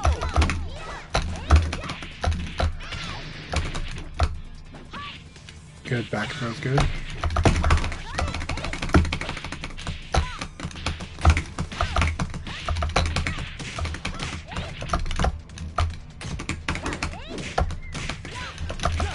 Very good.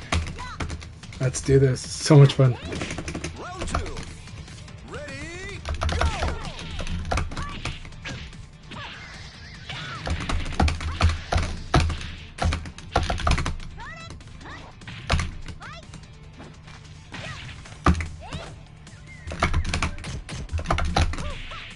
Very good delay. Punish the evade.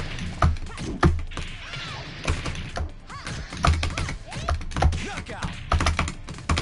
It's a little too slow to punish. Round three. That's okay. Ready, go! Very good using neutral throw.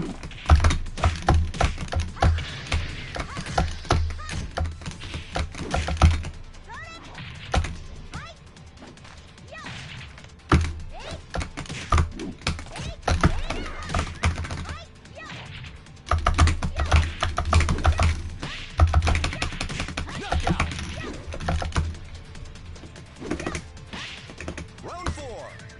Ready, go!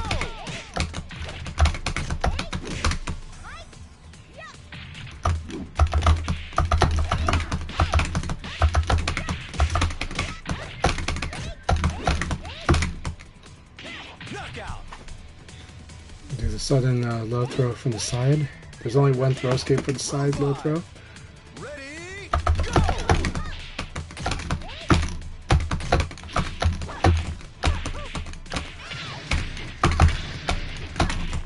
Very good.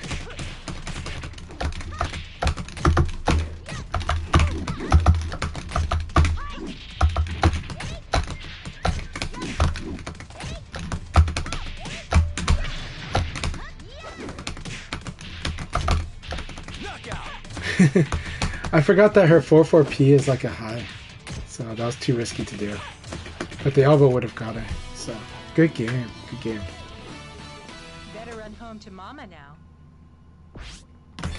It's a lot of fun.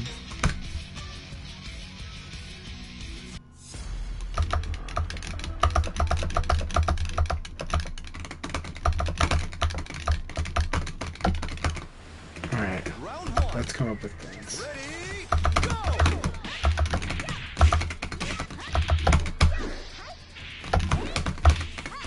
go! Interesting.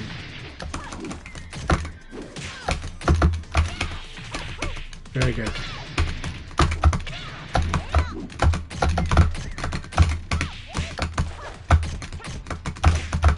Knockout. Okay. Got it. Round two. Ready, go!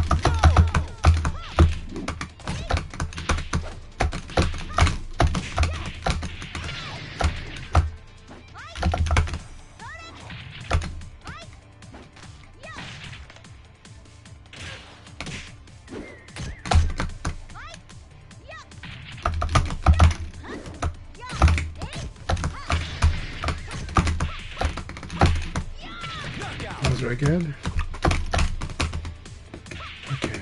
Round three. Get comfortable with Sierra. Ready, go!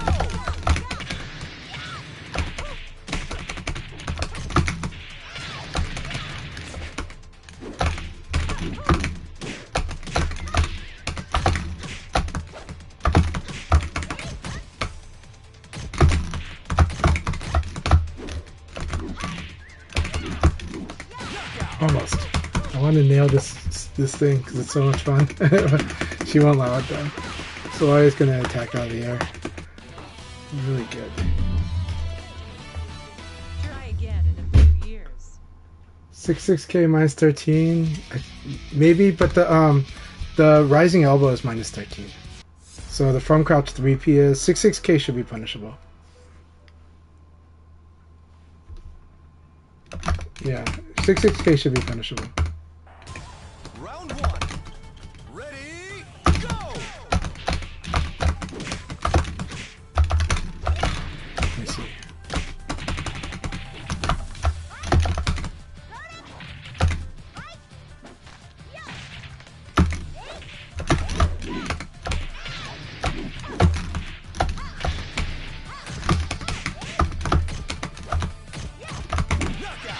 Alright, now he's gonna attack out of the air. One more hop is actually did again. Ready, go!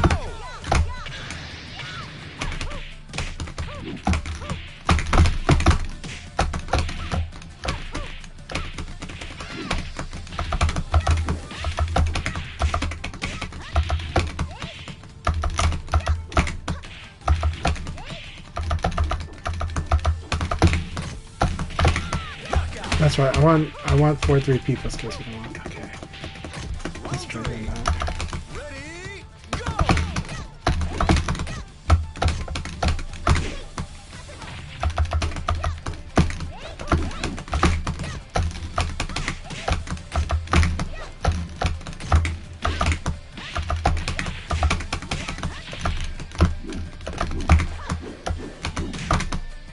Excellent!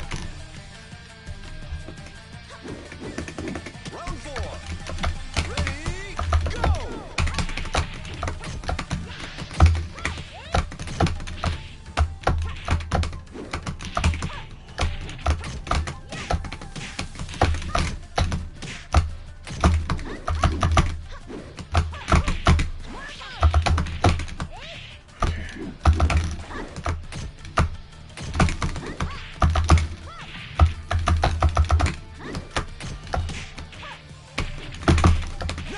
Nice meaty, nice meaty. I tried to reverse, cannot.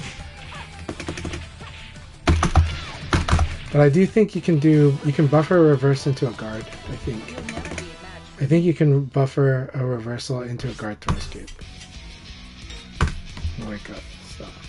Is that true, Jimmy? Have you tried that? Have you tried buffering reversal into guard throw escape? Will it work? Probably won't, right? It'll try to reverse on recover. No. I wonder. I wonder if that's possible to buffer a reversal into guard. You'll enjoy this. I'm doing good. It's good to see you, Sir Hexalot. Did you go to the event in Houston?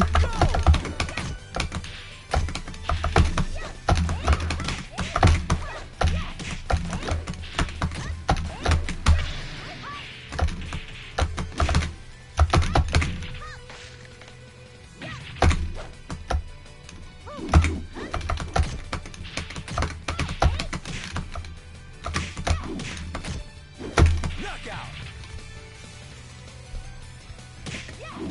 Round two. Ready, go!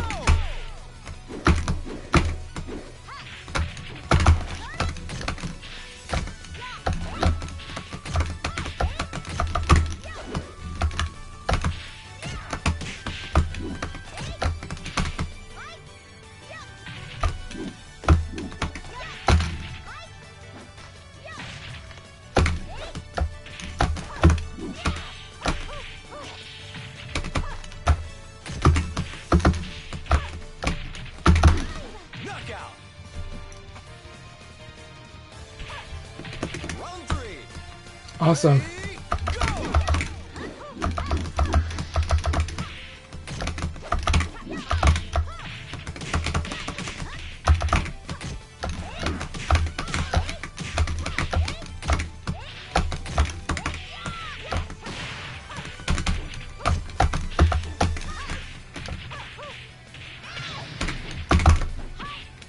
Nice back throw. Round four. Ready, go!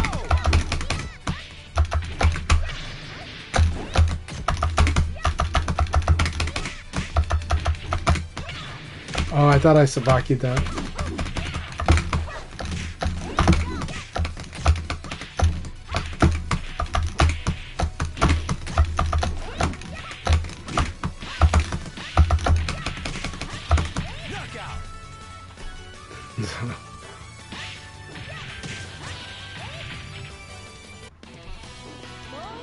Eventually I'll learn Aoi's wall game because she has a really good wall game. I also am not using her forward throw that much. She has to be standing, and then but she has a really good forward throw for repositioning and setting up wall damage and ring out. And then I mean I haven't spent deep time with her. I just kind of play her casually, but it's a lot of fun. She's a very fun character. There's a lot of techniques you can do with her.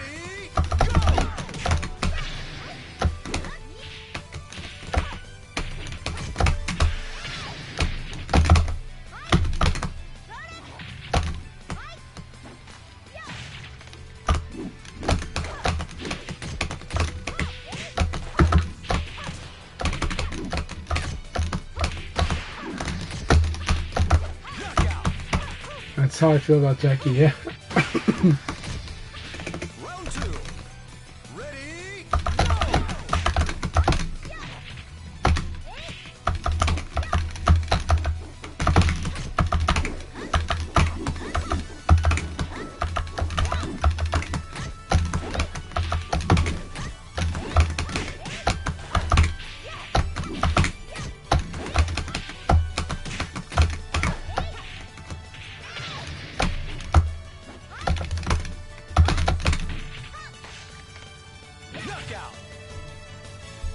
You want to escape the down throw. That way that cuts off the 2 of the 3 parts.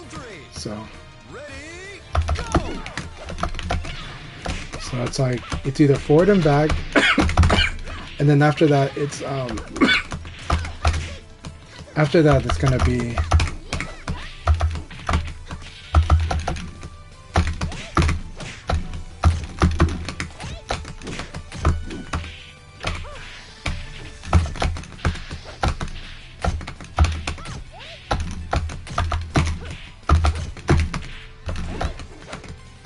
God, she's so low damage. The damage is just so low. It's just like crap.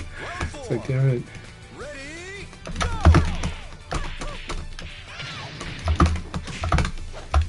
I see.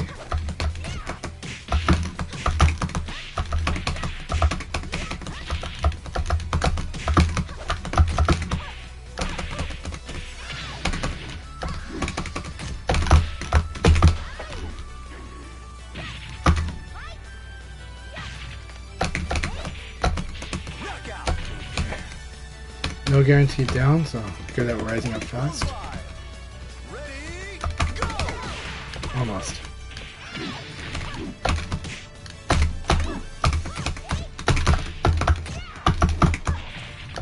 Almost.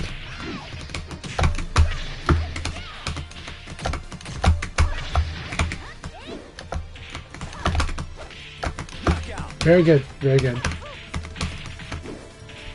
This is a lot of fun. It's a lot of fun getting these time in with Aoi, Better so run home to Mama I now. really appreciate this, Larry. I hope you don't mind it. But I'll bring Leon back in soon. As much as I also want to train my Lau and my Jeffrey, though.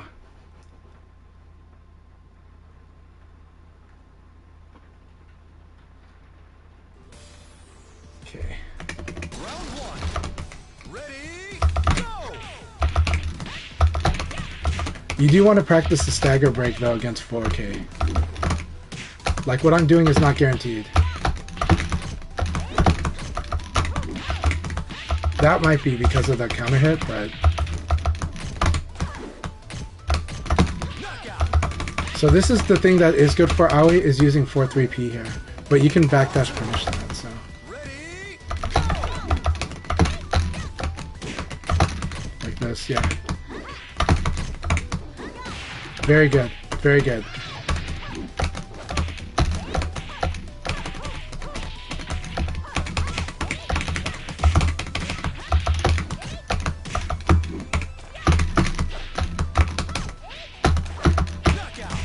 Very good.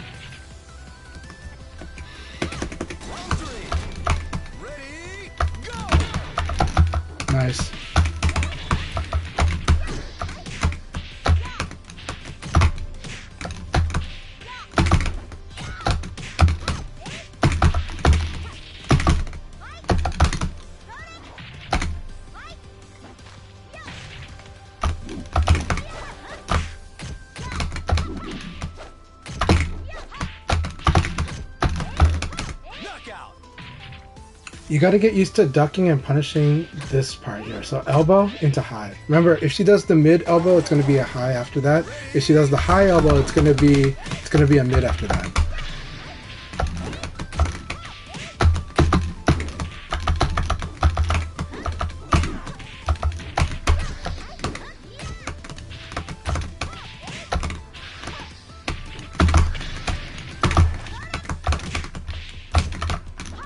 Very good.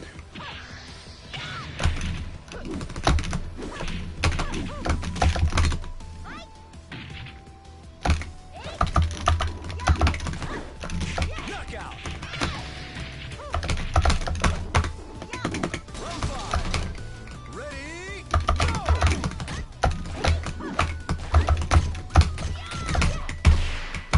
Okay, so that is a mid there. Knockout.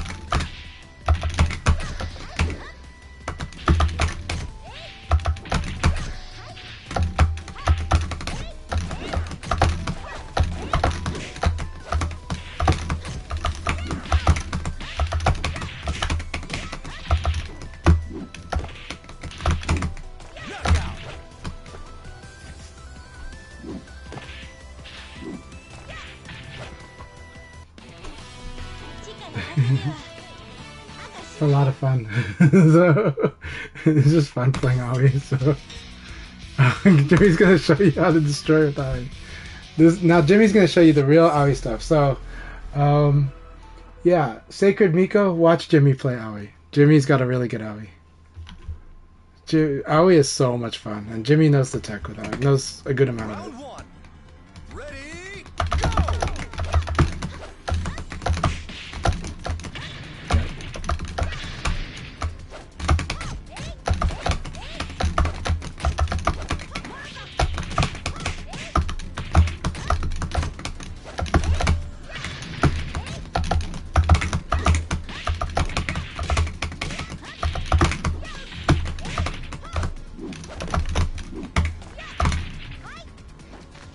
Knockout.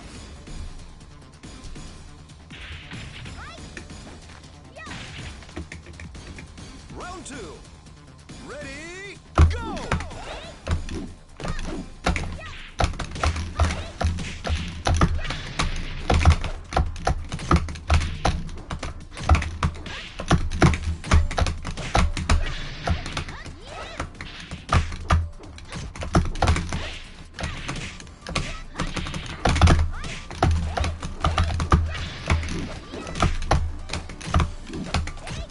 Knockout. Got a fuzzy guard after that. Fuzzy. Round 3. Ready, go.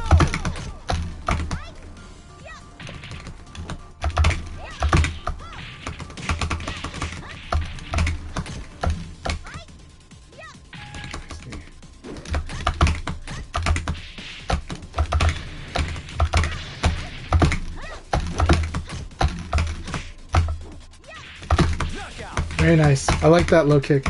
By the way, her low kicks are good. Because they're minus, there's some good technique you can do with them if you know what the opponent's going to do after. Ready, go.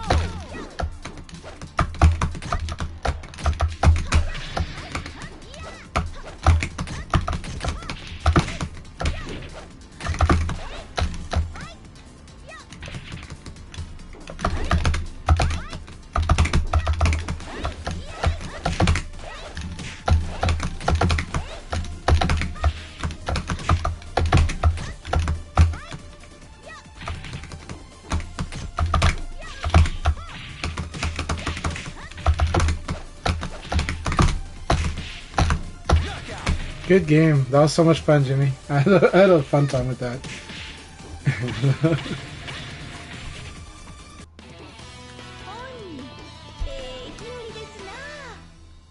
Very good game. That was a lot of fun. Like, always just too much fun to play as. Altamore, welcome. Good to have you here. Let's see.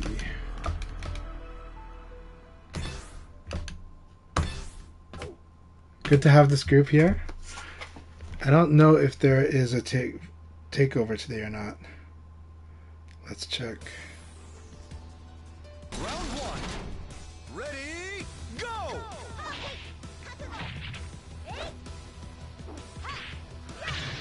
Virtua Kazama is now mostly on Blue Sky, so you can find them on Blue Sky. I recommend following them. They've got a lot of followers on Blue Sky already. Knockout. Let's see.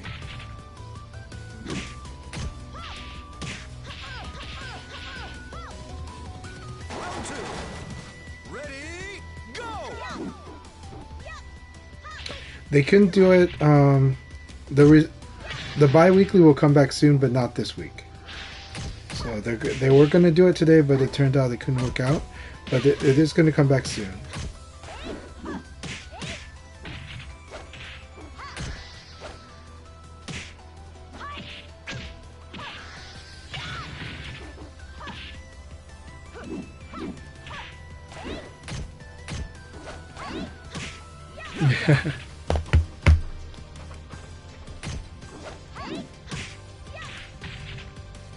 Round three. Ready, go!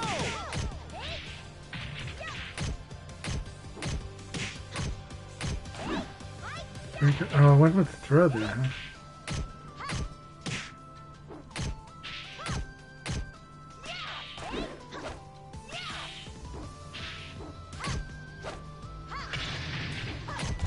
I'll also say that mastering Aoi's sweep to me might be one of the most hardcore things in this game. It's a very deep situation. She has a lot of good answers depending on what she thinks the opponent will do after the sweep. The only time that the sweep has got problems is against Brad and Jackie, in which case if Brad or Jackie blocks her sweep, they should immediately do like their Brian Fury spin kick, the mid spin kick where they step forward and do that, because that'll stop everything she does.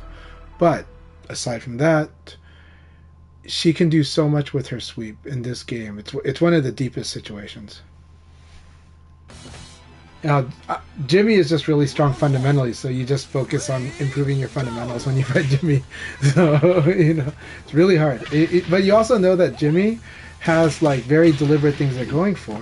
So sometimes you have to kind of Yomi. For me, I sometimes have to Yomi it a little against Jimmy, and I get to know that sometimes Jimmy will give me time to do the Yomi, not intentionally, but because the way they're playing is patient.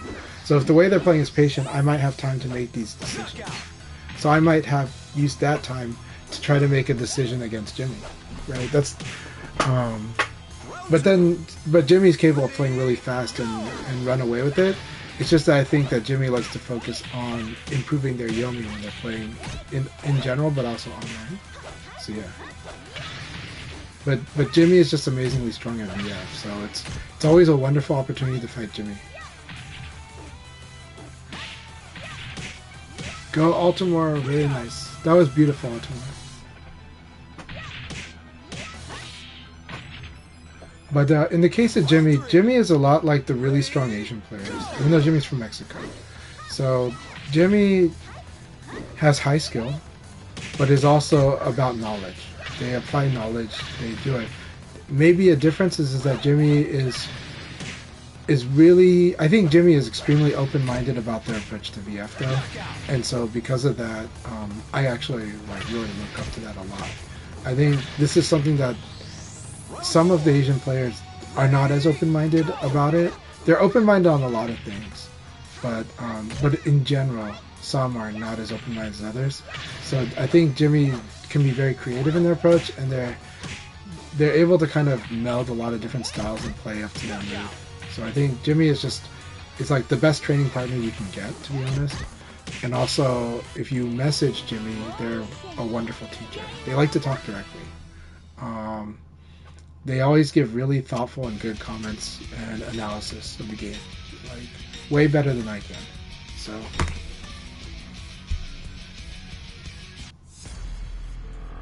Yeah. Like Jimmy's understanding of VF is incredibly strong, and they really study the game, like in a deep level. So. Round one. Ready, go!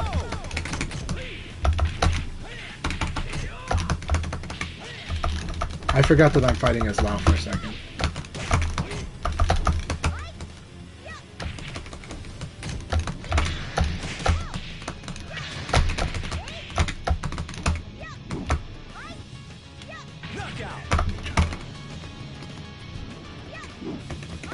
Yeah, just get your butt whooped a lot. Keep fighting. You'll learn each time. You'll learn a little thing each time. Man, I totally forgot how to play Lao. It's not a complaint. I'm just more like, oh my god, my brain is thinking I'm Aoi. Oh, thank you very much, Altermore.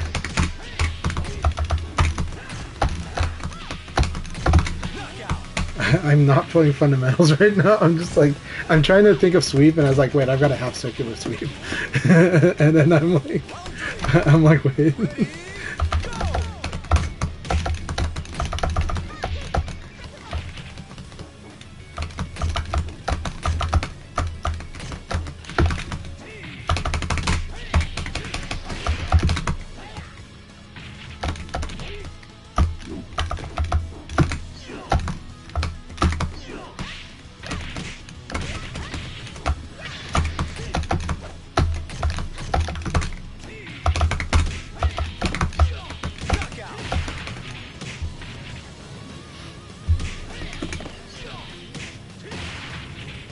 Round 4.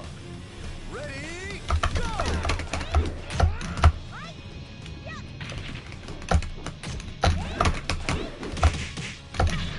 I see.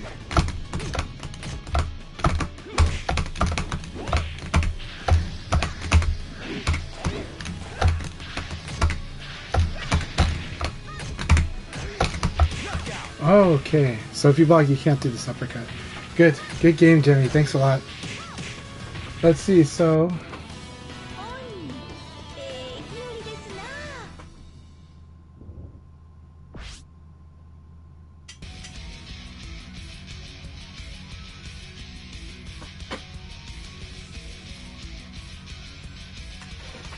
Yeah, we're not trying to gatekeep, but the thing is when you do, if you do an open room, you get a lot of people like from other continents that'll play with you, and then you'll see your room, like people leave the room quickly.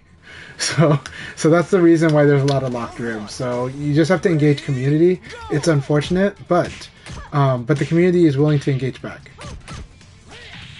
The community is willing to engage back. But look, there is a player that plays online that's from like Egypt, and I don't mind playing them. But if I do an open room, they're probably going to join in, and then all of my other friends are going to leave the room because it'll be like red bar. I don't mind fighting gray and red bar, to be honest, but because I take it as a different challenge, as another learning goal. But it is hard, and most people cannot stomach that. So I get, and it's really, you can't blame them. Most people really can't. Yeah. Ranked environment is pretty cool. We actually have a decent ranked environment, but at the higher level of play right now. At the mid level, the ranked environment it's more like go to rooms for rank for go to rooms for the mid level and the developing level of play. But eventually you get strong, then you can do the ranked. But ranked right now is kind of tough because of that. Beginners can do ranked. They get paired with a lot. I do kind of think if there are bots in the system, there are bots at the lower level of ranked to play against.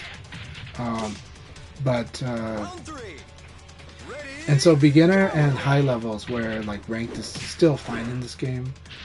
Not always, but there are regulars that you'll see in ranked, right? You'll see numbers in ranked. You'll see live for Eve in ranked sometimes.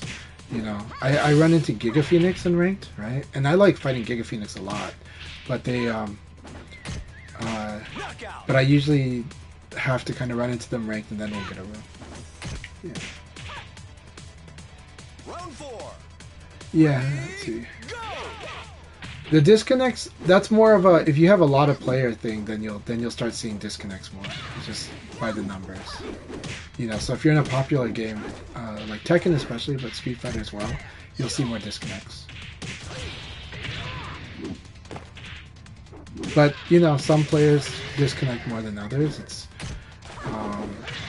I never disconnect. Never intentionally. Never. But some people, not that many do, but we've had some people that are notorious for doing it. And it's unfortunate when we have that. Jimmy's going to show the Lao also. I really like, Jimmy has an awesome Lao. So. Yeah. Europe has a good scene. The hard part about Europe is initiative. It's getting people having organizers, and you just need organizers. But the problem is to be an organizer, you have to be very patient and diligent. I mean, like, you have to be like willing to you have to have a good stomach for it, because it can be very frustrating and discouraging being an organizer in any place, in any hobby. But the organizers really are a special breed, and it requires a lot of diligence and patience to get things going and running. But once they do, people are there. There is a scene. But, you know, European players, I found that the European culture, there's many cultures in Europe, but I found that typically it can be a little tough. I don't know if it's old world culture or not, but it's something where it's like, it's hard to get things started. It's easy for everyone to feel like things are gone or dead. And then Akai from North America just like runs an event and people show up, right? But then nobody else wants to take that mantle. But right now, media is taking that mantle on PC, but it's hard. It's going to require patience. It requires not giving up and just being patient. But it's tough, you know. I had to be very pushy just to get matches in France. Like, super pushy. I had to just make it very clear. No, like, okay, I understand you feel like it's a bit much to go to Paris. I'll go to you. And then they're, like, shocked that I was willing to do that. I was like, well, okay, like in the U.S., if I travel that distance, it costs me a lot of money or a long drive. But in Europe, it costs me like $20, $30 per way. So I'll deal with that. I'll pay that. Yeah, TOing is very hard work. And it's also a very thankless task. People have a lot to complain to you about when you're a TO. And people do appreciate, but not many people will tell you. So you kind of have to just be understanding of that too. But it's not fun, you know. The hardest part about being a TO is it costs. Like, running a tournament costs money. And people don't understand that you lose money on it. And they think that if you take any part of that, they understand that they should be paid for their time for work and stuff. They don't understand that a TO should be paid for their time compared to how much they pay to get the event going.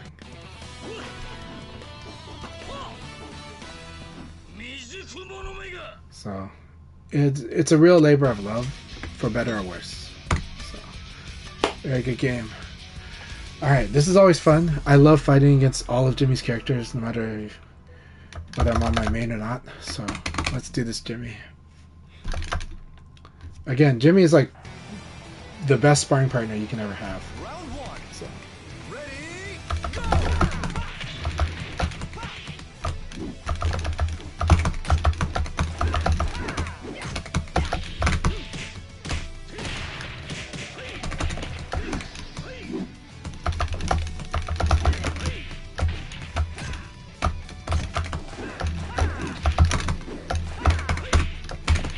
I don't know why I was thinking I was swinging loud for a second now. My wires are crossed.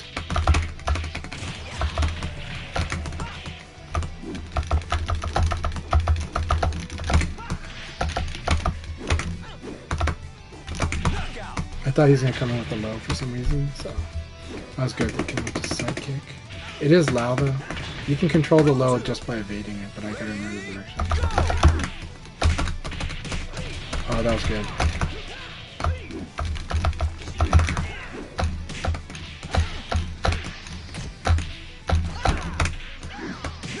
Very good. I'm like remembering how to play Leon now too. So Jimmy's got me mentally stacked from the get-go, so let's see if I remember. I'm not the best at multi-charactering at a high level because of this, so.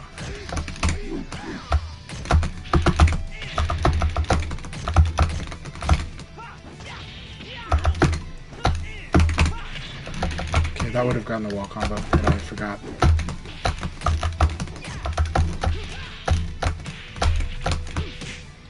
Good game. Thank you very much. That was a lot of fun. We'll get back on that. But, we'll get back on it, but that was so much fun, Jimmy. Good to have you here, Blurring, too. Welcome to the chat. It was good playing earlier, too. I really enjoyed our battles today. Yep. It's a good one. He does. He has a KOF-like knowledge, definitely. And yeah, brings out the Iori fit with his Lao. I like it.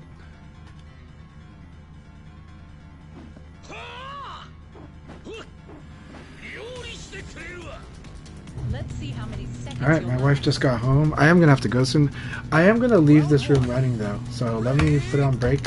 Make sure my wife's not upset. Make sure everything's okay. We're gonna leave it on this view though, but I'll be back in a bit.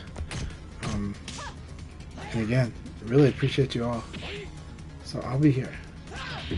And we're gonna leave the stream running. I'm just gonna turn off the camera though. Don't worry, the room is still going up, the stream is still going. Feel free to chat amongst yourself. I really encourage you guys chatting amongst yourselves too.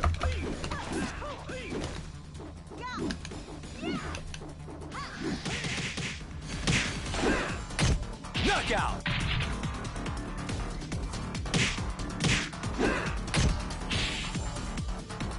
Round 2. Ready, go!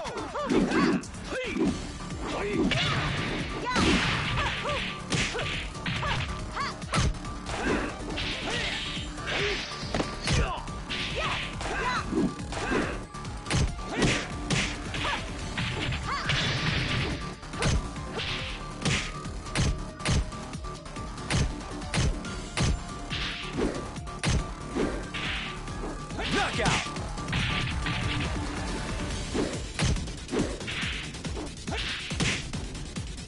Round 3. Ready, go!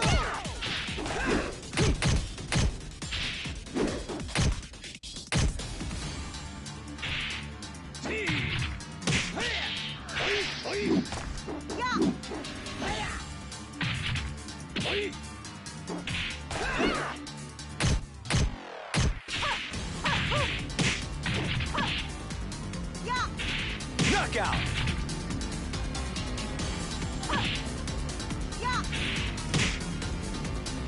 Round 4. Ready, go!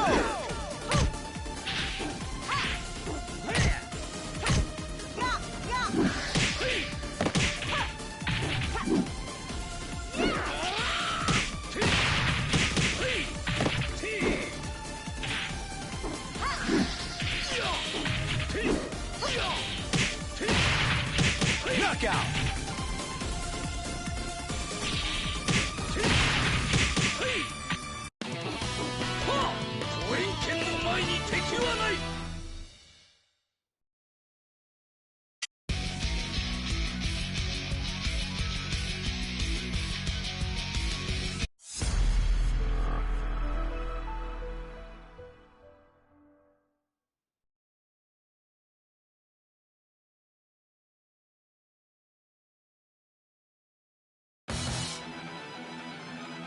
Round 1.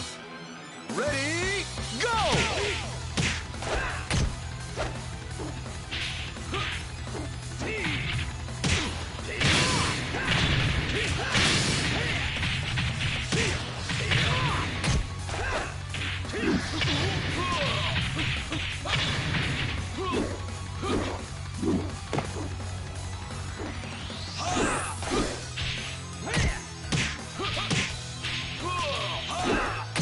Knockout!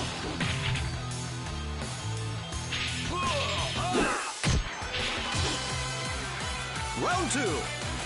Ready, go!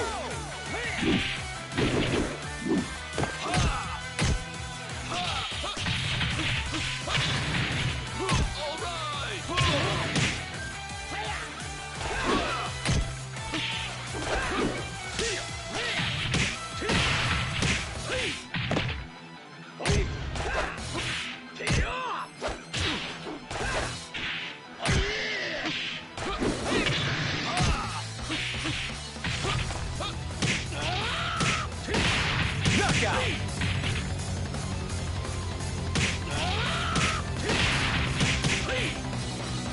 Round 3. Ready, go!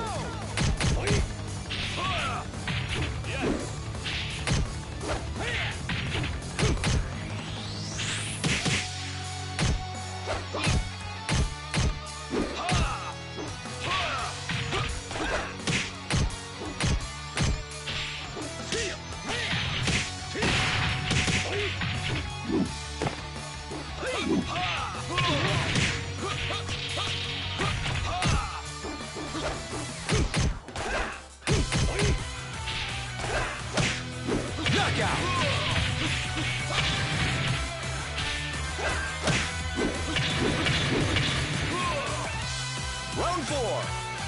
Ready, go!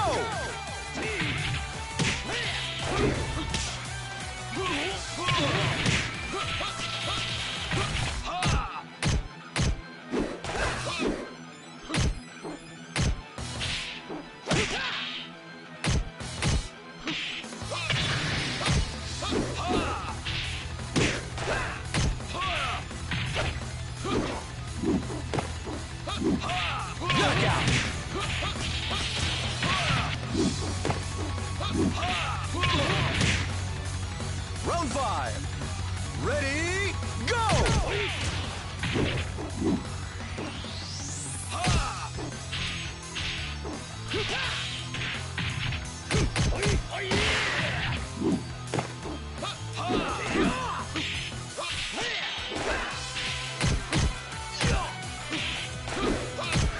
Knockout!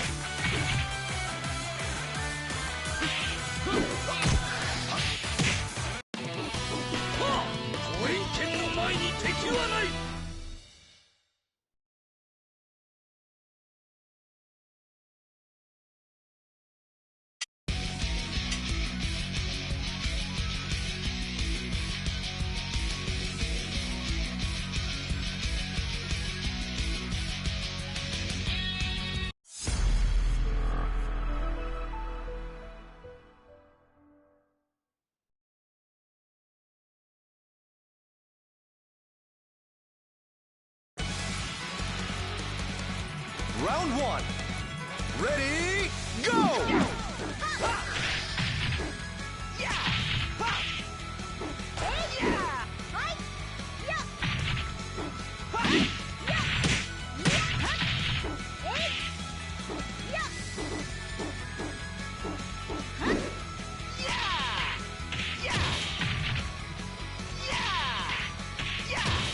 Knockout!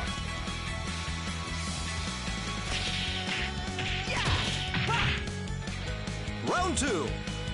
Ready, go!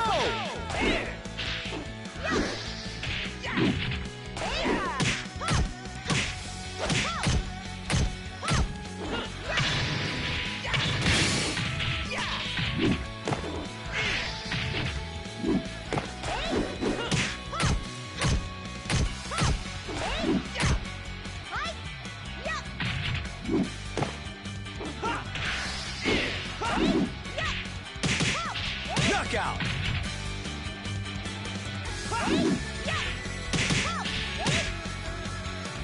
Round 3. Ready, go!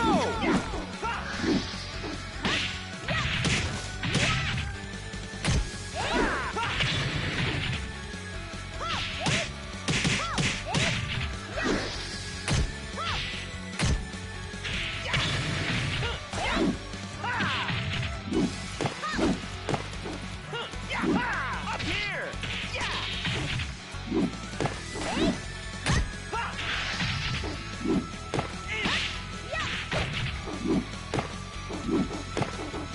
Knockout!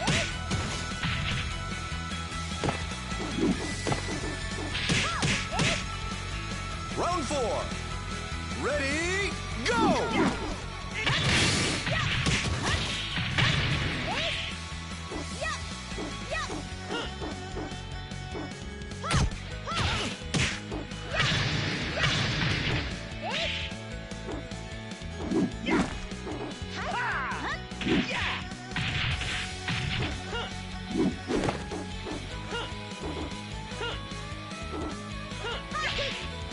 Knockout!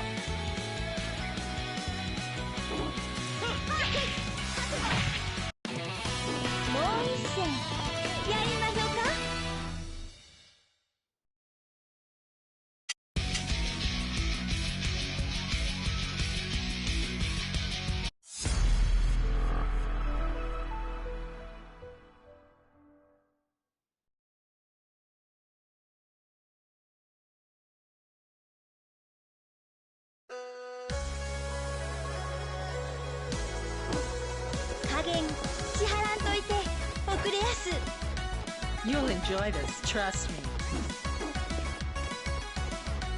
Round 1. Ready, go!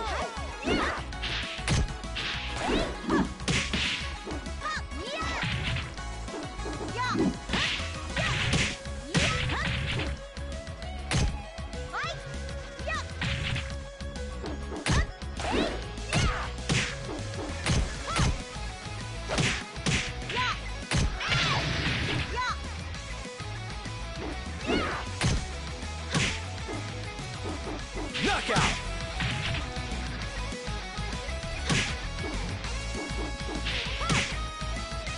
Round 2. Ready, go!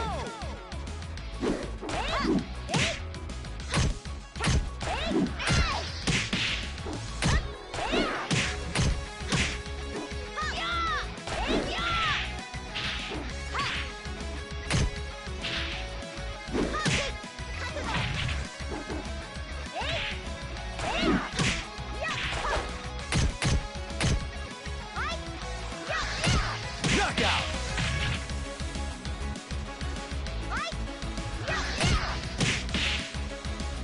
Round 3.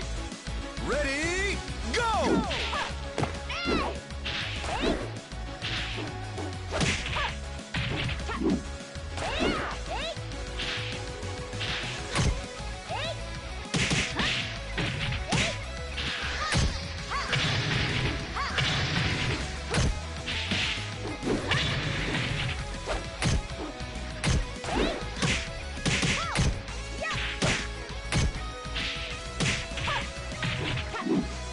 Knockout!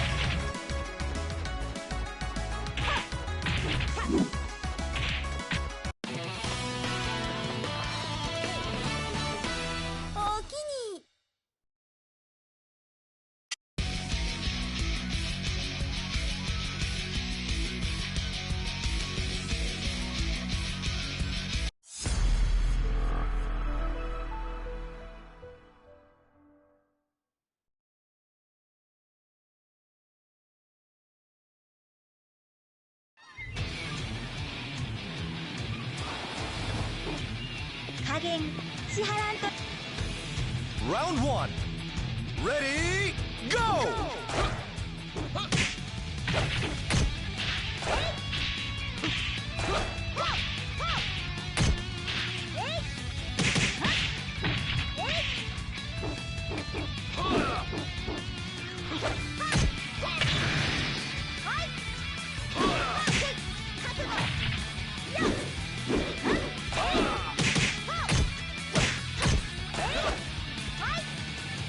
Knockout!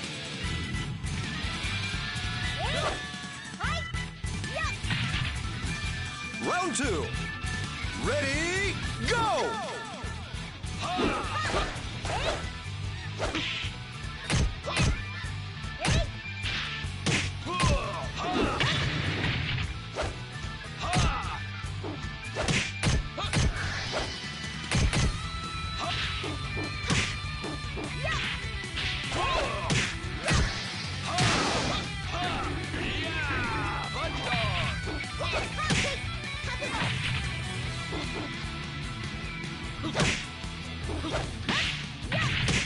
Knockout!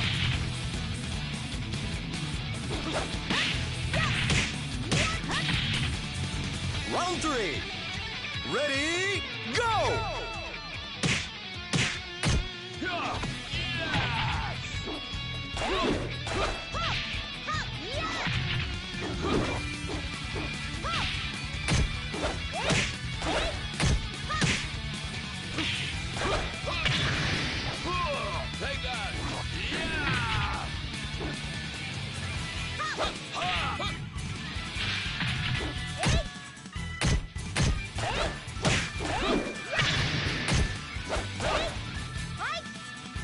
Knockout!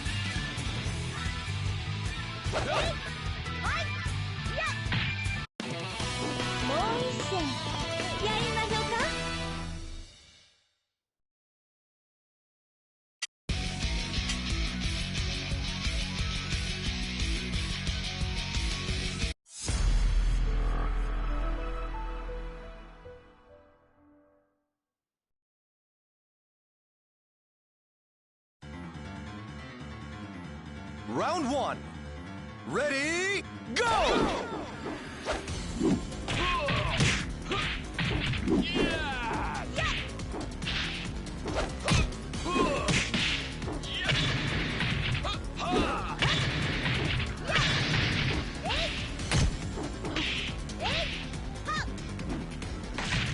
Knockout!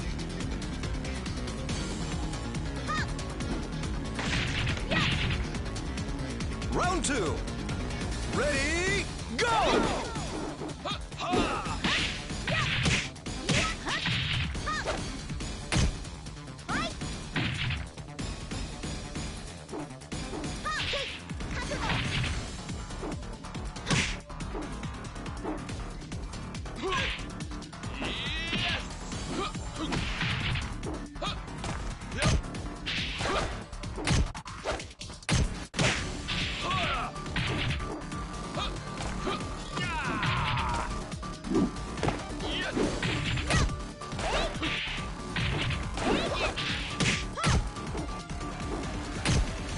Knockout!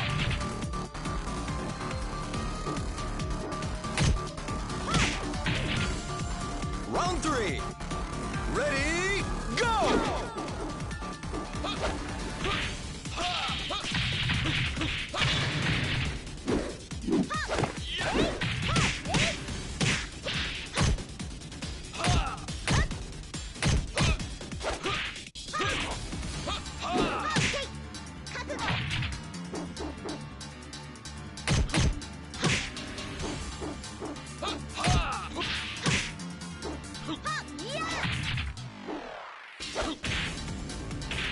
Knockout!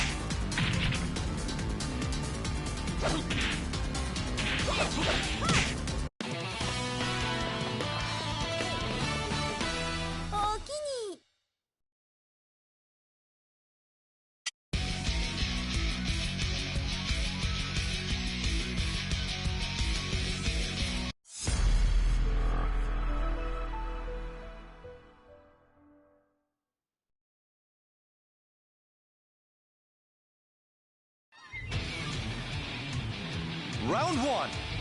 Ready, go!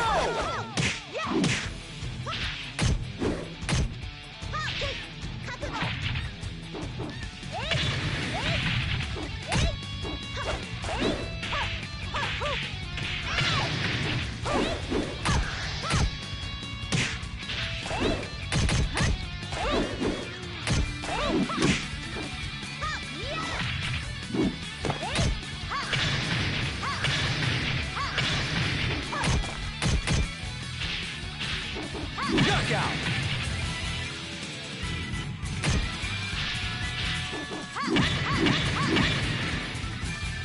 Round two. Ready, go!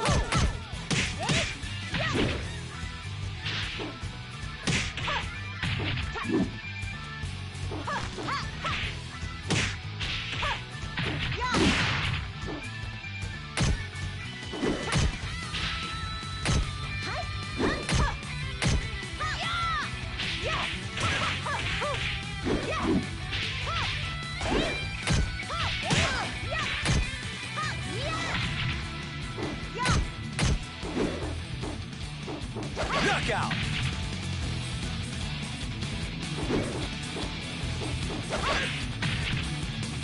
Round three. Ready, go!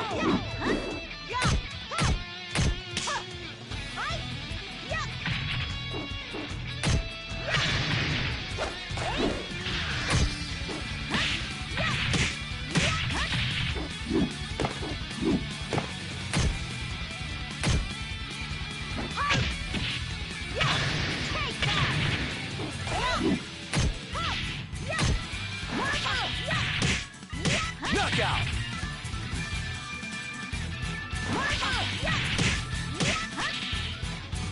Round four. Ready, go!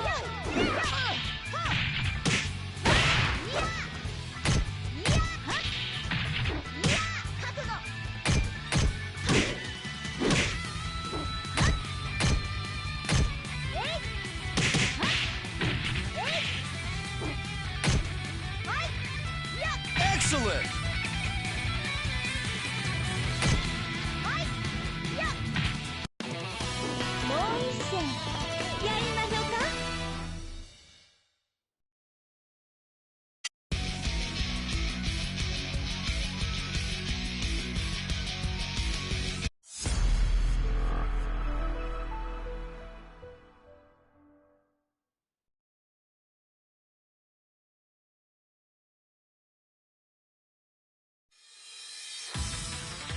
Round one. Ready, go!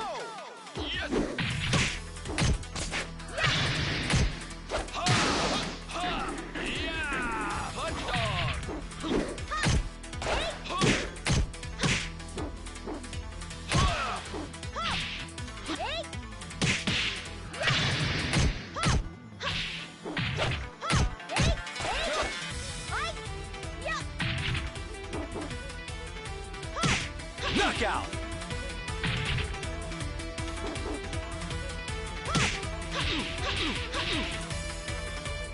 Round two. Ready, go!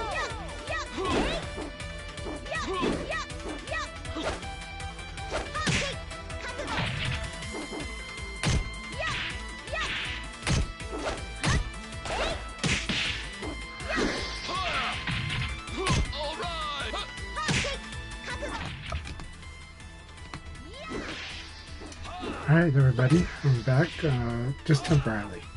Catching up on the chat, so that,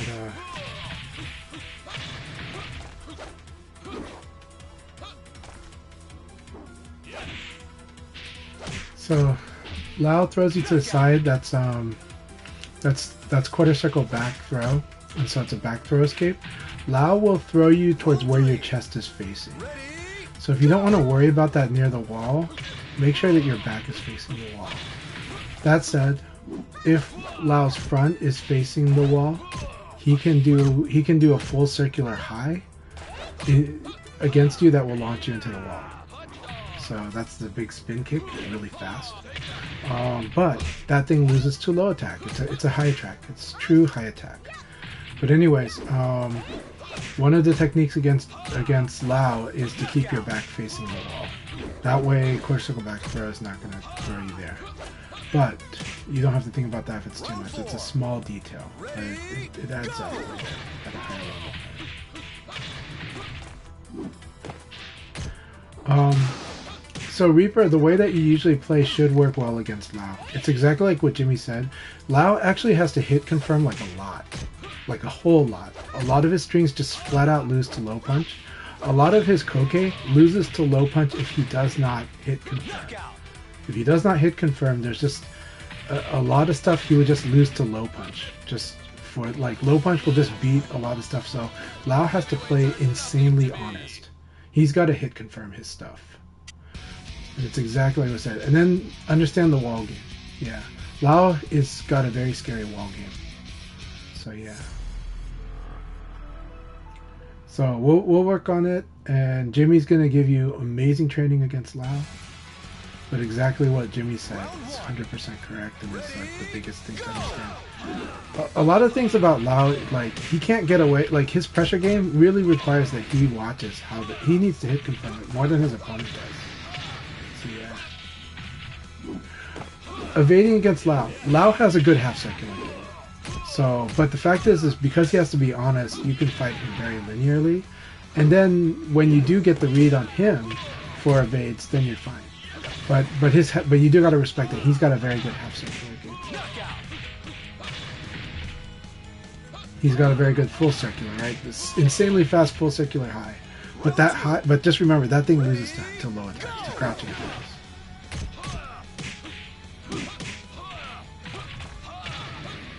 But if you learn Lao's frames, you're going to do well. And if you get good at breaking like the 6K stagger, that's not even a broken thing. That's why a lot of the strongest Laos don't use the 6K that much, because it is breakable online too. So you and I just gotta get better at breaking that stagger.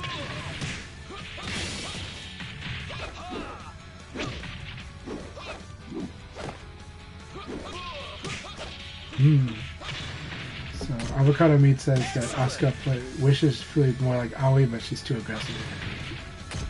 Let's see. Round four. And Satsuna, yeah, I left the room going, so yes. Aggressive is the word on T8. Aggressive is the word on T8. I'm really glad Reaper's still in here. So, yeah. It's 50 shades of 50-50, and I'm not enjoying it as much. The thing that I love with VF's like force, forced choice guessing is there's still ways to hack them almost always. So they're very dynamic situations. It's very dynamic, and then you have to play with risk and reward a bit more. There's a lot more play in the mix-ups in Virtua Fighter, in my opinion. I do like that both Tekken and Street Fighter are encouraging more forced guessing, but the Tekken's one is pretty brutal. It's true. The Street Fighter one's actually quite interesting. It's just that I think there's just a lot that goes on before you can even play that game, like at its pure level. But at its pure level, I think it's pretty exciting. I think it's pretty hard. I think Street Fighter 6 is incredibly fast at the highest levels. My body is an unstoppable Yeah, weapon. I would like more diversity of playstyles in Tekken 8.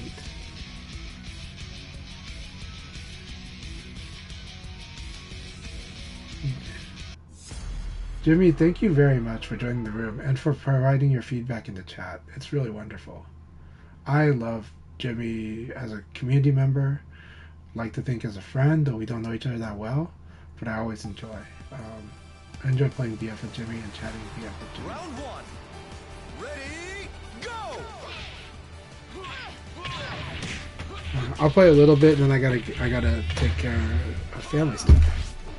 But let's play a little bit, and then I'm gonna keep the stream going because I think this room is great. I think it's always good to keep these rooms open and letting people know. I know that sometimes when I leave, some people get shy about the rooms, but they should really keep it up. It is encouraging for the community when they can see more VF.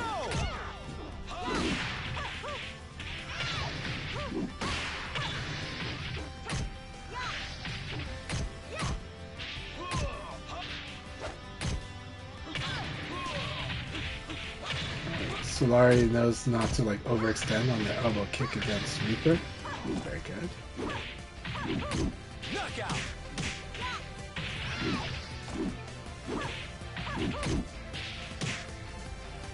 Round three. Ready, go! Very nice. I need to know how much damage that kick does from the punch. It wins neutral like a lot. I need to understand its frames. Knockout.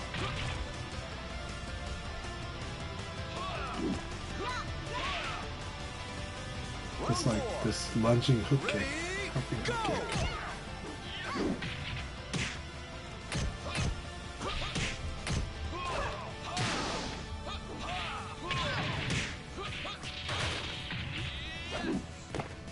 Oh, that was an opportunity. So Larry, if you get the situation like that, where you're not sure if there's guarantee or not, you can use 2P plus K to fish out a hit confirmable launcher.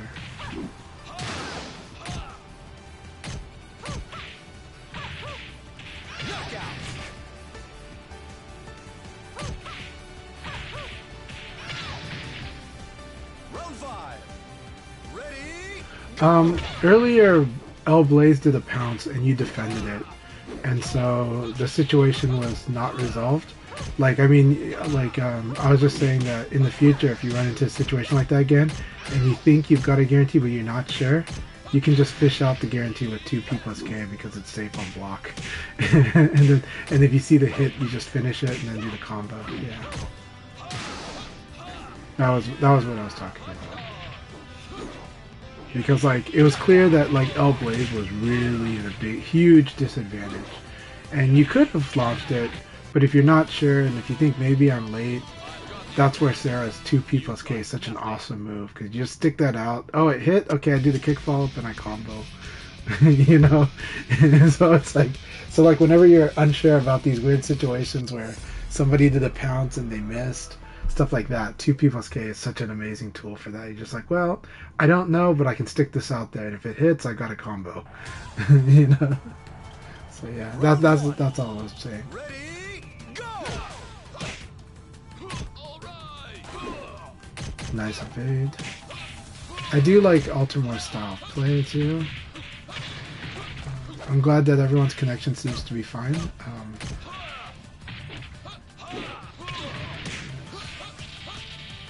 Ring out. You are going to have to guess a lot when you fight Altamar. They do like to use set plays that are going to force guessing. But I think it's more like they'll play this way when the connection is more tricky.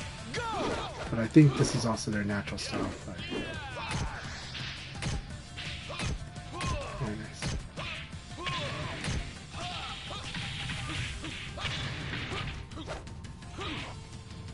This is where, okay, so there is no guarantee on rocket discharge there. That's too much time. But rocket discharge can do some real forced gassing.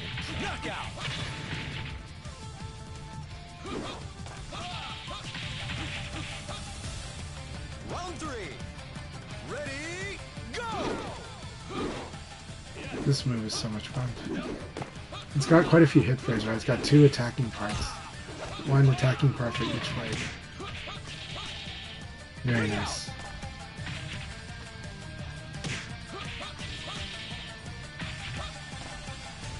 Round 4. Ready, go!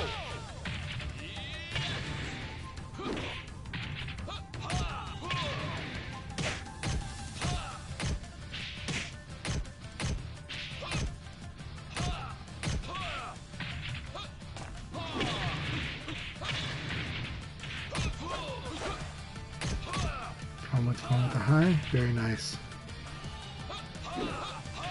Very nice. Very risky to be there. I was like, this is such a risky thing. Ooh.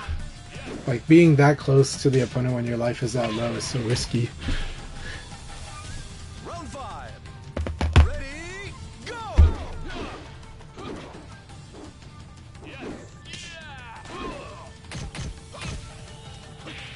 Oh.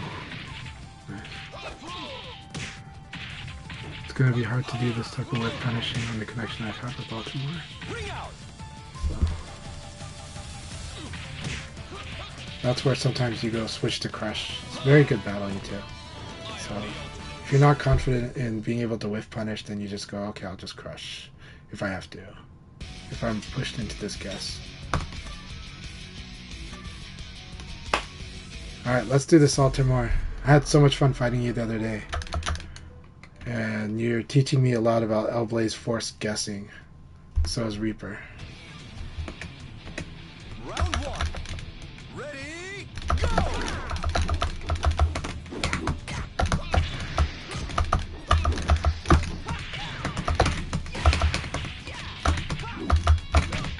I thought I got the crouch back dash, I did not.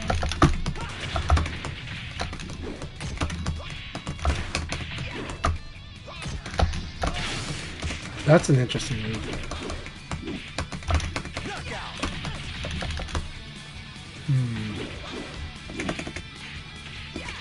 I guess it's full. I don't know if it's full circular. It's like a half circular.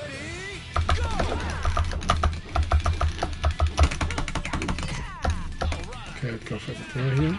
Guess.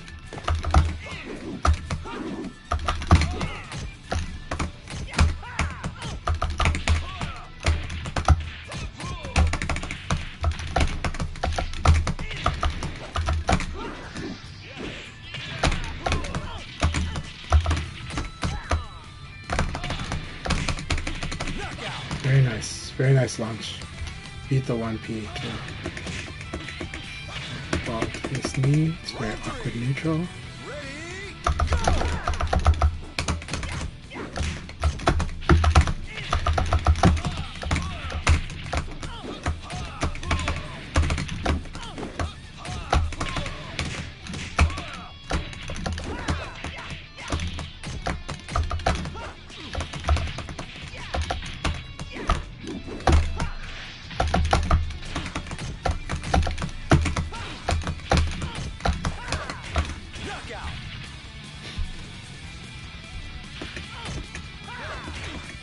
Sometimes putting yourself at large disadvantage works if you have an idea of how they respond.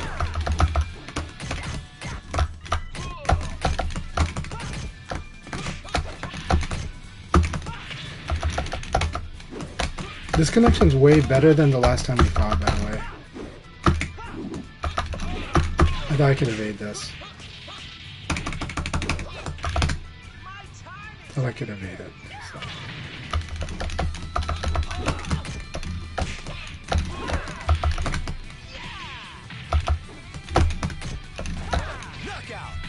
Alright, good game, Ultramar. Good game.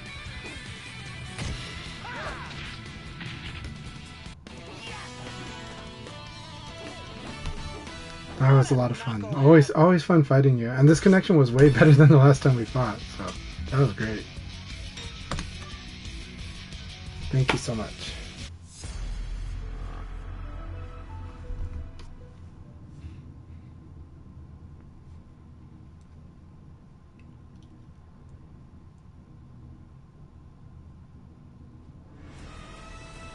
It is definitely a different style of Blaze. Yeah. Definitely a different style of Blaze. I assume you're ready. Yeah. Round one. Ready,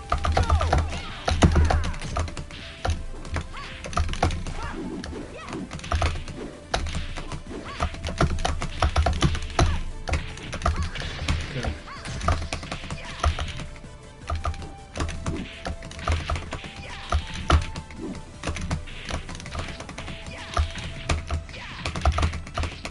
knockout. I see. I'm glad. I'm glad you're here. Round two. Ready, go.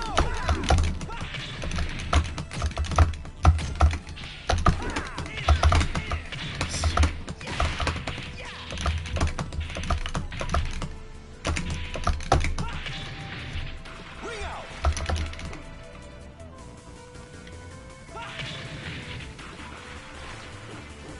Round three. Ready, go.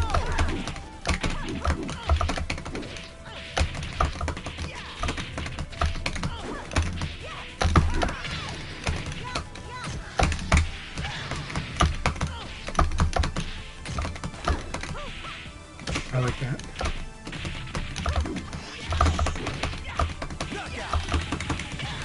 Good game, Spy.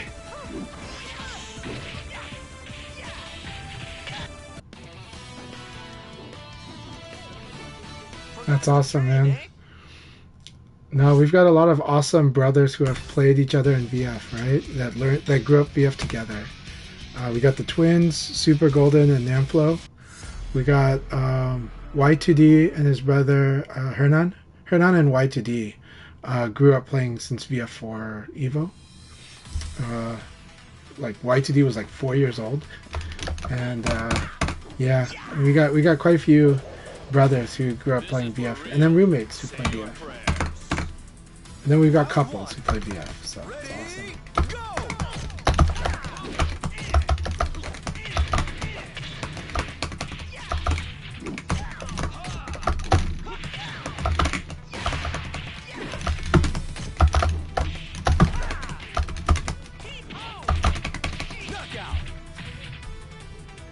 They do. We've got the brothers in Colorado. We have the brothers Juno Synth, who's really strong, and Texas Leon, who's also really strong.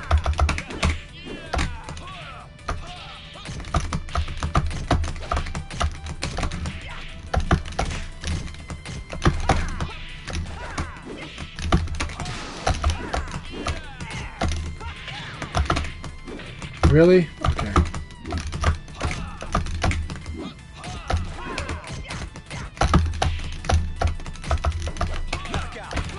I'm really screwing up my inputs here. That's okay. That was really intense and fun. But it's like, oh, I had the win there. I had the win again. I missed input.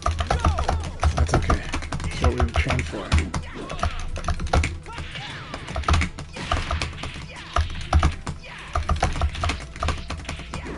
Ring out.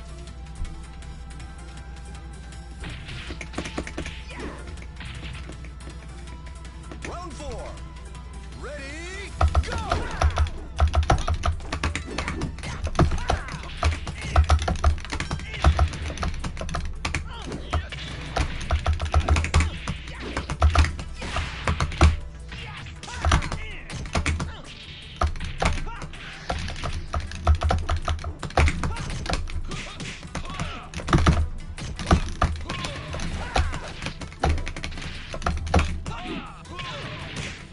Good game. Good round.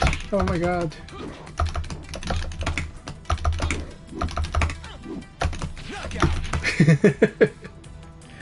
Sorry.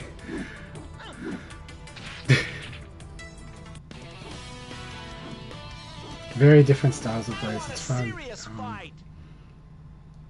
Very close. I know. I was surprised I won the round. So. All right, Altamar. It's a lot of fun fighting your Leon as well. So much fun fighting your Leon too. Yeah. Yeah. Yeah. I understand. Round one. Ready, go!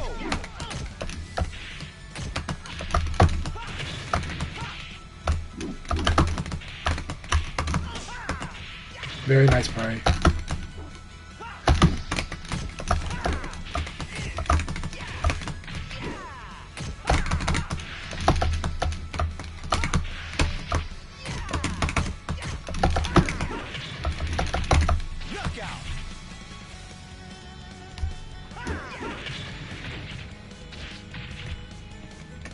Forgot Altamar fought my Loud.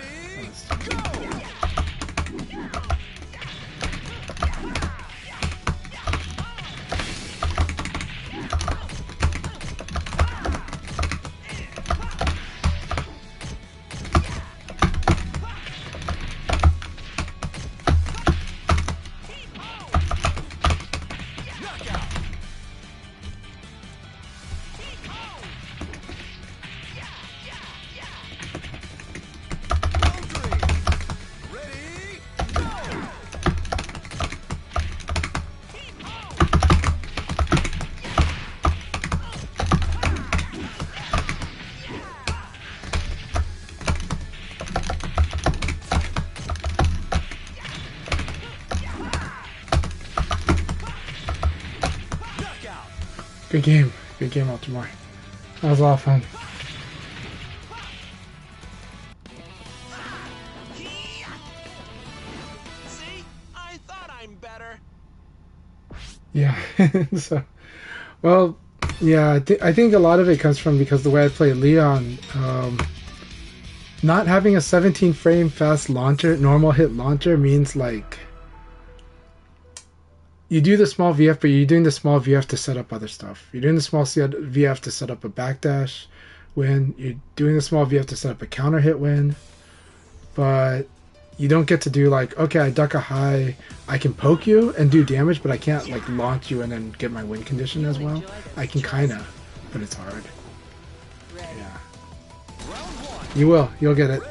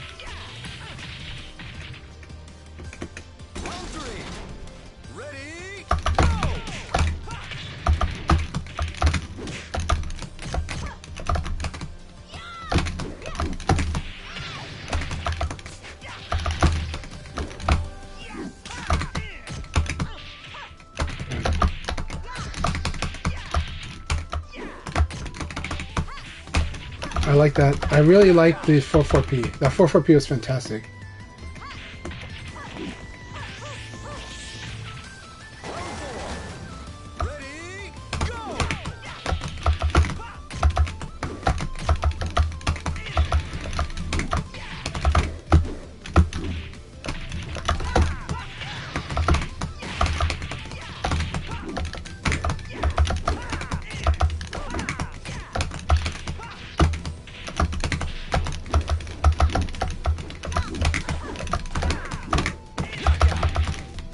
Really fun game, Sly.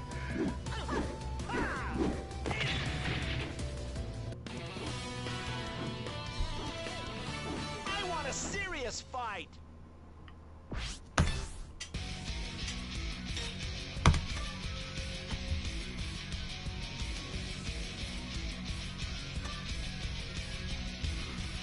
Definitely. That is the sad part about not having replays.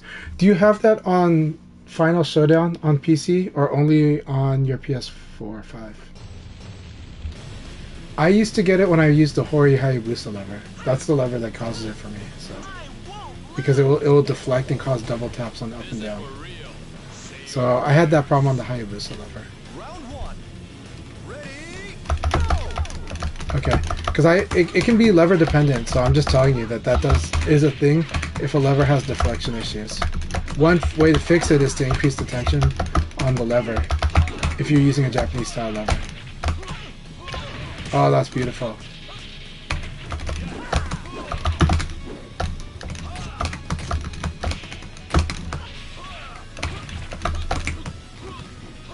What lever are you using? Stock Victrix? So that's Sanwa. That shouldn't... I don't have that issue on Sanwa JLF typically. That's a Sanwa JLF. Try switching the lever to the... You're probably using the removable lever, right? You're using removable shaft. Try switching it to the normal, which comes with the Victrix.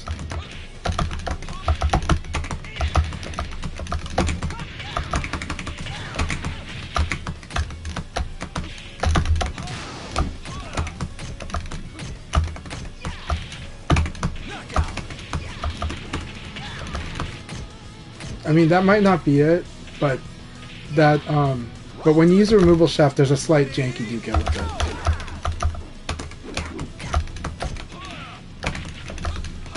Good. Use the throw. And let's see this with the remote.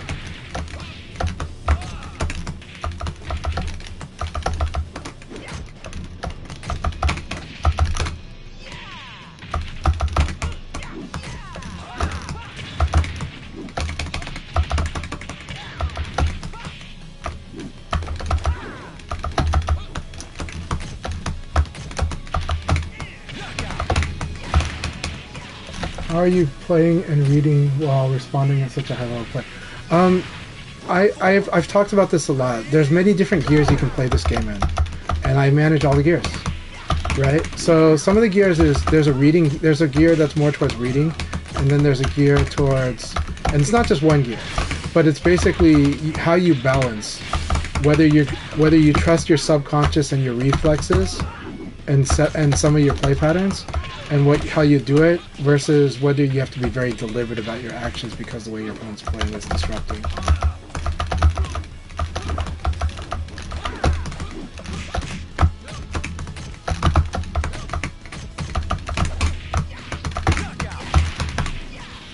Good game. So, yeah, so imagine that it happens mostly when I'm having to push myself to try and keep up. That's normal, yes. That's being mentally stacked, causes you to hesitate, causes you to feel more violent, having to be violent with the controls too, or little tiny frustrations, some hesitations. Oh, I'm not sure if I'm going to do that. It happens to me too. When I switched from Aoi to Lao to Leon fighting Jimmy, I was really like having to fix that because the pressure Jimmy puts on is a lot.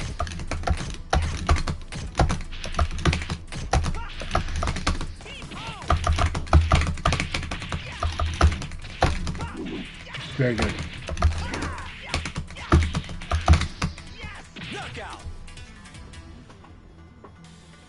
Yeah, challenging the backdash more, that's where you make the call, like, I'll block a low punch and I'll sidekick, but the risk is evade, right?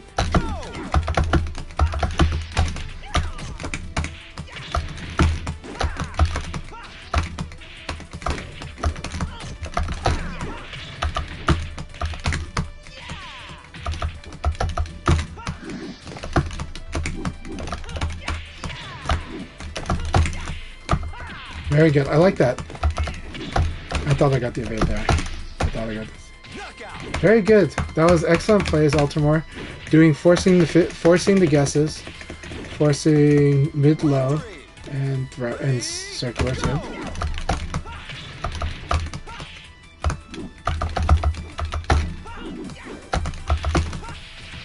Very nice. Aggressiveness.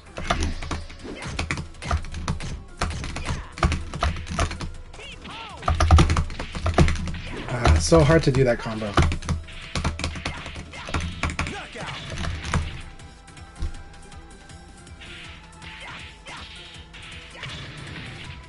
Round 4. Ready? Yeah. So one of the skills that has helped me is also how to simplify some decisions, and then accepting that you might lose.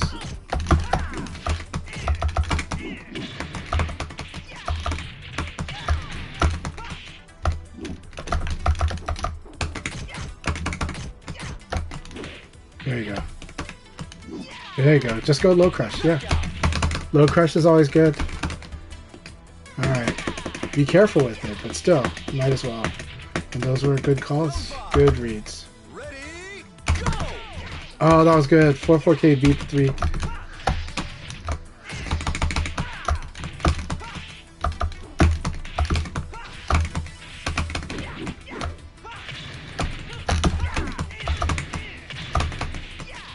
Very good game. That was so much fun, Ultramore. Very good adjustments on your part, and of course you don't want to overdo the low crush, but you did very good when you chose to do them. It's fantastic. You did open yourself up to evade again. You played a game that was punishing evades because you would do the full circulars from long range, but then when you did do I still would try to punish you with evades. The evades is a very scary part. For Leon, having to deal with people evading to his back is very frustrating. So you're doing awesome stuff. So don't worry. And Solari, you're doing awesome too. I won't lose. We're completely lost, not in a frustrated way, but sometimes I can't quite get my mental. It's hard, yeah. So that's where I built a game that allows you to play mental. Like when Reaper plays very safe moral, that's a way for him to recenter too. So for Leon, for me, one of the safe ways is just doing elbows, right? But the problem is you can still lose a lot of bad guesses. There you go. So this was, again, I hit guard, but because I plinked the guard from Ukemi, it didn't guard. It just it counts as not guarding. It sucks. But I've known about VF for this final showdown since 2012. So.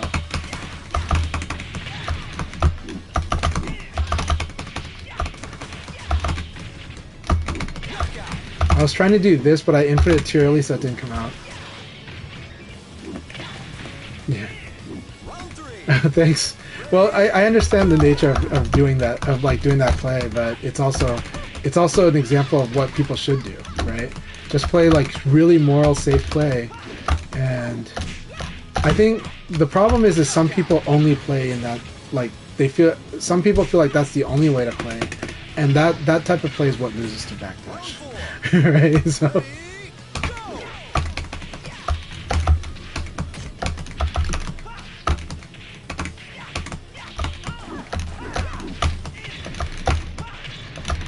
Excellent.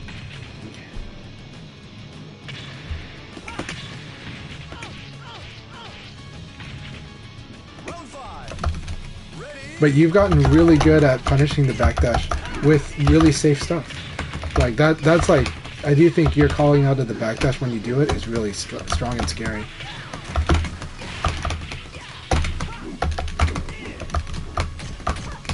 Excellent. Need to do this.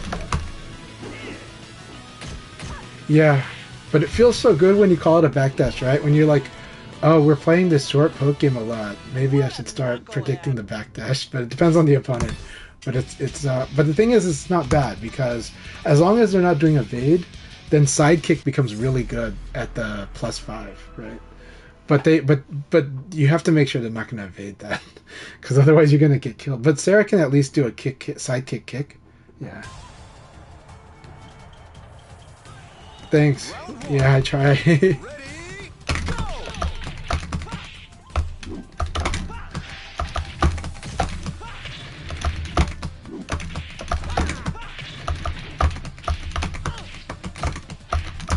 Go!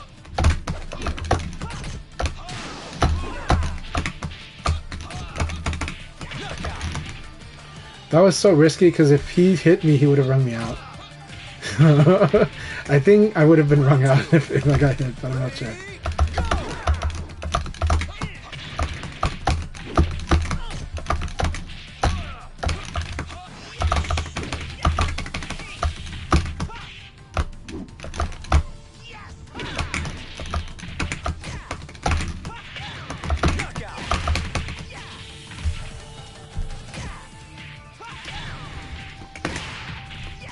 Round 3. Ready, go!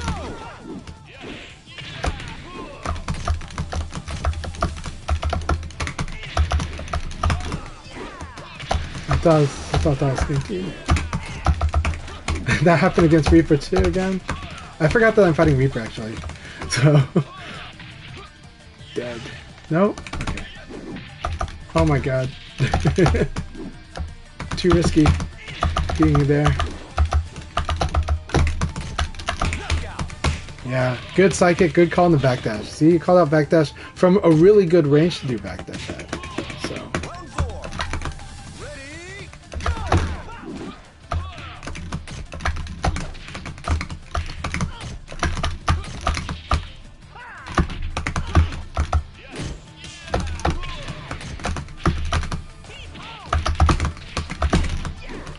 can't do that combo against Blaze.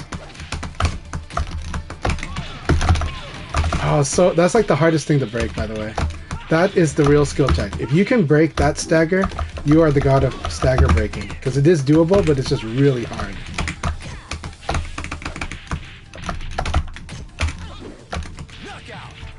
It's like doable, but really, really hard. So, Demon Dance kick into like, into Rocket Discharge attack, like, it's doable, but even offline, so freaking hard. That's why, Dennis 0201 felt like it would be the like he feels like that would make L-Blaze broken in online play because he thinks online that must be impossible to break that stagger. I think it's doable online. It's just really freaking hard. You know.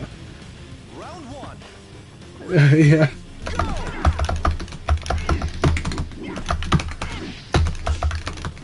That was cool. That was really cool.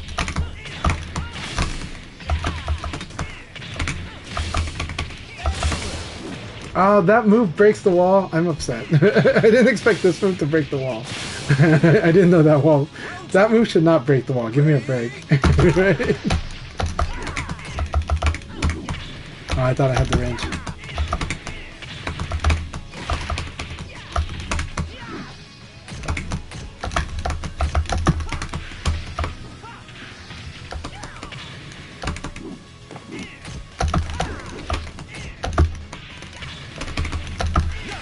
Very good.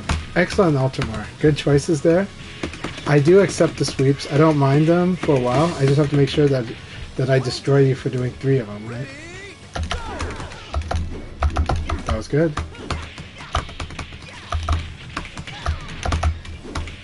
Very good.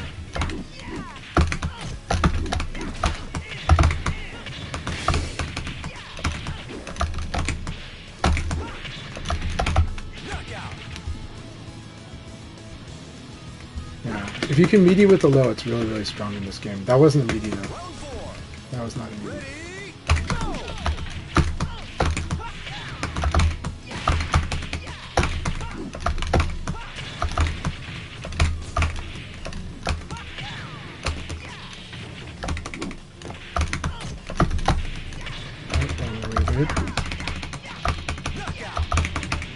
So I can do PKP if I evade this first part at the right time, as long as I don't evade it too late. So, very good game, Altamar.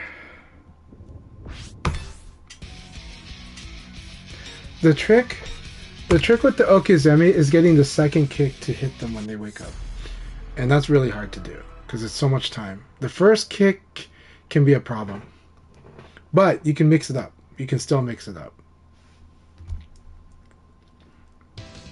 Because you can change stance, but it's really hard. Round 1. Ready, go!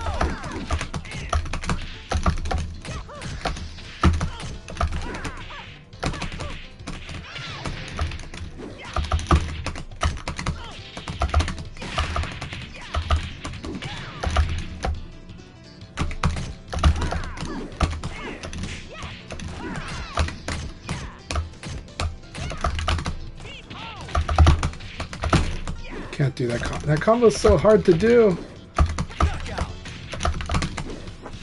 It's really hard. Like, the timing has to be perfect, and it's like 1 or 2 frame kill is not quite the right way.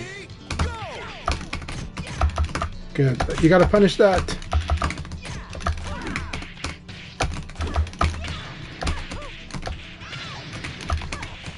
Very good. Be careful about doing Flamingo that way. Always be careful of overcommitting Flamingo. But you got it in time. Round 3. Ready?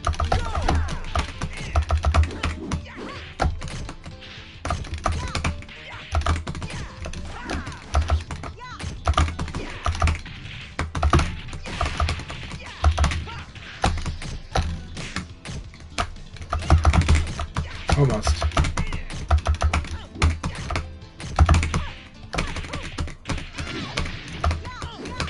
Oh, that was beautiful. That was so cool. That was excellent.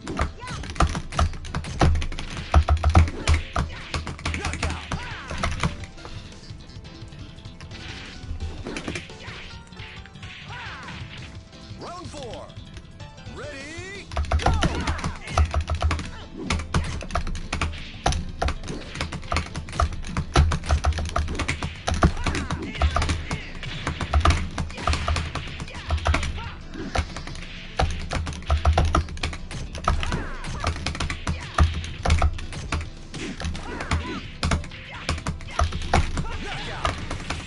Good game, Sly. That was a lot of fun.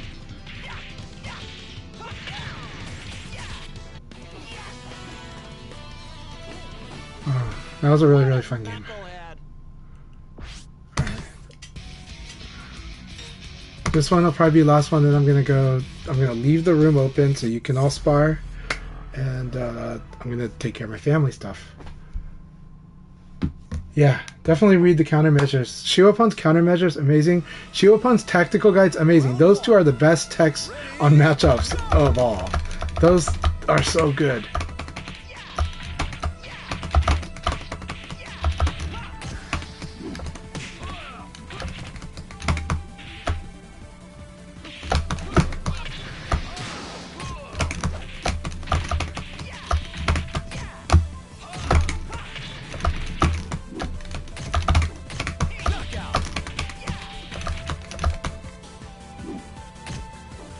I'm glad to hear that. I'm enjoying having you in here. I'm really glad our connection is really good today. You know, I don't mind if the connection's rough, for me personally. It's more about like the group, but I think the connection today was great.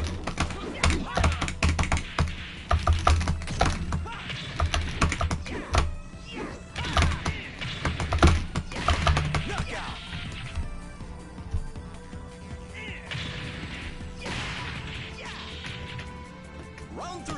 And thank you all very much for playing VF today in here, because it's been a lot of fun.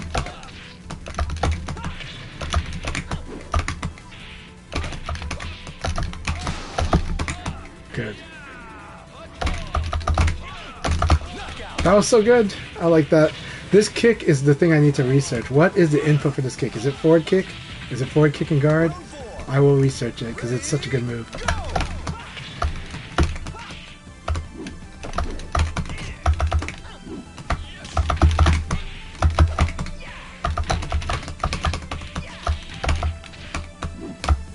It is, yeah.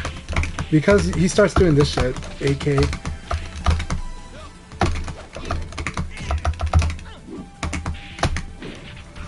Good games. I'm gonna call it, but I'm gonna keep the stream up, keep the room open. So you all should get some more sparring in, and enjoy. But I had a lot of fun with these fights, and yeah, this was a lot of fun. Thank you guys so much. Thank you.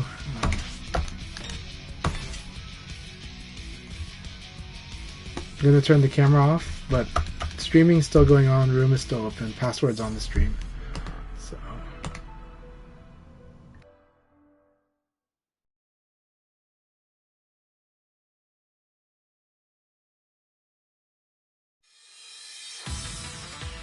Round 1.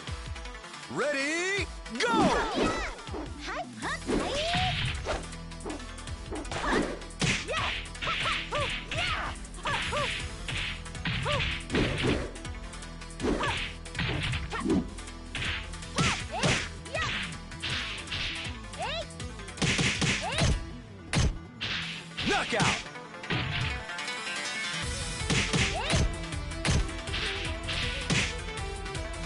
Round 2. Ready, go!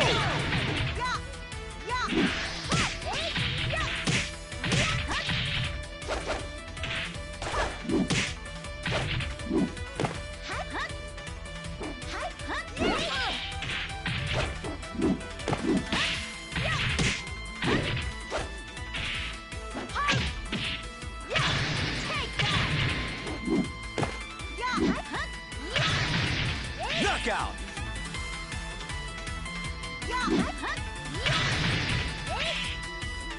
Round 3.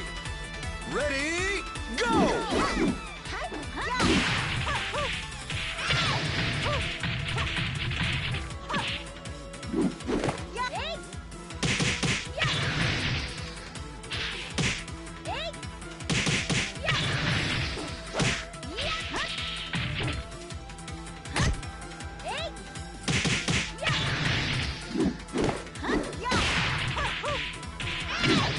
Knockout!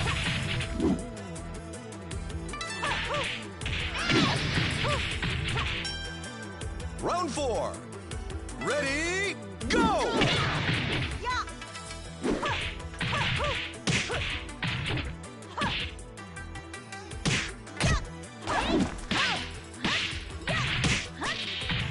Ring out!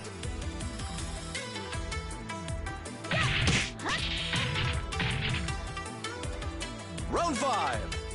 Ready, go!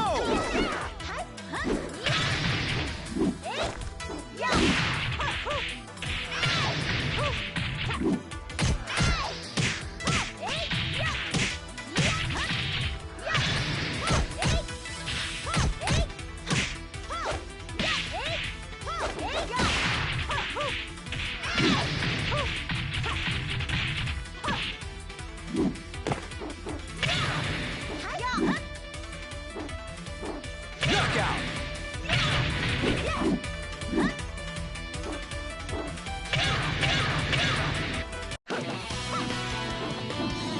I've got grace and power. You've got zip.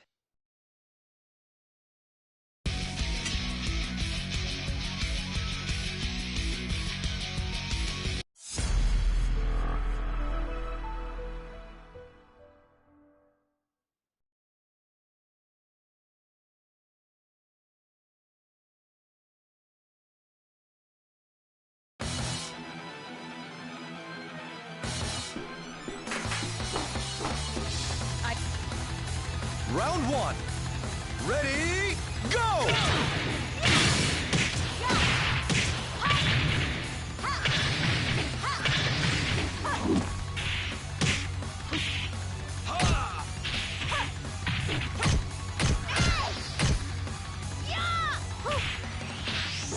Knockout!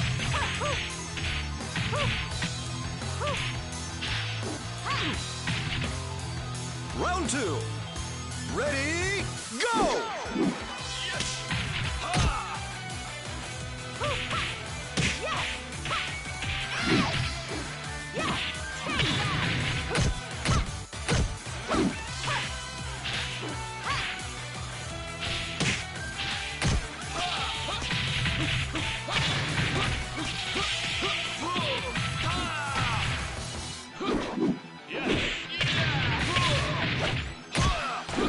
Knockout!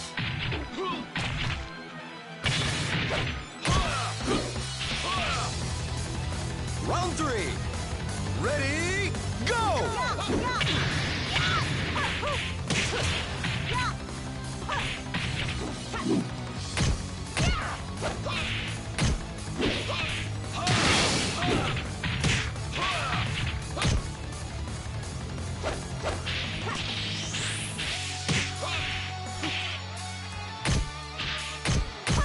Knockout!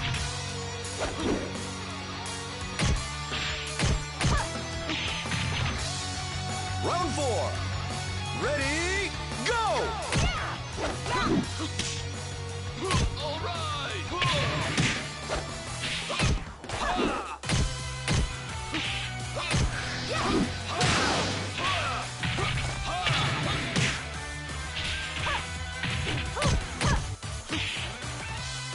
Knockout!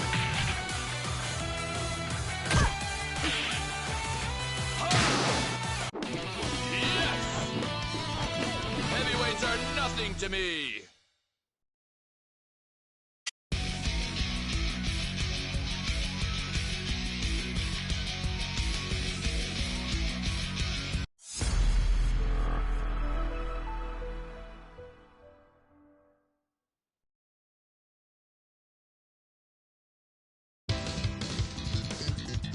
Round one.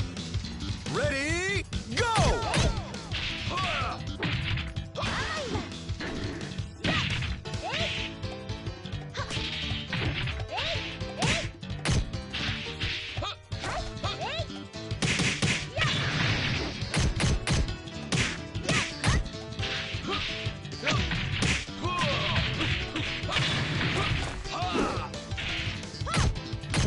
Knockout!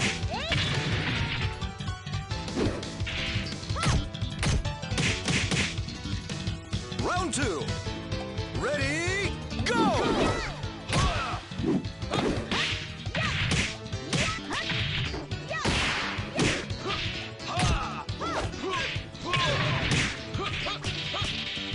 All right!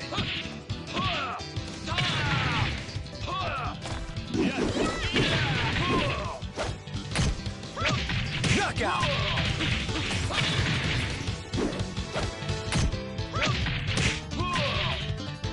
Round three. Ready, go!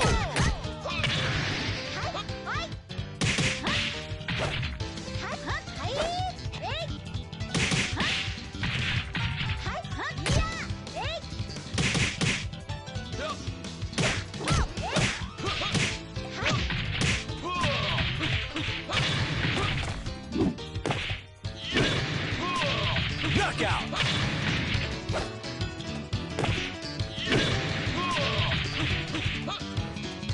Round four.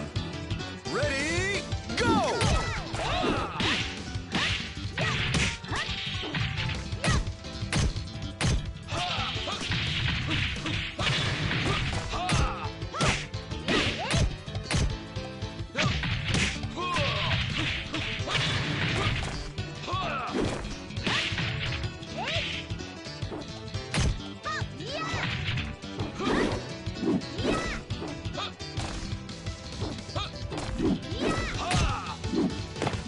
Knockout!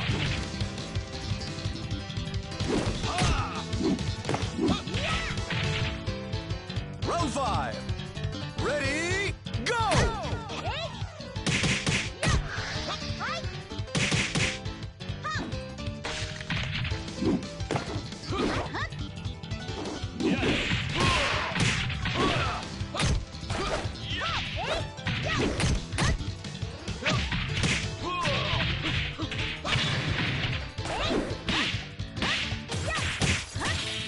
Knockout!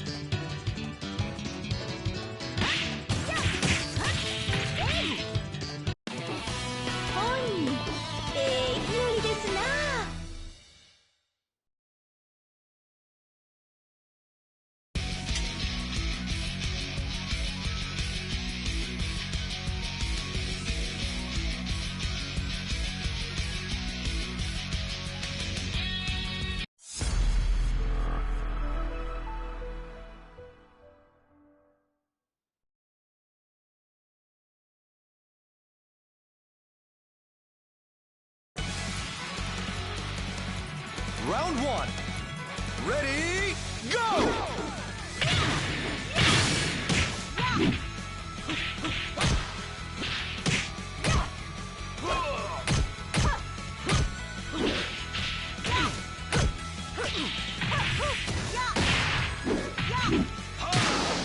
Knockout!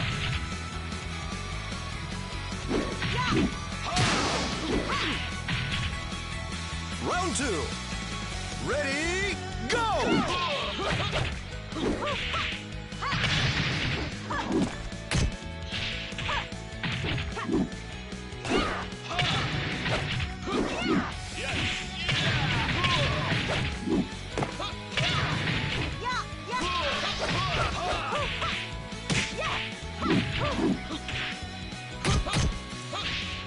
Knockout!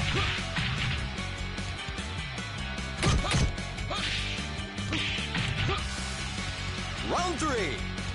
Ready, go!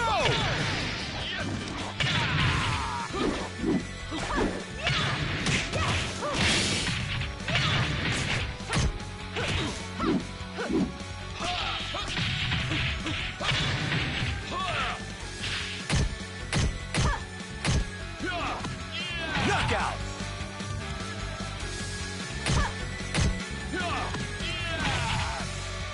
Round 4. Ready, go!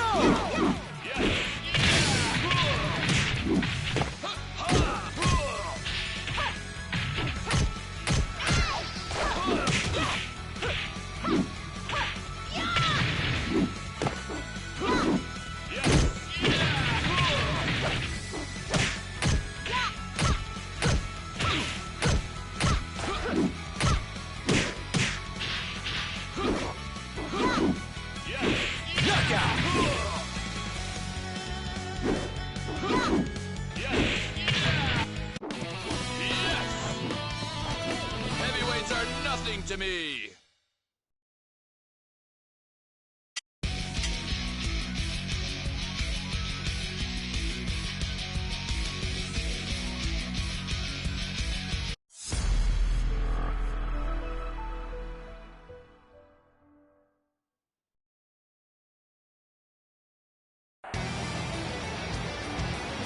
Round 1. Ready, go!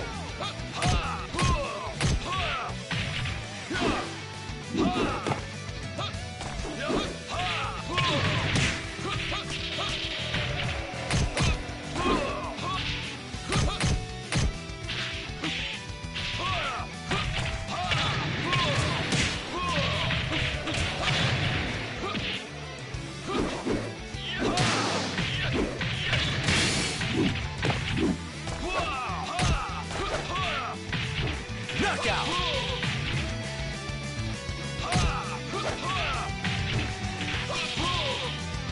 Round 2.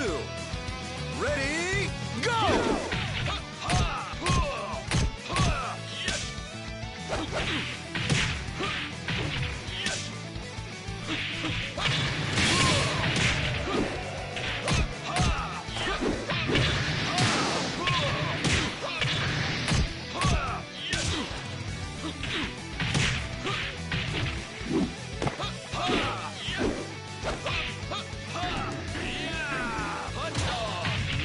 Knockout!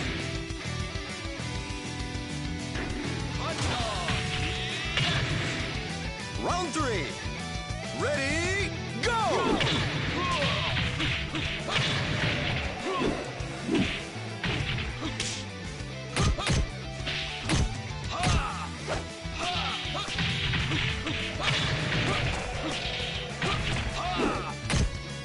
Knockout!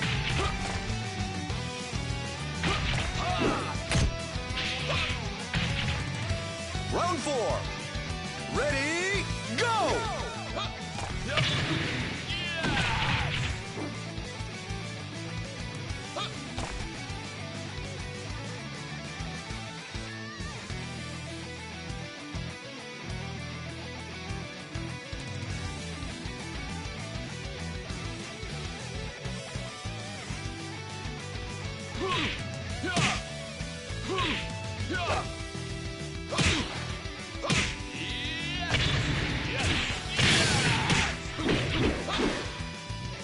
Excellent!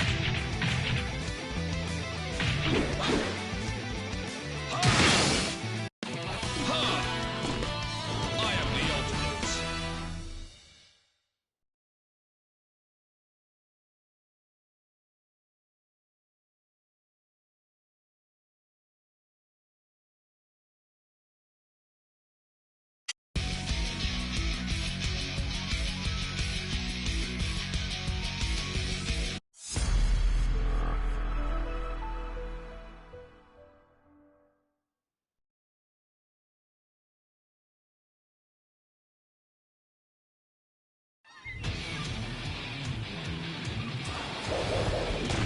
This is for real.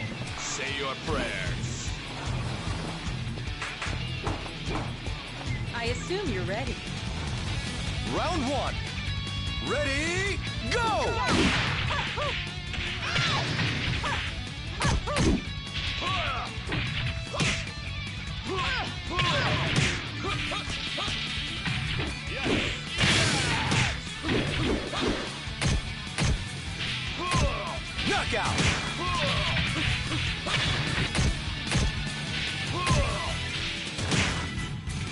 Round 2. Ready, go!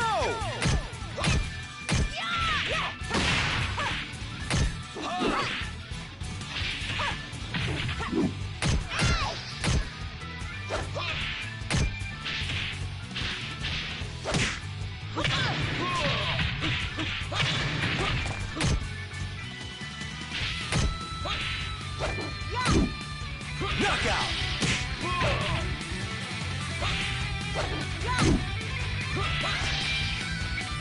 Round 3. Ready, go!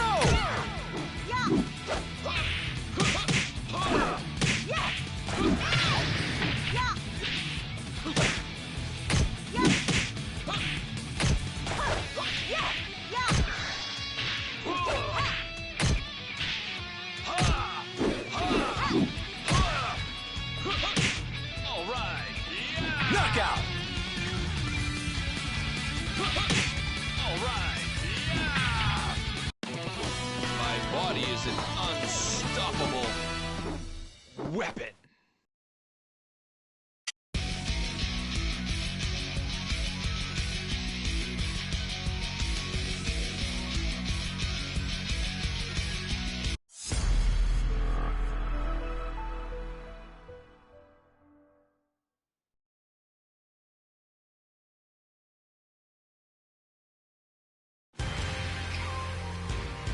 Round 1.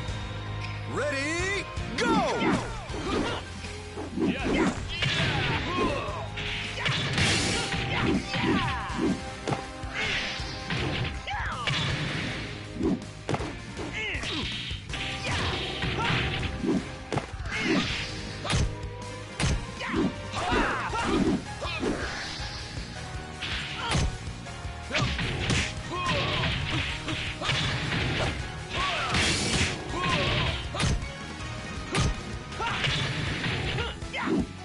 Knockout!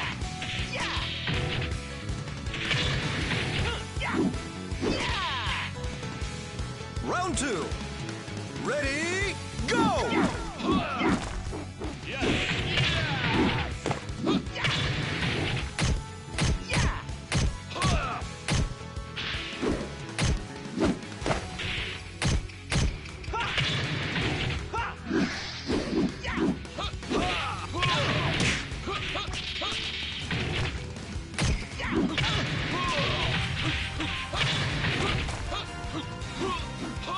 Knockout!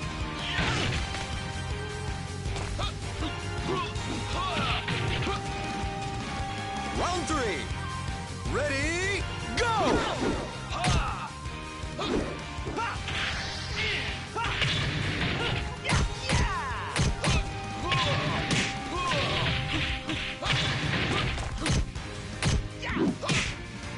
All right.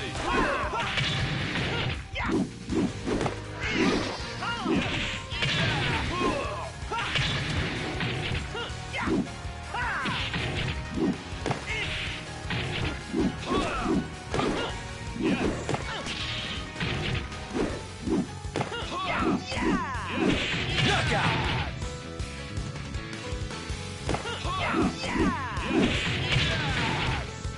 Round 4. Ready, go!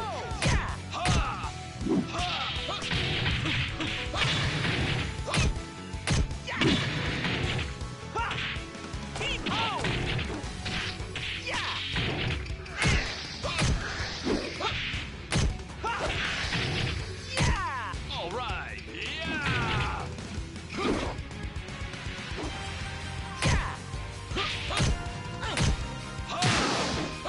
Knockout!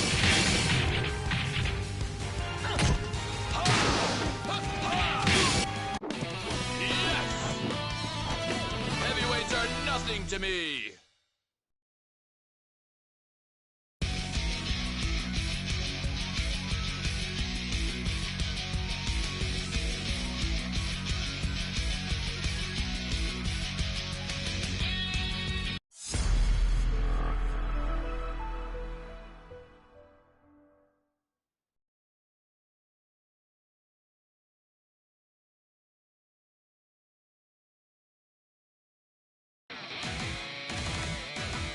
Round 1.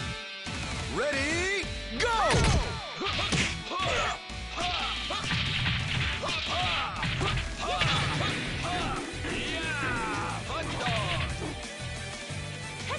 Excellent!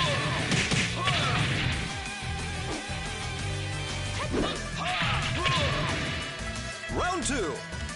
Ready, go!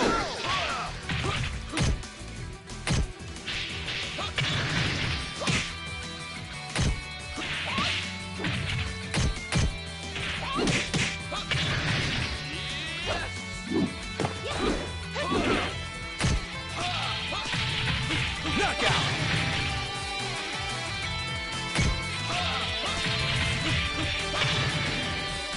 Round 3. Ready, go!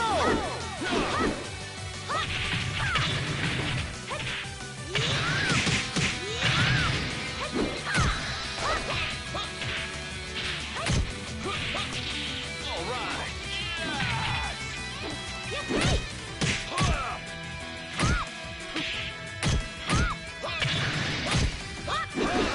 Knockout!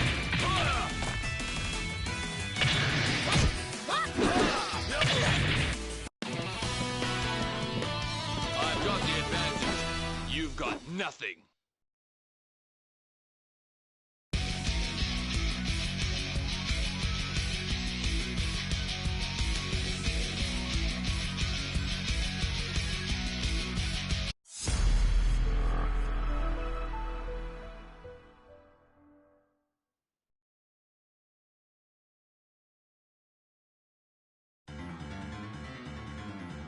Round 1. Ready, go!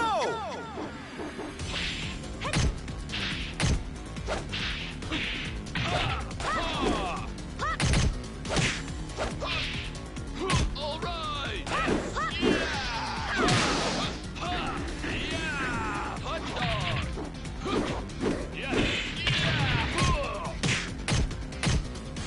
Knockout!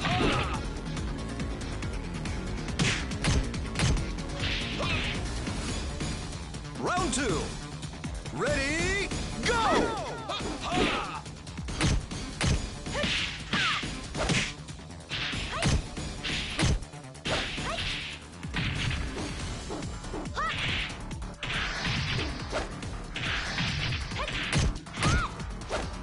Knockout!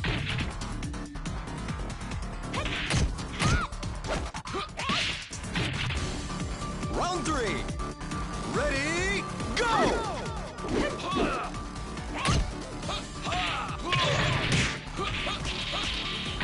All right.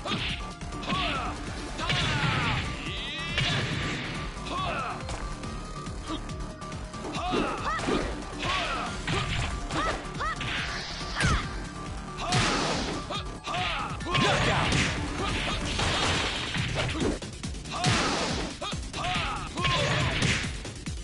Round 4.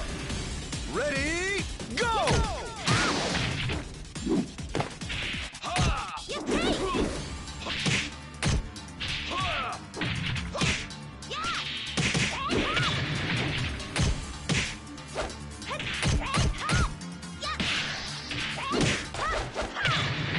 Knockout!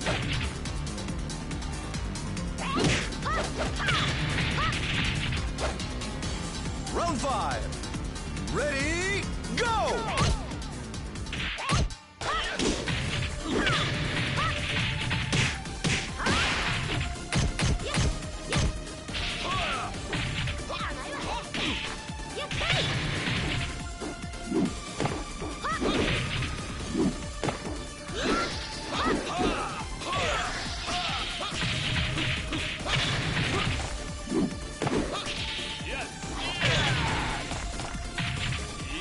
Knockout!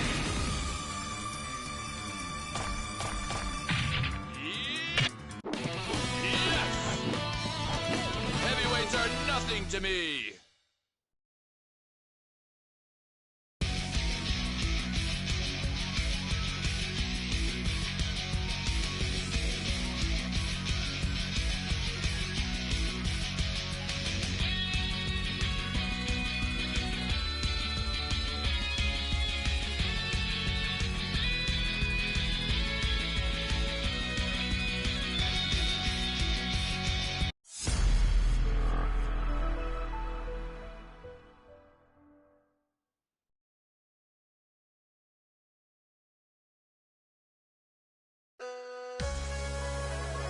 Round one. Ready, go!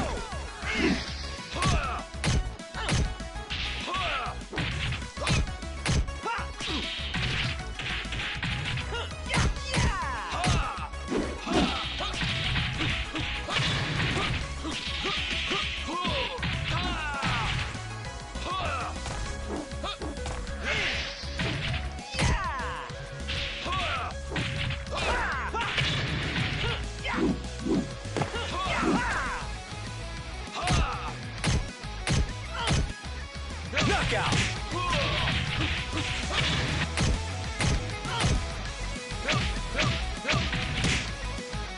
Round two. Ready, go!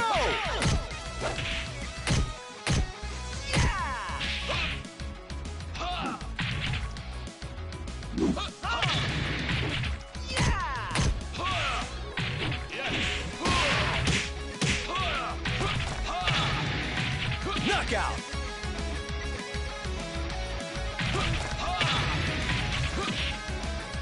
Round three. Ready, go!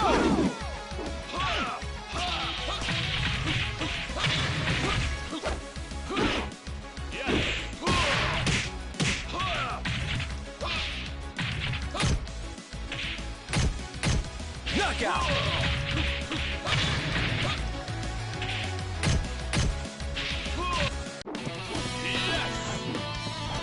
Heavyweights are nothing to me.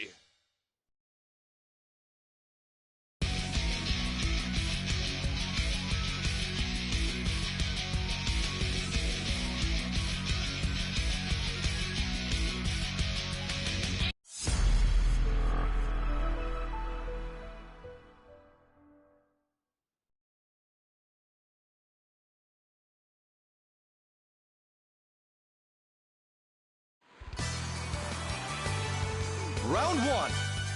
Ready, go!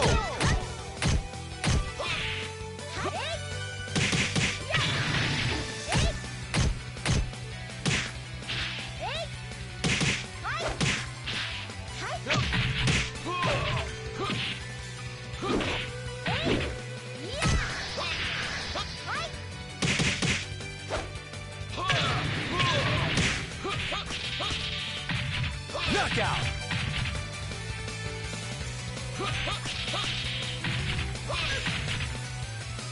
Round two. Ready, go!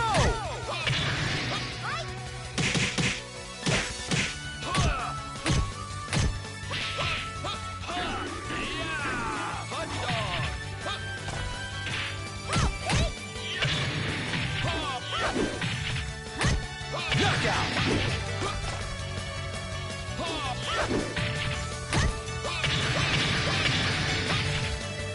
Round three. Ready, go!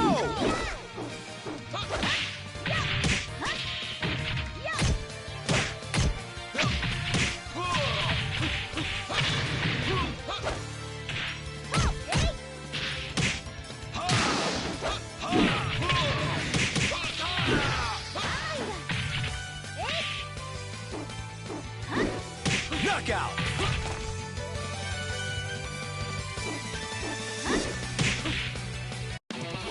My body is an unstoppable weapon.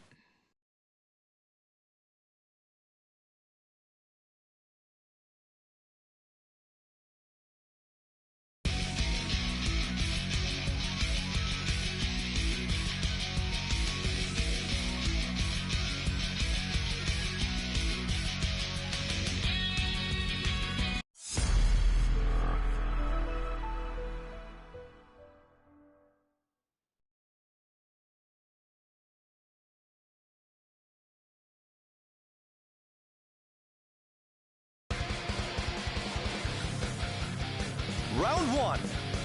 Ready, go!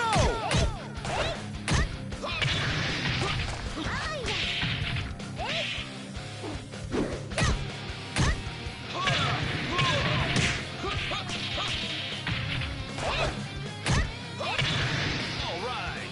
Yes. Knockout!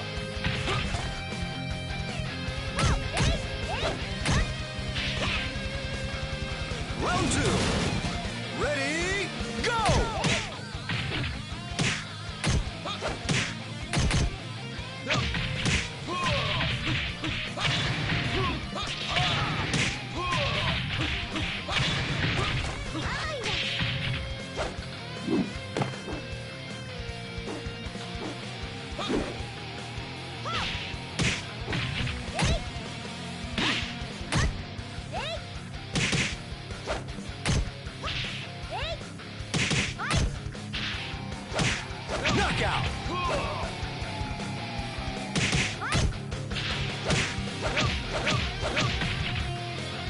Round 3. Ready, go!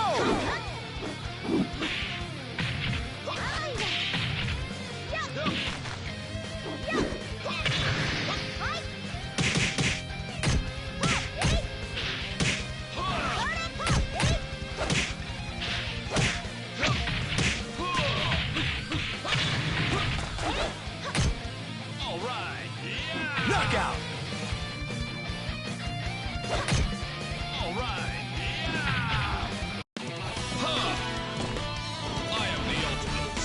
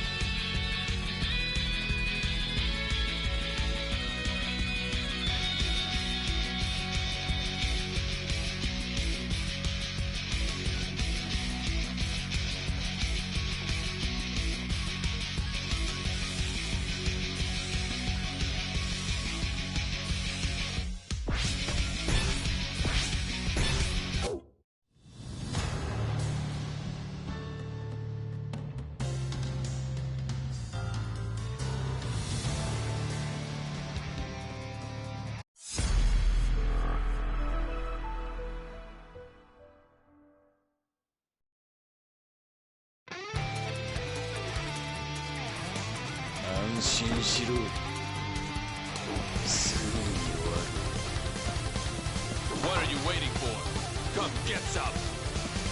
Round 1. Ready, go!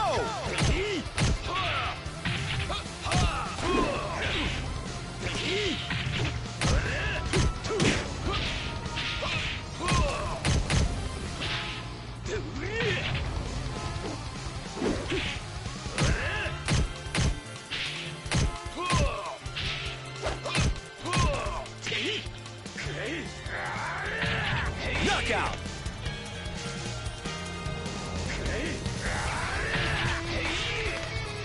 Round 2. Ready, go!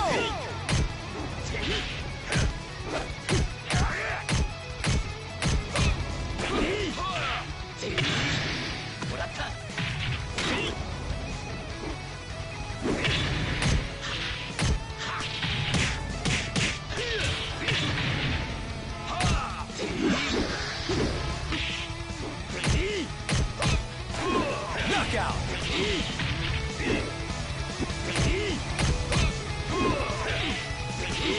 Round 3. Ready, go!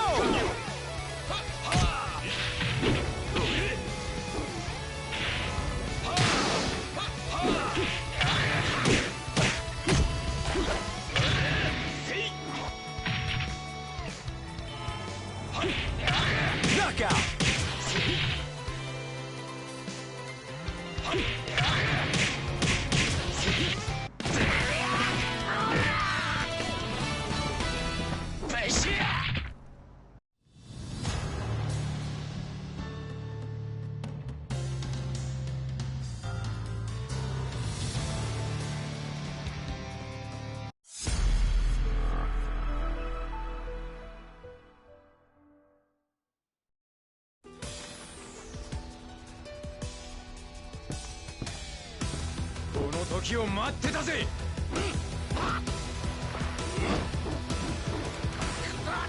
Round 1. Ready, go!